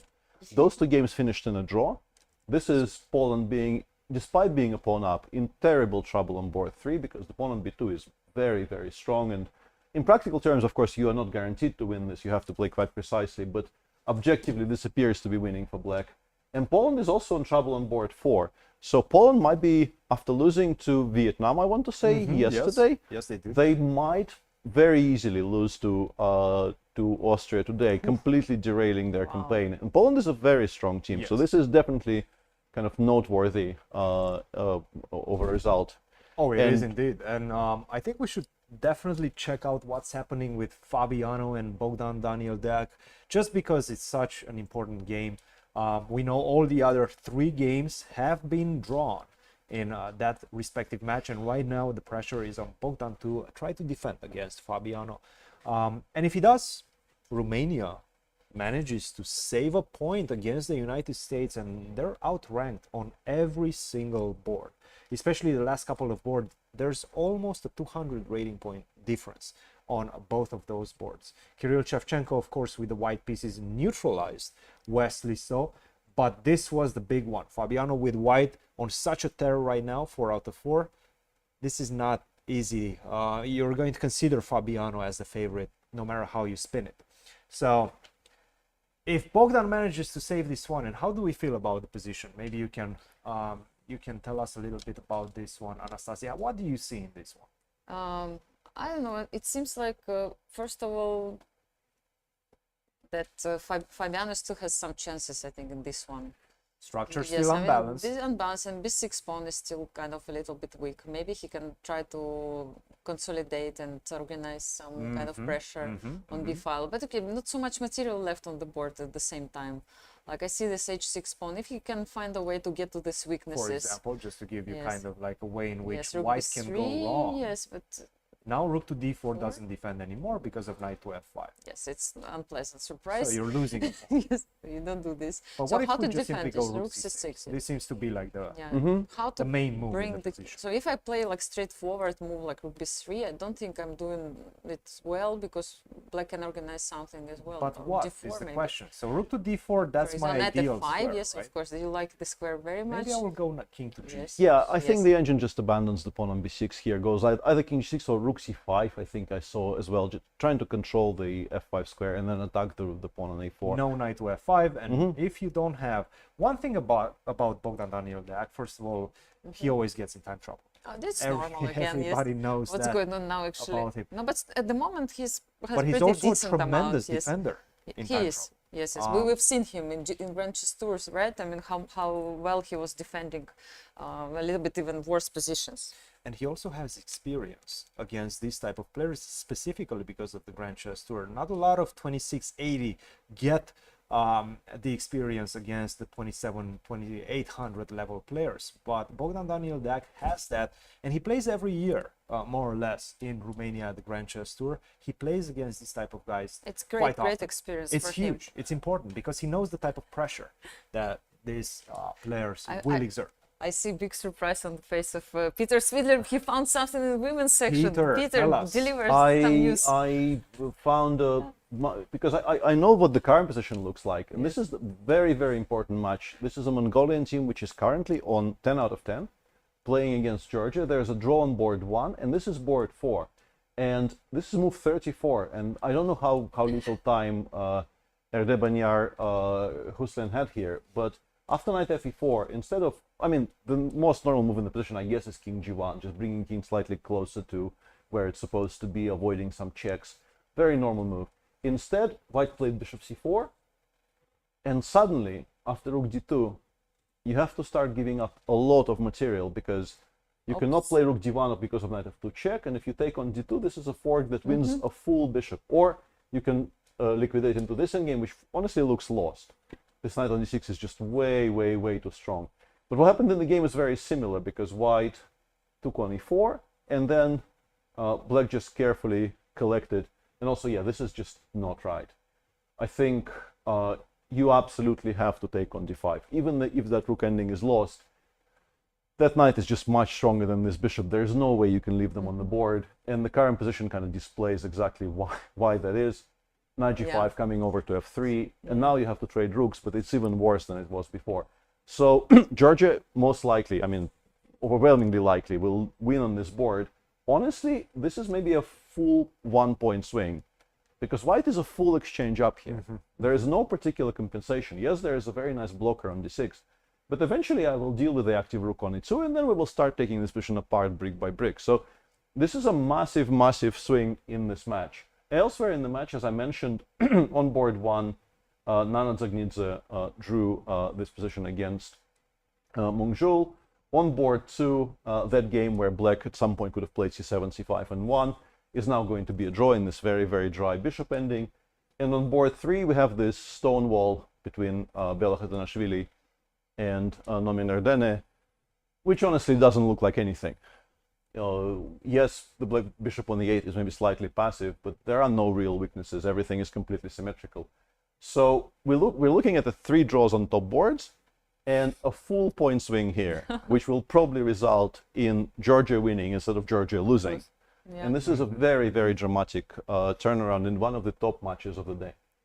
Absolutely, and staying with the women's section, another match that I was having my eyes on a long time ago, well, in fact, was this one between Poland and China. And let's give up an update about that. There were a couple of draws on the first couple of boards, and to be honest, this is a huge improvement for Team China, because Kashlinskaya had a pretty significant advantage out of the opening. She did not manage to do much with it, and that allows China to potentially try to take the advantage and swing the match on the other boards. Let's see if they are able to do that. We're going to start with board 3, Kyolbasa versus Ki. And this is, I hope I pronounced that correctly, I'm not 100% sure. It could be Chi, it could be Ki, but this is what we have right now. Open and it position, does seem, 2 bishops, yes. Yes, those bishops are really What can you tell us about the bishops? Anastasiya, bishop on d5, beautiful. Yes, same for the bishop if it comes to c3. I think these bishops are going to cut the board in half. I have to say Kyolbasa is looking good and primed to maybe get a win in this one. Wait. What? So queen to e7, bishop to e1, bishop takes e3, queen takes e3. Immediately. Bishop Maybe there is takes something. Yes, because b7. you take the pawn. Yes, you just transfer it to the material advantage. Yeah. Yes. Okay. Bishop takes b7. All right. So that's an interesting position right now, and let's see what's happening on board 4. Nishikun versus Alicia Slivichka, and we were discussing this position. It's a very, very difficult position for quite a while now for white, and it all stems from this moment when she played the move knight to g3. This was a big mistake by white, a big strategical mistake, because you were allowing black to start pushing the pawns. A bishop to e6, a d4, and knight to d6. Slivichka finding the right move, forcing more or less, or you can go knight to d2, but that's a backwards move. Knight to b7, Slivichka playing absolutely brilliant chess, keeping the pressure, and a5. Queen to a6, rook to a8. Let's see, bishop takes b3, rook to a6, bishop to c5. And then we get this transition. And right now, it does seem like the pawns are going to get pushed, and that's exactly what's happening. f5, e6, with the bishop supporting that type of push. And let's see where we are right now, because actually it does seem like Nishikun was slowly but surely turning the tables. Nevertheless, it does seem like black once again got her rook back to b5, the ideal square, which pretty much stops white's pieces from moving right now. You cannot go rook to a4, you're losing the pawn on c5. You need to stick around the presence of the c5 pawn. To my eyes, this one is just simply looking like a position in which neither side can make any progress. Okay, sounds good. I don't have particular positions to show you guys. I just wanted to update you on some results in the women's section. Ukraine will most likely beat Serbia today. On board 1, Yulia Osmak won a very nice game against Teodora Injac. On board 3, Ina Garponenko beat Adela Velikic. Ukraine is in trouble on board 4. Evgenia Dulhanova is much worse, but Anna Oshenin on board 2 is doing quite well, so it looks like they will definitely get over the line, maybe even score 3 points. Azerbaijan is going to beat Vietnam. Azerbaijan won on boards 2 and 3, drew on board 4, so board 1 is now irrelevant. And there's a very interesting match in progress between Switzerland and United States, where on board 1 there was a correctly played draw between Begim Tahirjonova and Alexandra Kostenyuk. On board 2, seems like Carissa Yip is now breaking through. You see there's a tremendous attack there on the queen side, and black is also a massive amount of material. But I like the evaluation at the same time, yes. No, it's just slightly broken. It will drop down in a moment. Black is on exchange up and giving mate as well, so this is not an equal position. Yes. Now I'll have to scroll again. Why did they make me do that? There you have but on board 4, this was, and I just want to show you this kind of a snapshot. This was a bit of an opening disaster there by Anna Zatonsky against Maria Manko. Material is even, but if you allow white to have this fantastic pawn center with the bishops on g2 and g1 in particular, far away from where they can be attacked, eventually the center will start climbing up the board, and black were eventually sort of swept off the board completely. So currently the score is draw on 1 and Switzerland winning on 4. Carissa Yip will win, so it will all come down to this really messy position on board 3, where Alice Lee has this kind of a weird setup with the queen on h1 and the king on h2, somehow solving the issues of, not getting mated on the king side. Material is level, but it feels like white will succeed in not getting mated, but I don't see how you make any progress. So this match might actually end up being a 2-2 draw, unless Alice Lee finds some kind of a miraculous way to make progress here and goes on to win. I don't think black has particular winning chances, but feels to me like this should be around level. Guys, a couple of things have changed. Huge development in the big match between Ding Liren and Le Quang Liem, with the fate of the whole match between China and Vietnam in their hands. Right now, these players are making some slight inaccuracies. Rook to a1, and it does seem like rook to c7 or b7 try to give the check from the side and kick the king backwards. And once again, take this with a grain of salt. These are rook endgames. We don't actually know exactly what's happening, but rook to b7 seems to have been giving black a tremendous advantage. Rook to e1 and now king to f5, and perhaps this is the difficult move to make. Not king to d4, because if you go king to d4, then I just simply go rook to e6. And in fact, rook to e6 is going to give me enough time to start picking at your pawns. That would be a draw. But you go king to f5. Next move, I'm going to give you a check. And then I'm going to continue pushing my king forward with the move king to f4, supporting the push of the d pawn. This one is not looking good right now for Ding Liren. But Le Quang played the move rook to e6. And once again, Ding is back in the game, but only with perfect play. There is only one move that Which keeps move? him right Which now move? in the game, and Yes. that is rook to e1. Rook to e1. Again, king d4 is not possible right Obviously, now. So because we're king losing the... f5 or king d6? Yes. And for both of those moves, I'm going to go rook to d1. This is not easy. Now, the idea being that if you try to go king to c5, I'm just simply going to start giving you checks. Checks from the front, and that's going to be enough. And in fact, let's take a look at this one. King to f4, not even checks. No, you're trying immediately, yes, to get to the f4. Okay, this is in fact extremely difficult to understand. King to f5, rook to d6. To my eyes, you see this position, and you're already thinking you're losing this one. Because the rook is behind the pawn, the rook defends f6, yes, and I'm going to be able to utilize my king to maybe push. you play king e4 and then you Yes. start giving checks. Only move in the position, and I'm just in time. In the nick of time, I'm going to be able to start giving you checks and get my king in front of the pawn with king to d3. Not an easy job for Ding, but perhaps he will find it. I believe that he can find still those moves and try to save the situation for China. I'm a bit worried, Anastasiya. Look at the clock as well. This is the second time control. 5 minutes 50 seconds for Ding, 31 for Le Quang. Pressure on the clock, pressure in the position. And to my eyes, Ding doesn't look like a confident man right now. He looks like a man that believes he's in a losing position. Seeing Ding in Central Cup for so many days, for me, it's not that bad, It's the not that situation bad. is not that Yes, bad. Anyway, yes. I wanted for a long time to check the position in the women's section if we Oh, we're have going the back chance. to the ladies. Yes, Okay, let's tell check me, tell me. Tanya's position, because still the match between India was not over. Okay. And her game may be one of the decisive ones. So she keeps playing against Anna Sargsyan on the yes, last but board. this one she's not. First of all, Sargsyan. right now they're winning 2-1. Divya did win her game against Alina. This is good for Tanya. India either wins 3-1 or 2.5, because White is never going to win this position. Just your pieces are too active as Black.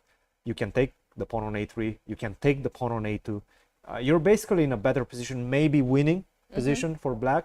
But Tanya is never losing this one, which means that India will in fact win this crucial match. Just few moves ago, it was not the case. I mean, the position was not so winning for her. I think her opponent made some crucial mistake. What happened? It seemed like if you just scroll just a couple of moves, this rook f7 move was like, it seemed like rook f7 good. seems to have been a what bad I move. could see is that bishop couldn't move. Yes, rook f5. Some ideas, no, but yeah. So yeah, rook f7. Why was it such a big mistake? Because knight of this e5, move, knight yes. to e5. Yes, knight to f3, and I don't think she realized how bad this position is in fact.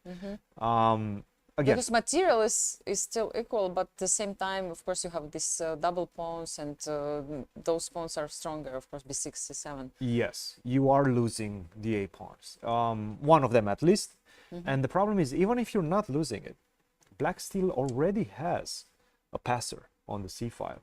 I do think we see a move, but once again, it's all about the previous game with Divya winning her respective very encounter. important. Huge. And now huge look, victory. India Yes. is winning this one. Yeah. India is truly dominating And so far. Tanya so far plays a very good tournament. She has 2.5 out of 3, and if she wins this one, it's gonna be huge. 3.5 out of 4, great result. I feel she so always far. does well at the Olympics. Yeah, she does, yes, and she brings normally very important points, and that's why she preferred to play instead of being a commentator. Yes, she loves to likes play the for her Olympiad. country. Yes, she loves to play. Yes, it's important Guys, for her. Yes. Where you want to jump? I mean, we have to go back to Ding Liren. Yes. Just for the simple fact that he played a very bad move. He did not find rook to e1. Yeah, and he played rook a4. He played rook to a4, and after rook to b6, which was played in the game. Once again, I'm not really sure how you are going to continue defending this position. Rook to a3 if you have to play that move, but rook to a3, I'm going to go d4. It just simply doesn't look like a defensible position, especially not without 3 minutes on the clock. So Ding doesn't look very good in this Yeah, one. but we have to check the match between Hungary and India We do in indeed. open section because we haven't checked for some time. We do indeed. And Pragnananda is still playing on the second board. I mean, position looks pretty same, right? There, they keep maneuvering. I mean, This was kind of the discussion. Yes. We didn't know exactly how to make progress for either side. Nothing changed. Nothing changed, but it still seems Basically. that Prague is the one who has to hold the position and try to make sure that he doesn't make any mistake in this one. Yes, yes. But it does seem like whichever side tries to push too hard is going to lose this one. I'm guessing none of them will. Nevertheless, it is this one, Sanan Sujirov versus Eriga Isi, which has been going in Black's direction for a very long time. Eriga Isi is just simply dominating in this event right now on 100% score. I believe he's on 5 out of 5 Absolutely, with the potential yes. to win a 6th in a row. How is it going right now? This position is still winning for Black? Yes, yes. Once again, the same domination of the bishop against the knight, with the very important weakness on a3. If this pawn would be on a2, maybe you have some chances to hold. But with a pawn on a3, that gives me free entry towards the b3 square, but also a free attack against the pawn on a3. You're in trouble. Sujirov knows it, and he's also in trouble on the clock. So this one is definitely going India's way. Now, another big one, Gledura versus FIDE versus Gledura. Look at the knights, and you can understand the evaluation of the position immediately. Yes, if you have those knights on c8 and e8, it seemed like things didn't go well. No, Not at no, all, they yes. haven't. No, they haven't. And Look, I have to say, it's a very similar story to the previous game that we've just seen. Sujirov struggling with the knight. Right now, Gledura struggling with the knights. You have two of them, but they're very passive. Also, it's all about the bishop and its potential. And the bishop has tremendous potential holding, keeping control of the knights, but also in coordination with the activity of the king. This king will always blackmail Black. Either I'm going to go on the king side and attack your h6 pawn, either I'm going to go on the other side, on the queen side, and attack the other two pawns. This one, to my eyes at least, it's looking completely busted, which indicates to us that India seems to be once again headed. yes, and they may win actually with a huge score, right? That's It going can to be be 3-1. 6-0 before we enter the break. Yes. Tomorrow is a rest day. Let's remind everybody. Tomorrow is a rest Good day. point. We're And- resuming in a couple of days. We have the Bermuda party. Tonight, and actually, I wanted to talk about it a little bit, Cristian. If we have a couple of minutes, yes. yes, Let's of talk. course, Let's. of Are you, course. first of all, are you coming? Of course. Yes. What are you Everybody- expecting from Bermuda party? Like, what are your thoughts? I'm not expecting anything from the Bermuda party. I'm not going with any expectation. I'm going with an open mind, Anastasiya. What was the last time you attended the Bermuda party? The last time was in Georgia. I was Georgia, playing, and Batumi, yes. we had a good time in Batumi, yes. Did you go with your team? Like, how was it? Of course, yeah. It's always a very good social event. Of course, most of the teams are participating. Some of them don't. Some of them, they do want, especially the ones that are in contention to Fighting win. for the medals, yes. Yes, they take a much more of a professional stance. Let's say maybe they come, drink a Coke, and then go back to their respective hotel rooms.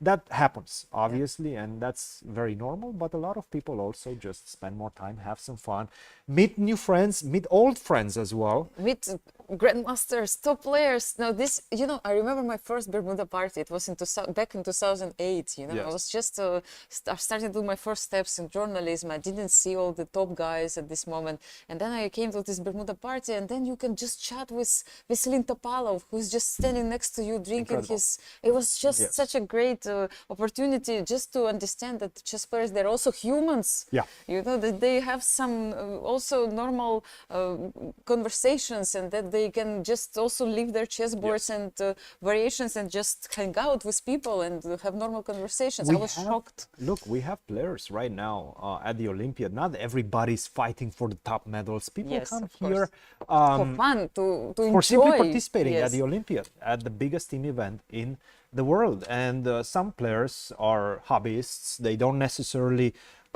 play all the time. And to have the chance to meet Magnus Carlsen in flesh, I mean, this is obviously a huge opportunity, and it's a fun opportunity as well. Absolutely. Do you know how actually Bermuda Party started? I Like, have no why idea, we and call people it Bermuda keep Party? Yes, asking me this about that, question, and yes. I do not know the answer. Please tell us. So now you're in the right place, Excellent. Cristian. Now I can tell you. Yes. So Bermuda Party actually started in 1980 during the Olympiad in Malta.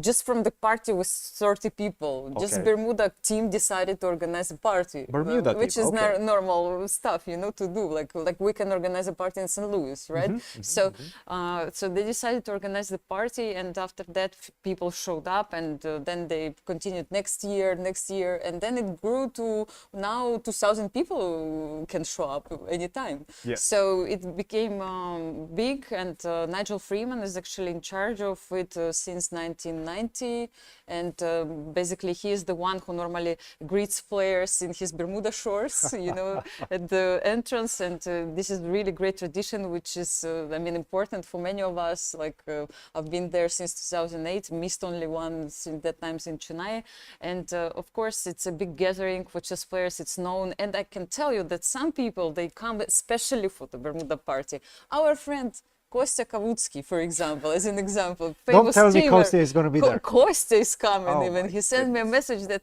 yeah, I'm coming. He you must be know. hanging around Europe, because I'm Yes. sure he didn't make the trip from the No, US no, just he for the didn't do it Bermuda only fun. for. Yes, you're right. Look, yes. it's fun, but it's not worth a cross-Atlantic flight. Now, Don't maybe say it this. is. Maybe it is. Maybe Maybe- it is. So, in any case, like Maybe it's a it big gathering, not only for players but also for volunteers, people involved, and those who have badge from of the Olympiad. So normally these people can enter. This is your ticket inside. Ticket inside. Yes. Oh, okay. Now, big developments. Updates, yes. Ding Liren made his last move with 6 seconds on his clock. Uh-oh. Right now, he's standing at 36 seconds. And we can officially say this is surely a loss in terms of objective evaluation assessment of the position, because if Le Quang finds, to be honest, the most natural move right now, which is rook to b2, and I think a lot of other things win as of right now, f5 as well, but rook to b2 seems to be the easier one. You go king d3, you put the rook on b3. Now you have to go back, Yeah. otherwise you lose the pawn on f3. What? Now we can just Just simply F5. push. Mhm. Yes, yes. You can give a check, then I go king to f4. You're going to lose the f pawn. I'm going to, for example, if you try to go rook to d5, I can go rook to e3 first. Basically, if we get this position, you take my d pawn, I take your f3 pawn. With a cut king, you're never going to be able to defend this one. This is a technical win. I go f4. And with the cut king, you cannot get in front of the pawn anymore. It's over. The game is over. Yeah, I agree. He just played f5, which is one of the winning moves. Again, there's no reason to hurry. You're still getting rook b3. You're still getting rook b2. This is, in fact, right now, an easy technical task for a player of Le Quang's magnitude. And I Yes. think he's going to take it home for his team. And it means actually that Vietnam is really about to equalize the score in this Yes. match, and which is very huge, of course. Ding is about to make his move. Let's see, because he has just 9 seconds on his clock. Rook to Rook a5. a5. King to f4 is going to come as an automatic move. He's not even going to spend any time. King f4 is coming. Yeah. Should we stay here for some Yes, time? yes, we should. We should. Mhm. Just because it's rook to b2 is going to land on the board. Yeah. This is a heartbreaking moment right now for Team China. And for, of course, for the fans of Ding Liren. Of course, we were discussing it also before that after a certain amount of time, if Ding Liren keeps playing, like maybe after 4 hours, he finds it seems like it's a little bit difficult for him to keep the same level of concentration or like same level of strength. Yes. Like we've seen this tendency during the Singfield Cup. Yes. Right, and we kept discussing it that Yeah, something is still happening with the world champion, which doesn't allow him to play on the same on the level we used to see him playing like a couple of years ago, which is really, really upsetting, of course, his fans at the moment. But we all hope that he will find a way. Of course, we all that, want yes. to see Ding back to his usual self, right? Because obviously we know that right now he hasn't been himself. He's not playing at the level that he's used to play, and I'm sure he doesn't want to see that. Of course, either. absolutely, yes. We've discussed with him as well, like during the interviews, and everybody's experiencing this type of moments in their career right now. He's going through a difficult moment. I'm sure he will be back. Rook to b2 is the move that was just played, and you've seen previously Le Quang. That's the look of a man that knows. He knows he has this in the bag right now. He knows this is a technical win. He's seen this type of end games so many times. What about Magnus Carlsen game? Just let's say before we go for a short break, maybe we can have a look. I do want to stay with this one even before the break, maybe just because I think this game is going to be over. But really soon. let's check with Magnus. I don't think Ding is going to resign just now. Let's check with Magnus for just a second and see what he's doing. Yeah, because somehow I couldn't find. Yeah, not that much has happened. Not that much has happened. He's going to take on e5, which I think he already did, and that's going to be a pawn advantage, but not a great pawn. Let's just put it that way. I think yes, those two double pawns almost doesn't matter. Yes, with good play, I think Parham has this. This is technically a draw right now. Still some challenges for Black, but I think. Look, there's some sorcery always whenever Magnus plays. There's some endgame sorcery. But this one is really hard to do something. Simple. Yes, it's not so much material left on the board right now. We can see the captain of the team Odin watching the game, and also we could see the teammate was checking a little bit like what's going on. And you know what was happening before could also affect Arian Starry decision, because if he really he came to Magnus board and he paid attention that Magnus is winning, and he could actually keep playing once he knew that this game was not going his way. He could have, but it wasn't an easy position to in fact try to keep avoid, on playing. Okay. Yes, you're right. Because if you do trade on c8, for example, and this is a game that finished a long time ago, so maybe we shouldn't spend too much time on it. Yeah, just quickly check. d4 is coming. This bishop is actually going to block any sort of push with f4, f5. It's not looking like a good idea to keep playing. It was a good point, yes. Let's get back to that Ding game once again, just because I feel we're seeing the final few moments of this one. See the determination in Le Quang's eyes right now. Okay, he's about to make a move. Rook to h2. Rook to h2. Because the idea is if you take on d4, he created a nice trap. Yes, king is3, threatening two things at the same time. Good, nice double attack, rook h1 and king takes on d4. Tremendous move, by the way. Tremendous move, yes, because right now you're in Suswan. If you move the rook from the 5th rank, then I can just simply take the f3 and you don't take my f5 pawn. You lose contact with this one.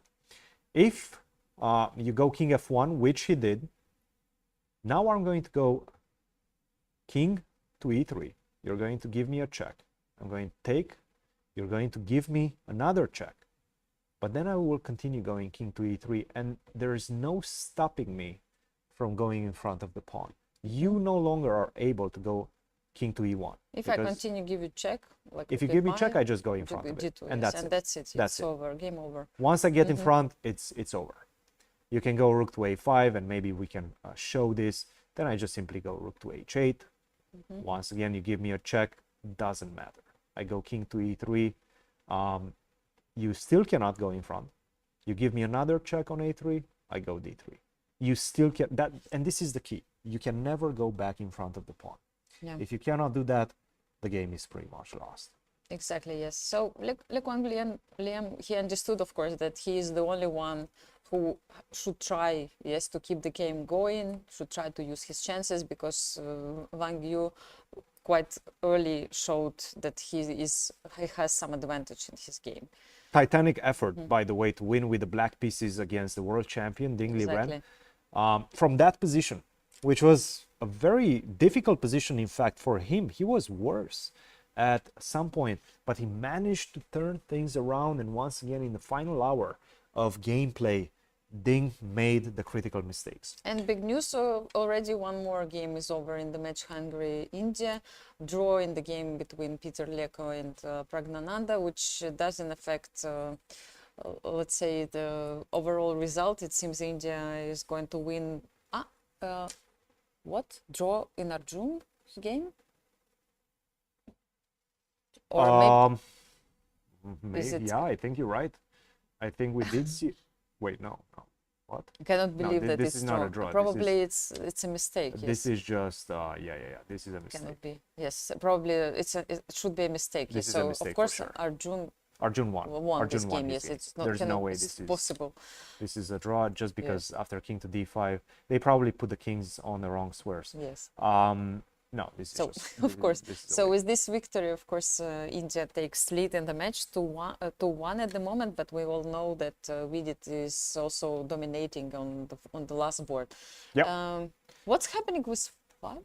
Let's just finish yes, this I just one. mean, Let's just finish just this to one. remember. Because Fabi, not that much has Yes, happened. I think maybe it's already drawn. I don't see. It could be already draw. If you don't see it on Yes, your screen, then it's probably a draw. I'm going to do the scrolling, and I'm going to try to tell you for sure what happened.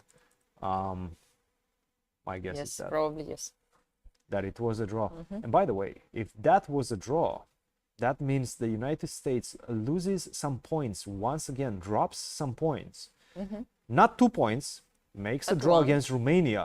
But in this was a match in which they were huge favorites. Huge favorites. So the fact that they did not manage to win against Romania, this is a disappointing result for Team USA. I agree with you completely. And now, in fact, we're seeing those exact type of positions that we were discussing previously. King to f2. And now I can do this in a lot of ways. Rook to c1 being one of them. Try to cover on c2. d3 is another one, and a very easy one, for the simple fact that you can give me some checks from the side. But it doesn't matter. I go king to c3. Obviously, I'm not going to drop the rook with king c1, rook a1, rook takes h1. No. And now I'm going to go, you're on the short side. We call this the short side. Yes. With a rook, because you're very close to my king. So now you go something like rook to a2. I don't go king to c3 back, but I go king to b3. That wins a very important tempo, because you cannot approach my pawn. You have to move the rook back. And then I just simply push the pawn. d2. That's it. Just game That's over it. after that, yes. That is it. You can see right now the feelings, the emotions that Ding is going through, because he knows. He knows he shouldn't have lost this game. Yes. Look, he had a great position. He played a very good game out of the opening, increasing the pressure all the time. At some point, I thought Le Quang is in trouble. But then Le Quang just simply fought back, managed to get back into the game. But, I mean, exchanges those bishops. I agree with Peter that he should have just kept those bishops on the board. I would have done the same. That just shows you how tricky these rook endgames are. Why would he go for descending, which reminds so much descending he had with Nepo, and Yes. Nepo had other times, and like unbelievable. Like I don't know, like why would you do this to yourself? Yeah, that's a good question. Is it extra self-confidence, like you believe that you know by heart how to do draw? Maybe you just like you're sure that it's drawish. It was a draw. And it is drawish. It was just a draw. practically, sometimes it's hard to hold it. It's very difficult. No, these rook endgames with already a passed pawn like this, being supported by the king, they can go wrong very quickly, as we just have seen. If I can avoid rook endings, I do my best. Yeah, that's probably the right way to approach them. But of course, I mean, it was a joke. If you know it's completely drawish, of course you go for it. It's top players, they know what they're doing. An easy way to do would be king to c2 or rook to h7. Is a very technical way of forcing matters Rook to a2. Now you can even go king to c1. There's no more. King to c3. He decides to play. We're watching right now the finishing touches by Le Quang Liem in his absolutely crucial match against Ding Liren. Crucial match for Vietnam against China. And with this victory, which is assured right now, Vietnam will equalize the score. Yes, and I just wanted to update you that Fabi is still playing this position, and it's like still looks pretty drawish. Just for you to know. Great. Cristian, yes. Yes. No. Thank you for updating me. Yes. I found it finally. You found the game. Yes, it took me some time to find. So, king to b3, which is played, and now once you put the rook on the 8th rank, which I believe he has done, I have enough time to cut your king. Rook to e7. Cut the king on f2. Do not let the king approach the pawn. Yep, it's on the He board. has still 25 minutes to think You don't about, need but he 25 doesn't minutes. need. He doesn't. He knows these positions by I think heart. it's about Yes. Ding is about to resign. Yes, you're absolutely right. It's Ding is about to very resign. sad. Well, it's one of those games. Look, you'll sometimes lose games in which you know towards the end, all the way towards the end, that you have some chances. Right now, both of these players know that none of them, well, this result is not going to be changed. Both of these players know the result of the game. They're just going through the motions. They've seen this endgame so many times. A technical situation right now. Yeah. Ding Liren is on our screens, and yeah, he has to think about a very sad position. Of course, yes, he just stops the clock and resigns here.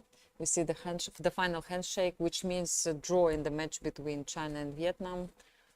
We'll discuss it with you, Cristian. I think it's time for us also to go for a short break, and we'll come back to check the final moments of the matches. I think you're boards, perfectly right. We're going to leave you guys with something to watch on your screens. Until then, we're going to come back shortly. Stay with us. We'll be back with the end of round 6 just in a couple of minutes. 2023 saw the start of a battle. Now, witness the next move. This is Chess Amplified.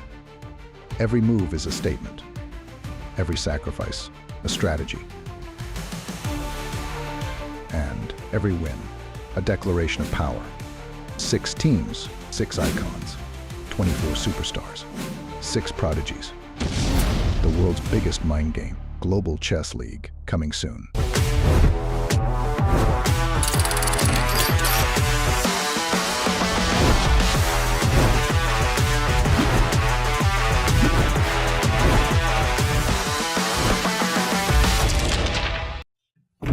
Bobby, dude, your decimal course is taking forever, man. What are you wearing? Dude, I always wear this. Well, why are you wearing it? Dude, I'm going on Piers Morgan in 5 minutes. You mean that Piers Morgan? Wait, Hans is on right now. what? You interviewed Hans instead of me? God.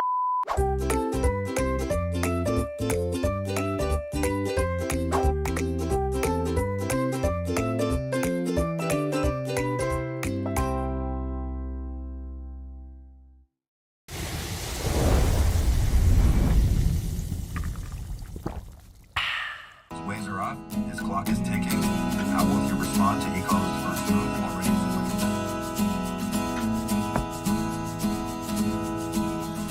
Who's gonna swing across the channel? I'm a strong swimmer. Who's gonna swim across the channel? Why did you wonder? You say a lighthouse. Am I right, boy? Am I right? Why did you wonder?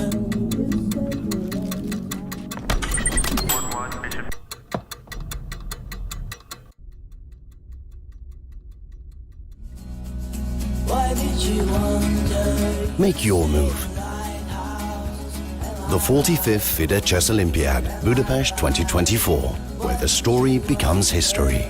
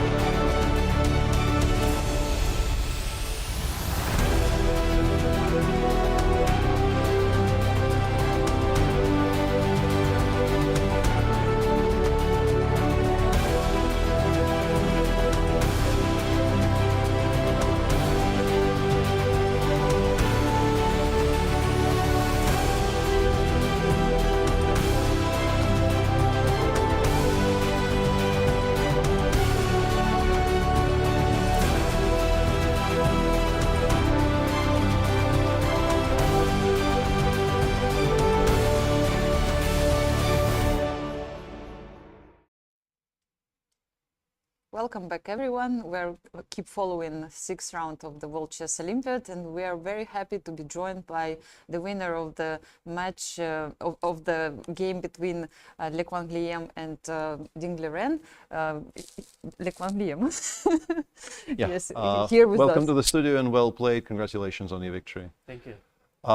What did you feel your game was today? We were very excited because it felt like your game was always going to decide the match, it felt. And how did you approach it? What was your initial plan for today? So yeah, today with the black pieces, I was thinking I should play solid first and see what his intention would be.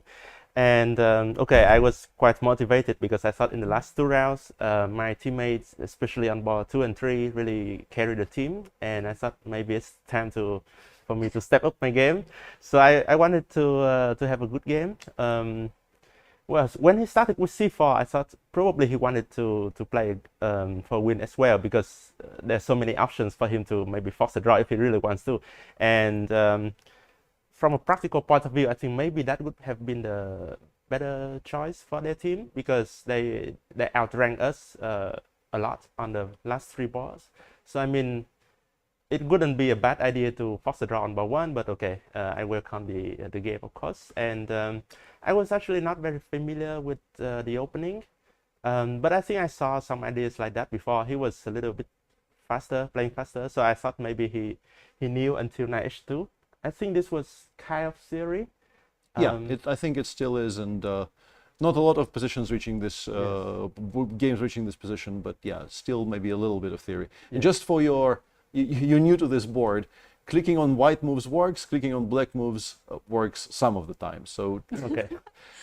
Okay. Just so you know. But you know, the situation in the match was developing, and the moment when you saw that on the 4th board your teammate lost this game, what did you think at this moment, and did it change Also, a little bit your approach? Also, maybe you remember exactly when you kind of knew that you were losing on board 4. Yes. So actually before the match, I was telling my teammates on board 4 that maybe you should make a draw immediately out of the opening if you have the chance. But okay, it was an interesting game, and of course he wanted to play a little bit, and it got a bit complicated at some point. I think he was maybe a little bit better at some point, but then his attack was a bit too risky, and then I realized he was losing. Of course, the second ball drew very quickly, so that wasn't a concern. Ball 3 was always a bit solid, so I wasn't concerned either. And then at that time when ball 4 lost, I thought maybe I had some chances to push. So can you show us sort of roughly where your game was at that moment? Yeah. Scrolling on the no, to the left, to the left. Oh, to the left. Yep. Okay, yeah. So I saw when ball 4 lost, it was probably after the queen trade. No, I think it was probably around this moment. It was quite late in the game. Quite late in the game. I think after g5 probably. Rook a7, somewhere here. And okay, objectively this is a draw, but I thought black is the only one pushing for the win here because the pawn on h6 in the endgame is weak. And something what you predicted also, yeah. Peter. Peter said that if black survive until the very end, then Yeah. h6 pawn will be actually When we were weak. discussing a position after move 10, Cristian and I discussed that maybe 50 moves later the pawn on h6 will fall, and that actually ended up happening. Before we get to that endgame, and it's a very interesting discussion to be had about that endgame, did you feel you were in trouble at any point, or...? Maybe a little bit at some point, like after bishop g5, I was thinking, okay, knight e4, bishop b7. So knight e4, yeah, I was thinking bishop e7 actually. Bishop e7, rook e8, bishop g5, and I was thinking knight f3, ef, f6, bishop e3, and here I wanted to play king f7, but I was a bit concerned about this endgame. I thought, okay, I see that the engine now says that I'm losing, but I didn't see how in the game. Oh, I see, rook bc1, yeah. Yeah, this does look risky. I'm guessing you can play more precisely, but we felt somewhere around that point that maybe there were still some concerns for you. Yes, yes. I think after bishop b7, I was quite happy with my position. But here I was, because the bishop pair is very dangerous, I didn't see a way to, because I thought about this move, but after take, bishop b7, let's say knight d4, there's e4, and I don't get this pawn. I cannot go here, and bishop will go to d5, and then okay, maybe rook c1, rook c7, looking very dangerous. Yeah, so understandable. Yeah. But then he didn't play that, and we got this this endgame, and yeah. So after he went back to f3, basically, this was probably a draw offer from him, practically, because if he went bishop g2, maybe there's still something for white to play for. Let's say bishop g2, I can take, or f6 first, I don't know, f6, let's say bishop e3, knight e2, king f1, knight d4, and still f4 is not working because knight f5, so, but white can play something like b3 and b4 and so on. I don't know, I think black still has to be a bit careful here. So when he played bishop f3, then I felt that I was completely safe, and yeah, I thought this endgame only black can try for the win. Yeah. Yeah, and then we come to a point that we were discussing in the studio and between ourselves, and I'm very interested to get your bearings about this. The position where he took on d6. Oh. If you invert the, we get to that position all the way down when d6, everything gets removed on the king side, and we have this 2 against 1. Yeah. If this is a game like one Ding, and you're white here, which I could keep the bishop probably. Yeah. This is what I wanted to ask you about. Yes. Yeah, because we thought that of course it's still a draw if he takes on d6. Right. But the feeling pretty much among all of us here in the studio was it is just so much easier to lose this rook ending than it would be after bishop e3. Yeah. But yeah, I could play bishop e3, but okay, this is suffering for another 50 move. So absolutely, it's not fun for white. Yeah, there is no fun choices, but Yeah. I still thought this was stronger. Yeah. And at what point did you convince yourself you were winning? Because it should be a draw from the start, right? Exactly. Yeah. Yeah, I wasn't sure. Probably until he played f3, then I think it was winning. But like around here, it was much better for black. But I think you're already winning here. With precise play, I think you're already winning here. Yeah.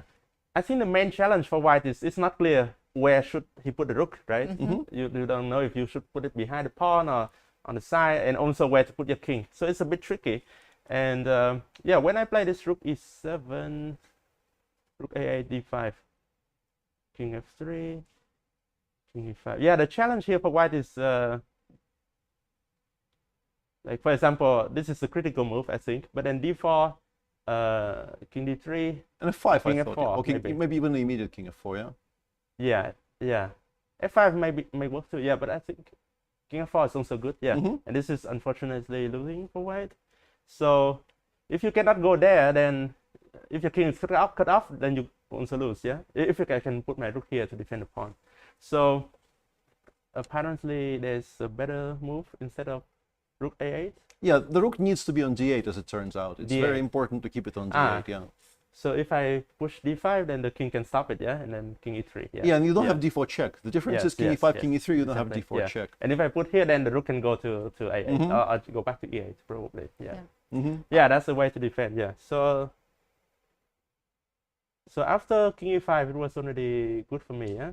Yeah, it's after that it was winning basically. Yeah, right? but I was only sure after f3 because once you play f3, then that pawn will fall for sure. Yeah. Yeah, absolutely. Then king just goes there inside. Yeah. I wanted to ask you this victory. Your victory managed with this victory. You equalized the score in this match, and Vietnam is doing really well. What actually your expectations in this tournament? Like, how would you assess also your results so far? Yeah, we have been doing really great, and I think this is really the first time that after the first half of the tournament we are among the leaders. So I'm very happy with that, very proud of my teammates. We really play fantastic this time. But coming into this tournament, we had no expectations because we are ranked number 21 initially, and we got 7th place at the Olympiad before. That was our best, but we never got close to medals, anything. And you know, with such a big tournament with so many strong teams here, I don't think we expect to be medals. So I mean, we just play and enjoy the games, and whatever happens will happen. But maybe it's actually a better mindset to have, right? Exactly. when you don't put so much pressure on yourself to perform well, it's in a way maybe easier to play.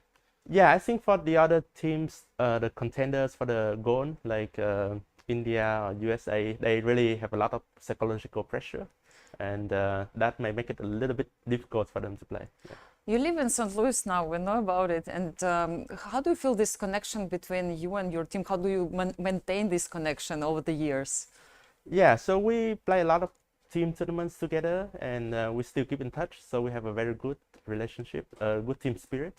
And it's funny because I live in St. Louis and I know so many players from the USA. So during the drought, I also check their games. And I'm kind of rooting for them here and there too, as long as they don't play against us. But yeah, it's nice to have a lot of friends. Yeah. Yeah. Excellent. So definitely the performance of your team so far is one of the biggest stories of the tournament. It's very enjoyable to watch. Yes. And good luck for the rest of the tournament, and thanks for coming in. Yeah, good luck for you and for the team. Thank you. Absolutely. And we're getting back to the playing hall, and we see Magnus on our screens. Magnus Immediately he's still playing. yeah. He's still trying. Yes. But doesn't seem like he's making too much progress. We can bring the game up on the big screen. And earlier we could see Alexander Grishuk sitting nervously watching. Yeah, with a very serious face. Yeah, but at least I got to say hi to him for the first time this tournament. Really? I ran into him in the playing hall. You were in the playing hall. Tell us what happened there. Like, what's Yeah, going on? I have some stories to tell. First of all, some results that we did not get to today because they are sort of far down and we don't actually get to talk about those matches as much. Germany finally winning very, very convincingly. Germany winning 4-0 today against Venezuela. Bravo. And one thing I wanted to bring up, because it feels like we've adopted this team by this point. Canada is doing well again. No Canada, I way. think, is maybe beating Turkey today. Turkey is very, very strong team. I cannot believe it. Christian's favorite player, Razvan Priotu, has beaten one of the kids. I think he's beaten Erdogmus These are today. big news. Gurel beat whoever it is on board 2 for Canada, but Yilmaz lost to Sean Lemieux on board 1. Erdogmus lost on board 3.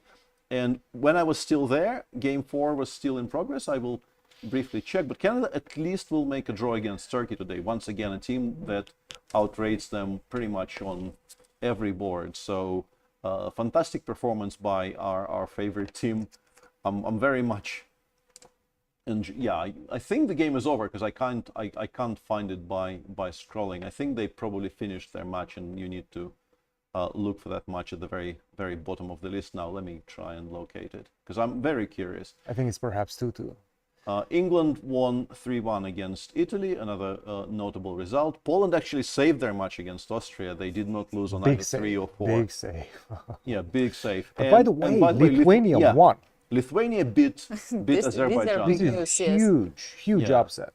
Georgia beat Spain 2.5, 1.5, and France wins 3-1 against Iceland, and I think Ukraine also won. Ukraine wins +1 because Ruslan Ponomarev on board 3 beat Nikola Djukic, and there we're getting, I think, to the Canada match. Yeah, it did end up all 4 decisive games, 2-2, a win for Sean Rodrigue Lemieux on board 1 against Mustafa Yilmaz. Gurel beats Tivandiram, Razvan Priotu beats Erdogmus, and on board 4, Emre Can saved the match for their team. A sweep for the white pieces in that match. Once again, yeah, white winning every single game. Single game in the match. But fantastic result for Canada because they are far below by rating on every single board. Yeah. How is his Magnus managing to do anything? I mean, he's really trying. No. He's really trying. And I was expecting him to be somewhere around the Canadian team, but no, I think he played for the team for a long time, right? He played for a bit, yeah. And by the way, Hungary loses 1-3. I'm sure you covered it, but once again, I want to say they are just so good at drawing blood out of stone. This young Indian team. The positions they won on 3 and 4. They're so strong. Yes. It's just absolutely awe-inspiring. And Prague managed to. It doesn't happen very often. I don't remember last Olympiad where I had the feeling that one team can actually go perfect in 11 rounds. This is perhaps the only team in the last, I don't know, many years. Perhaps you can tell us a bit more about that, Peter. You've played on some pretty dominant teams yourself, but this is a very dominant team right now that we're watching. I don't think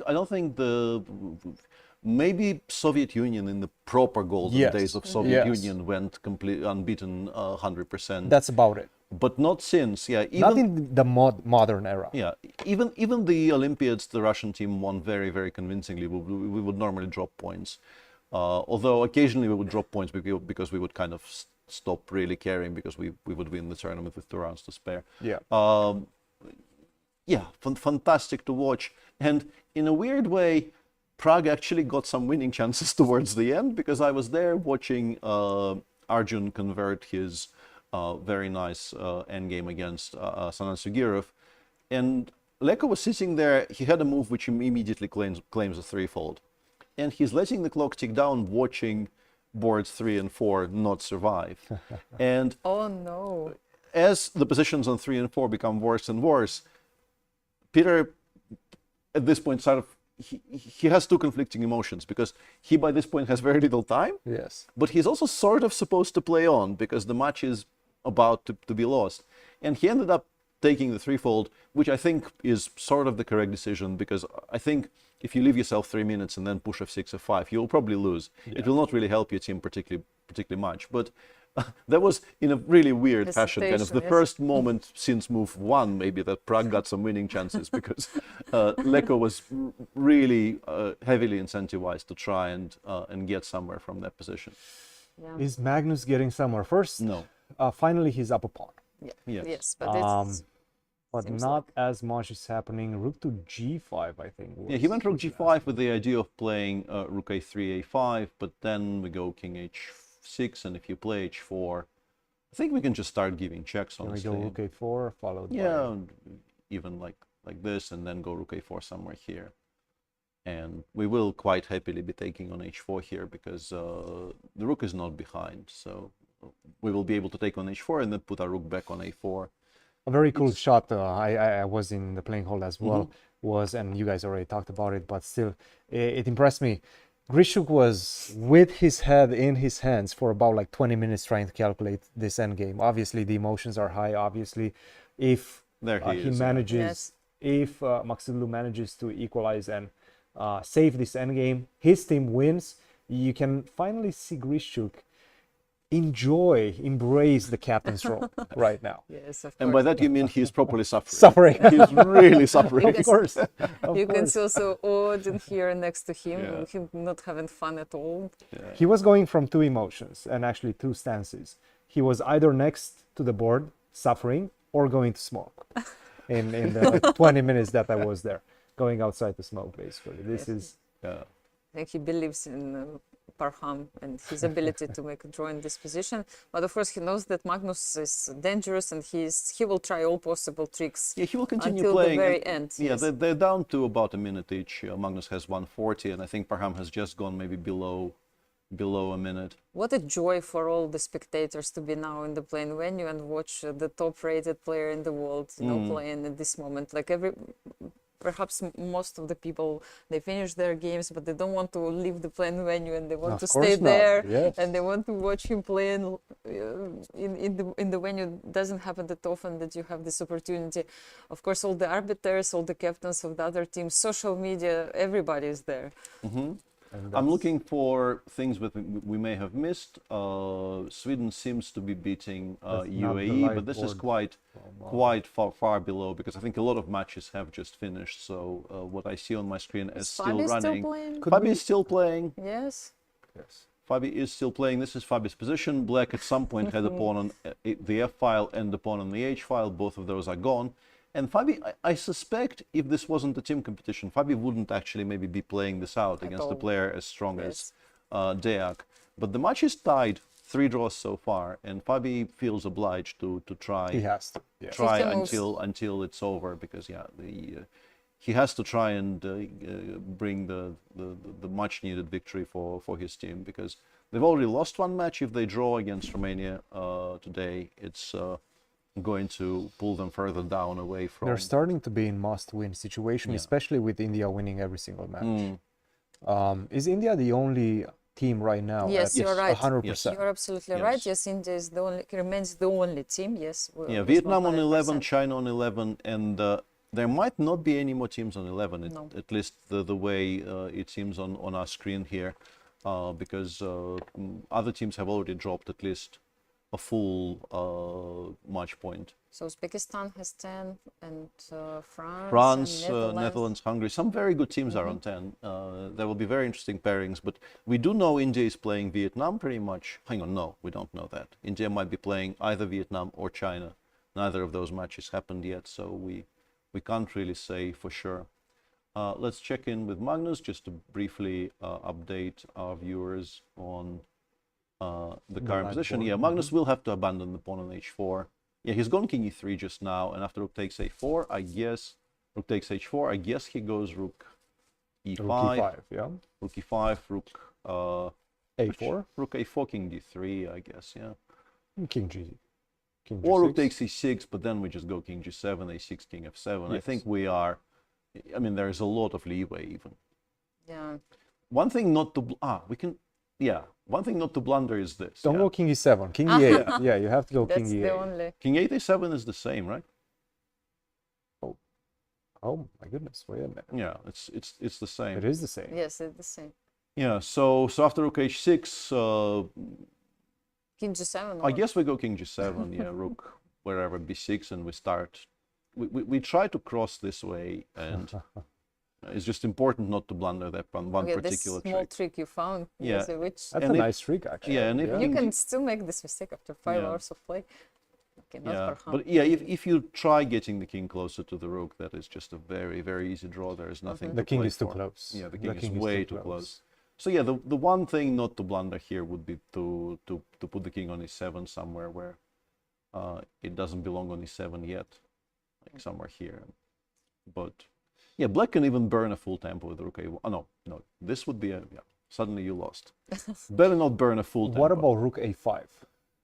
Yeah, because I think this burns more than one tempo. Yeah, rook a1 is too bad of a move. Yeah, rook a5 is still a draw. Rook a5 is still a draw. Yeah, rook a5 is still a draw. But barely. I don't know. I think we're entering barely territory. Yeah, at that point it probably might be tempo, but very much. Will the miracle happen? You know, will the miracle happen? I see Magnus is getting like very, very calm. Once again, it's the tension. It's the tension that arises. Under the tension. So I really like this move, king g7, very technical, because now you take on e6, I go king f7, no rook h6. Yeah, well, we can play a6 though, and I wouldn't want to play, although, yeah, unfortunately rook for Magnus, f5, yes. Unfortunately for Magnus, even this appears to be a draw. Rook h8, Yes. a7, rook a8. But that's not Well, that's actually fine. something you King want. d4. No. The only move to make a draw here is e5 check, but it's enough. And then king d5, e4, or king of e4. King f5 maybe. No, king f5. Yeah, king f5 is stronger. King f5, and then we start pushing, and it still saves. But yeah, nobody needs to do that. I feel after a6, we probably go rook a4, and then king f7, king g7, king f7. Grishuk still, right now I think enjoying perhaps the final alerted. minutes. I think Because There's a hint of a smile there. there is a hint of a smile. There's a hint of a Yes. smile You there know him better. on his face, yeah. Peter.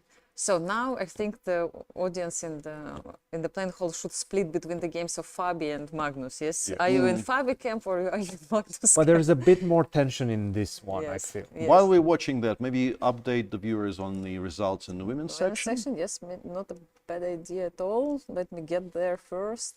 Yes, I remember that India won this match. We have a little bit strange standings, but India won the match.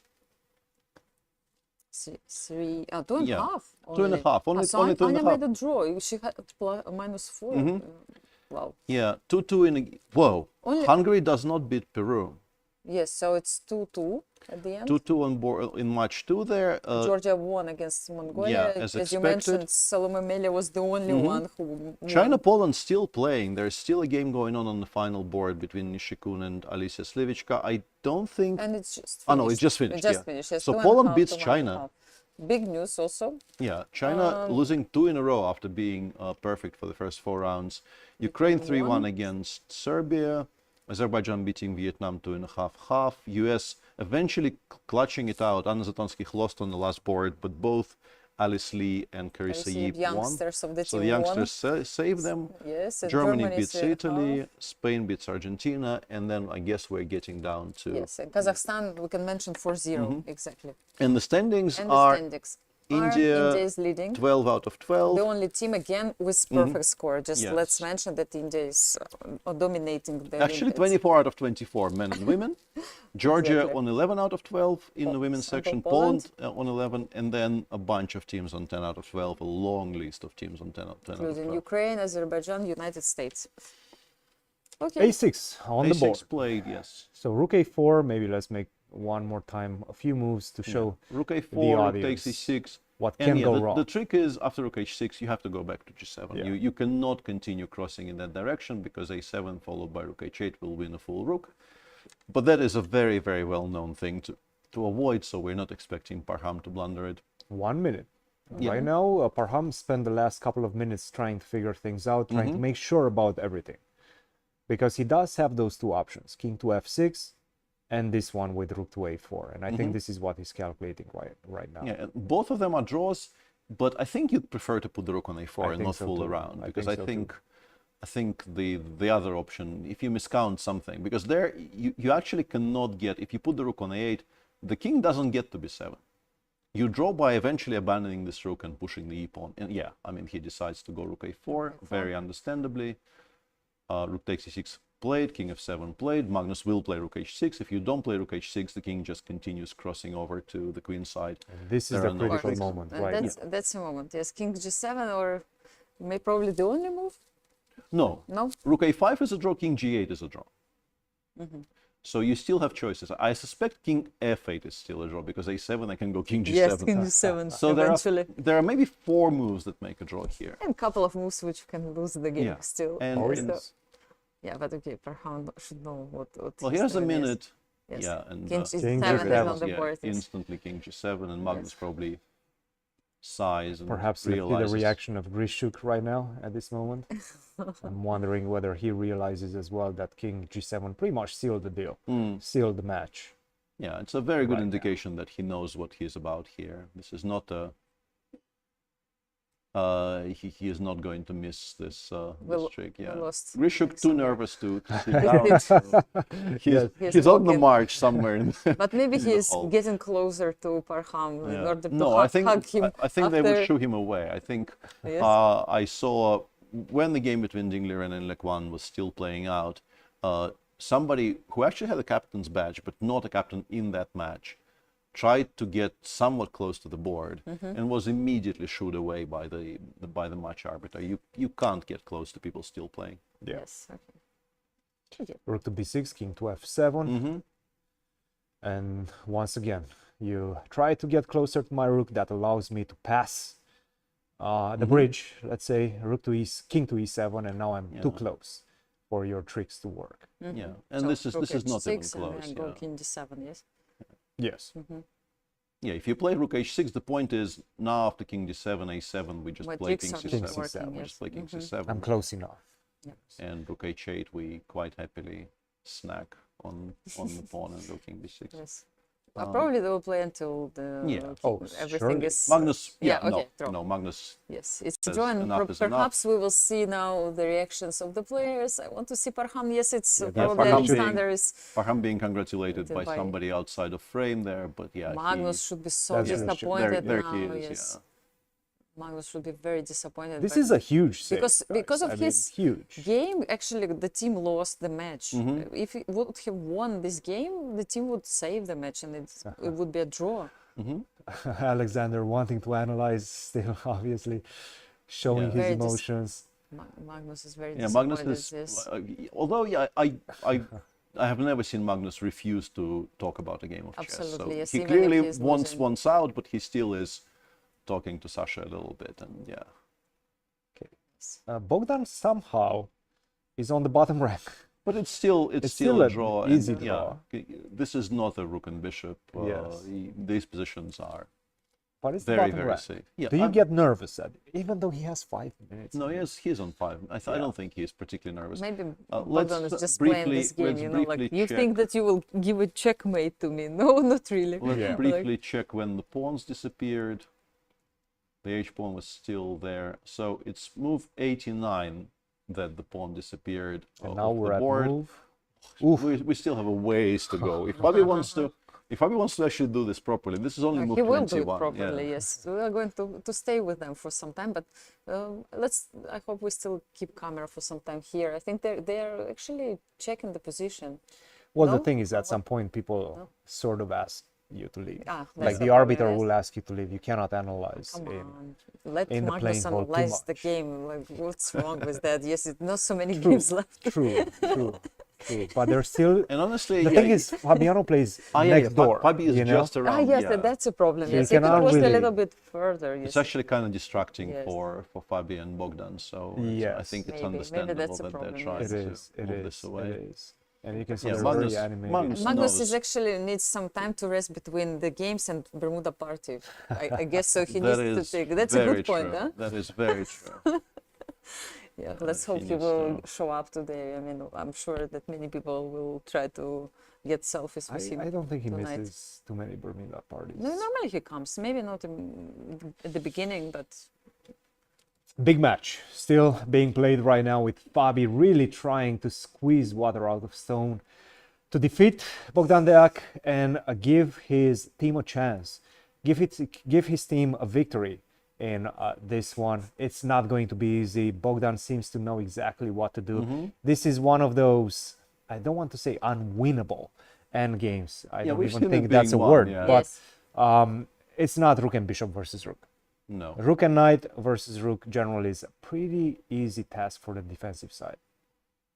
Yeah, I think that's fair. I don't expect any kind of surprises here. And Fabi fairly looks somewhat unhappy, yes, a little bit. Yeah. Or what I wanted word to would use the you- word bored, but bored is not the right word. Yeah. Kind of despondent maybe is. Despondent. Yeah. Yes, He knows Annoyed. this should not be convertible because he's playing against a very strong player who is not on 20 seconds. So your winning chances are severely limited. I'm scrolling to see if maybe we're missing something, but no, I think Peter, most of the things have finished. What is the craziest position you ever lost? I mean, considering this type of positions like rook and bishop or rook and knight against rook or anything like that of this nature. No, I remember. Well, I resigned some drawn Yes, I positions, did. like But I just and I was like, oh no, why did I ask this question? I shouldn't. I don't know. I think that's my in terms of Descending, achievements. yes. In terms of achievements in that respect, I think my biggest achievement is resigning. And maybe not one. I but- remember that one. Yeah, definitely one, and maybe some.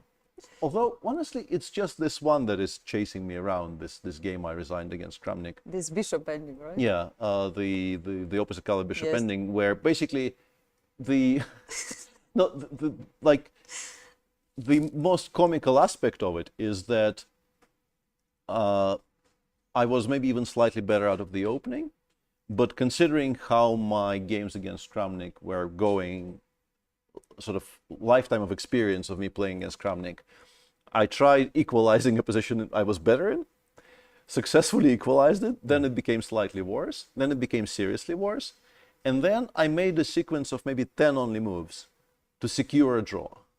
And once I secured the draw, I just resigned. I just resigned. Yeah. Game is over. I'm not interested anymore. Yes. This is not recommended. I want to point out to our viewers, this is not what you're supposed to do in that spot. Please don't do exactly But the why same. did you do this? Like you I calculated, had miscalculated. some kind of a brain fart because I ended up hallucination. Yeah, I was a pawn down, and in order to get to the position I got to, I had to give up another one. Yes. And it's a very usual mechanism where the bishop controls both passers, and the king combined with the bishop can just cut off all the squares where you can enter. Yeah. It's just a very, very simple draw at that moment. But yeah, I had a brain fade, and Vlad. It was so funny talking to Vlad after the game was over because he was walking somewhere, probably having a smoke, and I sat at the board for a while, and the brain is just not working. And I'm 2 pawns down, and like it's yet another game I'm losing to Kramnik, like normal. And he's just not coming to the board. So I took both score sheets. I signed both score sheets. I stopped the clock, and somewhere at that point, Kramnik came to the board, and his first thought was, "I claimed the draw." Yeah. I somehow claimed the draw without him being present at the board, which is not a thing. You know, you cannot claim a draw in an endgame 2 pawns down. Yes. Like that's not actually something you can do. Did he maintain his poker face once you told him that you actually resigned? Or was he like, what are you talking about? This is a draw. No, yeah, I mean, I think he pretty much immediately told me I'm an idiot, which I was, yeah. But his first reaction, and honestly, I trust him on this. I think like his first thought was like, is it actually possible to call an arbiter and say this is a draw? I want to sign both.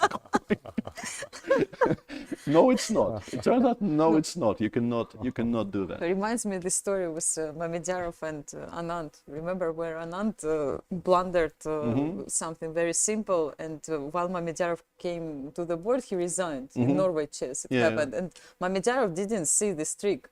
He would have found it, though. He would have found it, but he didn't. And he was like, what happened? Why? What's going on? Why did you resign? Like, he couldn't understand what happened at the beginning. It's a famous incident. Like, it happens. Such things happen. What about you, Cristian? Like, rook and bishop? Have you ever lost a rook and knight? I'm sure I have. Rook and bishop. I just recently had rook and bishop against a Chinese player. I don't remember exactly his name, in Tenerife. And I tried. I was on the better side. I tried to win it for 50 plus moves, and I got close. I got the Philidor position, but I ran out of moves. And the guy could claim. Those players who are ready to play these 50 moves, yes? Oh, yes. No. Rook and bishop is you have to play. You have to try. Yeah. Rook and bishop is so dangerous. I mean, I've seen so many players. The best players lose. The most famous, I guess, is your game against Fabi, when I think you were winning at one point. No, I was maybe a bit better after the time control, and then rook and bishop, the rook and bishop position. No, but I had the rook. I was not winning. I was not winning. No, you had the rook. I thought you had the rook and the bishop. No. And you were winning at one point, and then that was all about Fabi, and yeah, that's a very famous one where, arguably the course of chess history was changed by that endgame, because if Fabi beats me, and he was at some point just in time, because I defended really well for about 30 moves. And then I allowed the Philidor with just enough moves. If he plays absolutely precisely, he would have won by like move 48 out of 50. Yeah.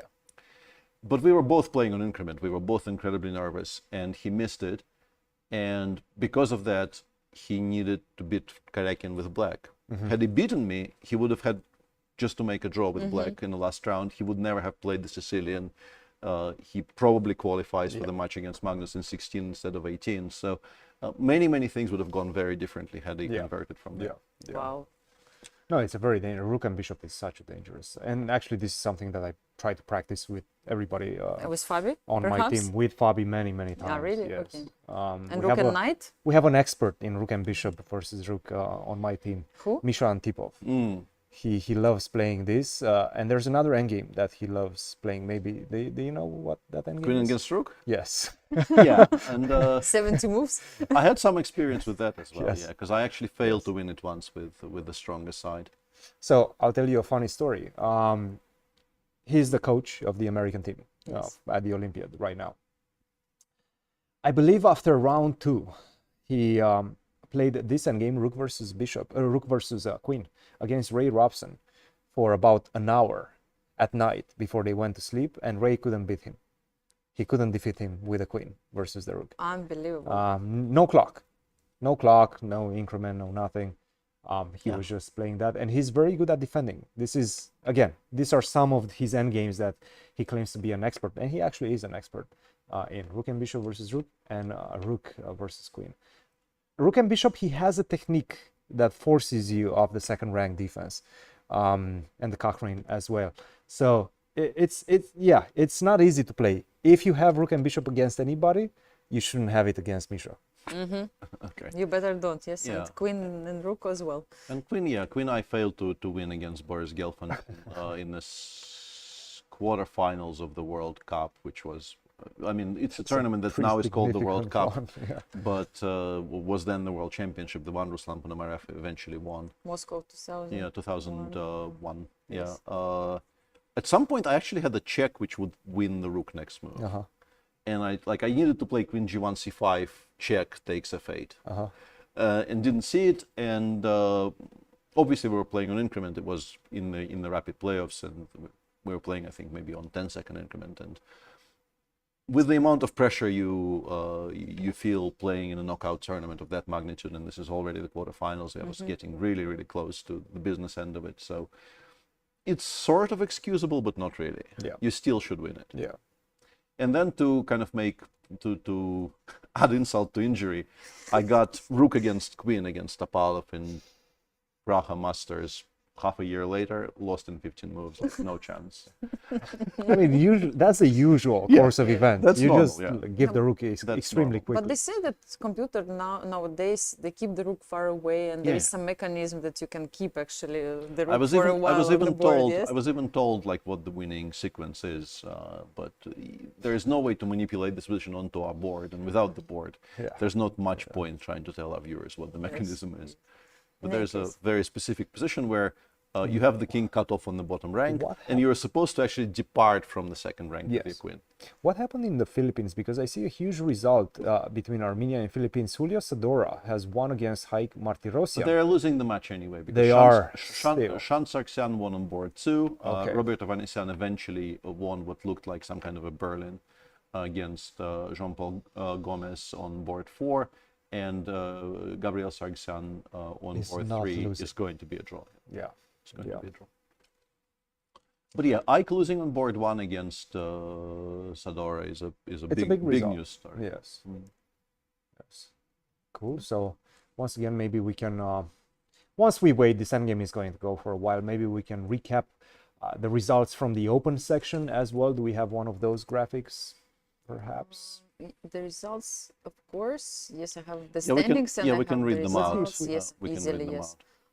So as we remember, China made the draw with Vietnam after Ding Liren lost his game against Lequan Liam, whom we had here in the studio today. And Wang Yu managed to win his game. Hungary. Yeah, Wang Yu won his game to give China the lead, and then just an incredible grind, precise grind by Lequan Liam against the world champion Ding Liren with the black pieces, and he explained it beautifully here at the smart board to equalize the match. Hungary lost against India. Big match. Once again, India dominated in this one. 2 draws on the first boards, and then Arjuna Regaisi and Vidit just simply won their games. And then we have Iran winning against Norway. Finally beating Norway with Magnus not beating Parham. Magnus had a fantastic position out of the opening, but Parham defended really, really well and ended up holding a very long game.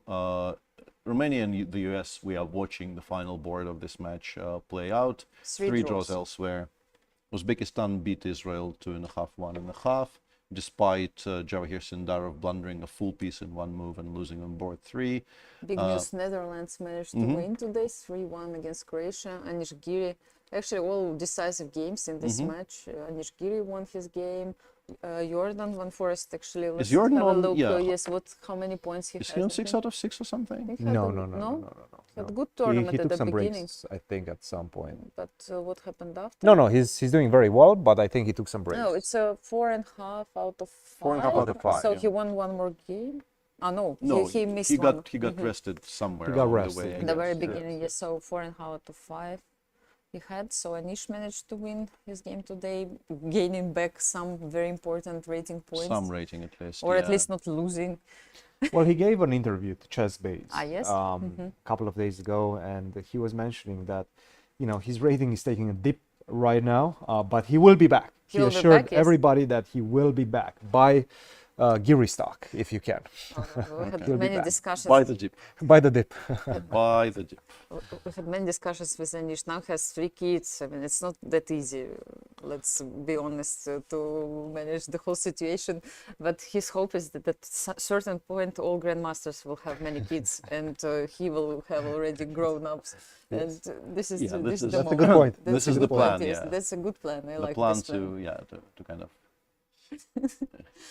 get this thing done while others are still preparing for. Yes. And then you have your second chance and third chance. Okay. Uzbekistan is like has just 1 second, because I want, maybe there's a chance right now Tell for me. something. King b8, Yes. King b6. Rook takes c4. There's I saw it coming a while away. You prepared. There's chance for nothing. I was ready. I was so ready. Maybe for we this. can. Maybe we can show it. Maybe we can show it. 'Cause I was trying to find some chances Yeah. for for white. The position is so Of course, you can drawish go that king you- c8. Yes. King c8 is perfectly But this fine. is as this well. is even better. Yes. But This is even better. Yes, like to show how In the meantime, drawish this it is is. move 121, so we are actually nearing some sort of conclusion here. We only have like 18 moves to go Yes. King to d5. until you can claim. Bobby, it's time Yeah. to finish the game and come to Bermuda party. It's What time about to... rook d1? Is that like any sort of damage to your position? Rook d1. No, I'll give a check. Give a check. Okay. King No. c6, and now king d8 is fine. Yeah. King b8 is also fine. It looks kind of scary, but even king b8 is fine, which is really annoying. Yeah. This is just difficult to lose. This is the Actually- issue. Yeah, you really have to work You're hard. trying, I, but I won this one against a very decent player, Vasil Duraibeli, and I still don't know how. I have no idea how it happened. Obviously, it was a blitz match. The king needs to be like actually in the corner, I think. Yeah. And then some positions will start being winning. There I'm are some trying to positions remember which how. are winning. But yeah, it needs to be a very specific setup where the king is in the corner and cannot run, and you can keep it there while slowly remaneuvering your pieces to good squares, and you'll win. But yeah, not when it's I on, think you'll on just d8, blitz c8, e8. his moves. Yes. Until the Yeah, end, I think Fabi is done thinking about Yes. his options here. He Yeah, okay. Yeah, The there you game go. finishes in a Yeah, draw, which is like no. very normal situation. And Yeah, and this is the conclusion of this match and also the stream. The US fails to beat Romania. All 4 games end up in In draws. Yep. 2-2. India, 24 out of 24. Just impressive, just incredible. They're running through this event And the halfway women's. through, a bit more than halfway already after round 6. India is looking like the contender, the team to beat in both sections if you want to take gold away from them. But right now they're looking in pole position to win it all. yeah, so playing day is over, but it's not over for all the chess players and all chess fans who are in Budapest right now connected to this Olympiad, because Bermuda party will start soon. Let's not forget. And Peter, are you coming? Because we discussed it with Cristian. We are I want coming. to ask you where it is so that I go somewhere I else. have no yeah. idea, but No, I'm. you're skipping, yes, this Yes, time, yes. I- You had enough of it. Let's see. Anyway, tomorrow we have a free day. We will see you one day after tomorrow, Yes. and we will come back and we will, of course, Re-energized, and some of us with stories of, to tell. of, Let's hope no. of exciting behavior and Yes. eccentric choices, Let's- life choices. in Let's not sell the Bermuda party Party too much, too much, and yes. definitely let's not give the location to everybody else. No, because We'll it's see you only for guys. those who have some wages.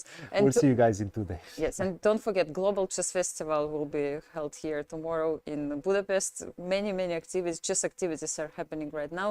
And we say goodbye till see you the day after tomorrow. Exactly.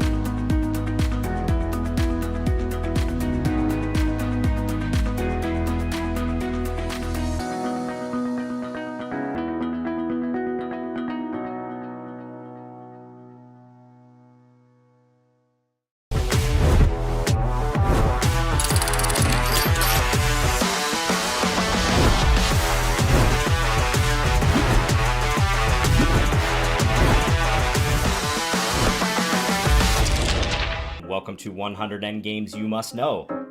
Over 200 mini videos that our Chessable team edited together, synced with our move trainer, and made it a seamless learning experience. So thanks for watching, happy studying, and enjoy the material.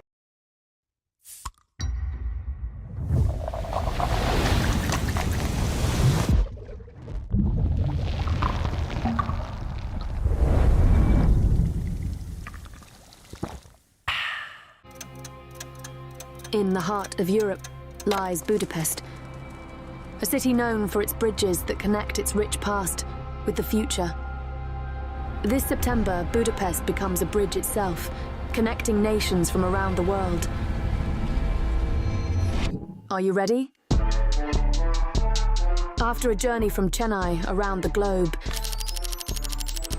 and in the year that the World Chess Federation celebrates its 100th year anniversary, we will step it up a notch. From September 10 to 23, all eyes are on Budapest for the 45th FIDE Chess Olympiad. As the bridges of Budapest unfold, so too do the connections between nations and cultures through our beloved game of chess. More than 1,800 players will represent their country in the most prestigious chess event in the world. Watch live or join us in Budapest for the 45th FIDE Chess Olympiad and be part of the game that connects us all.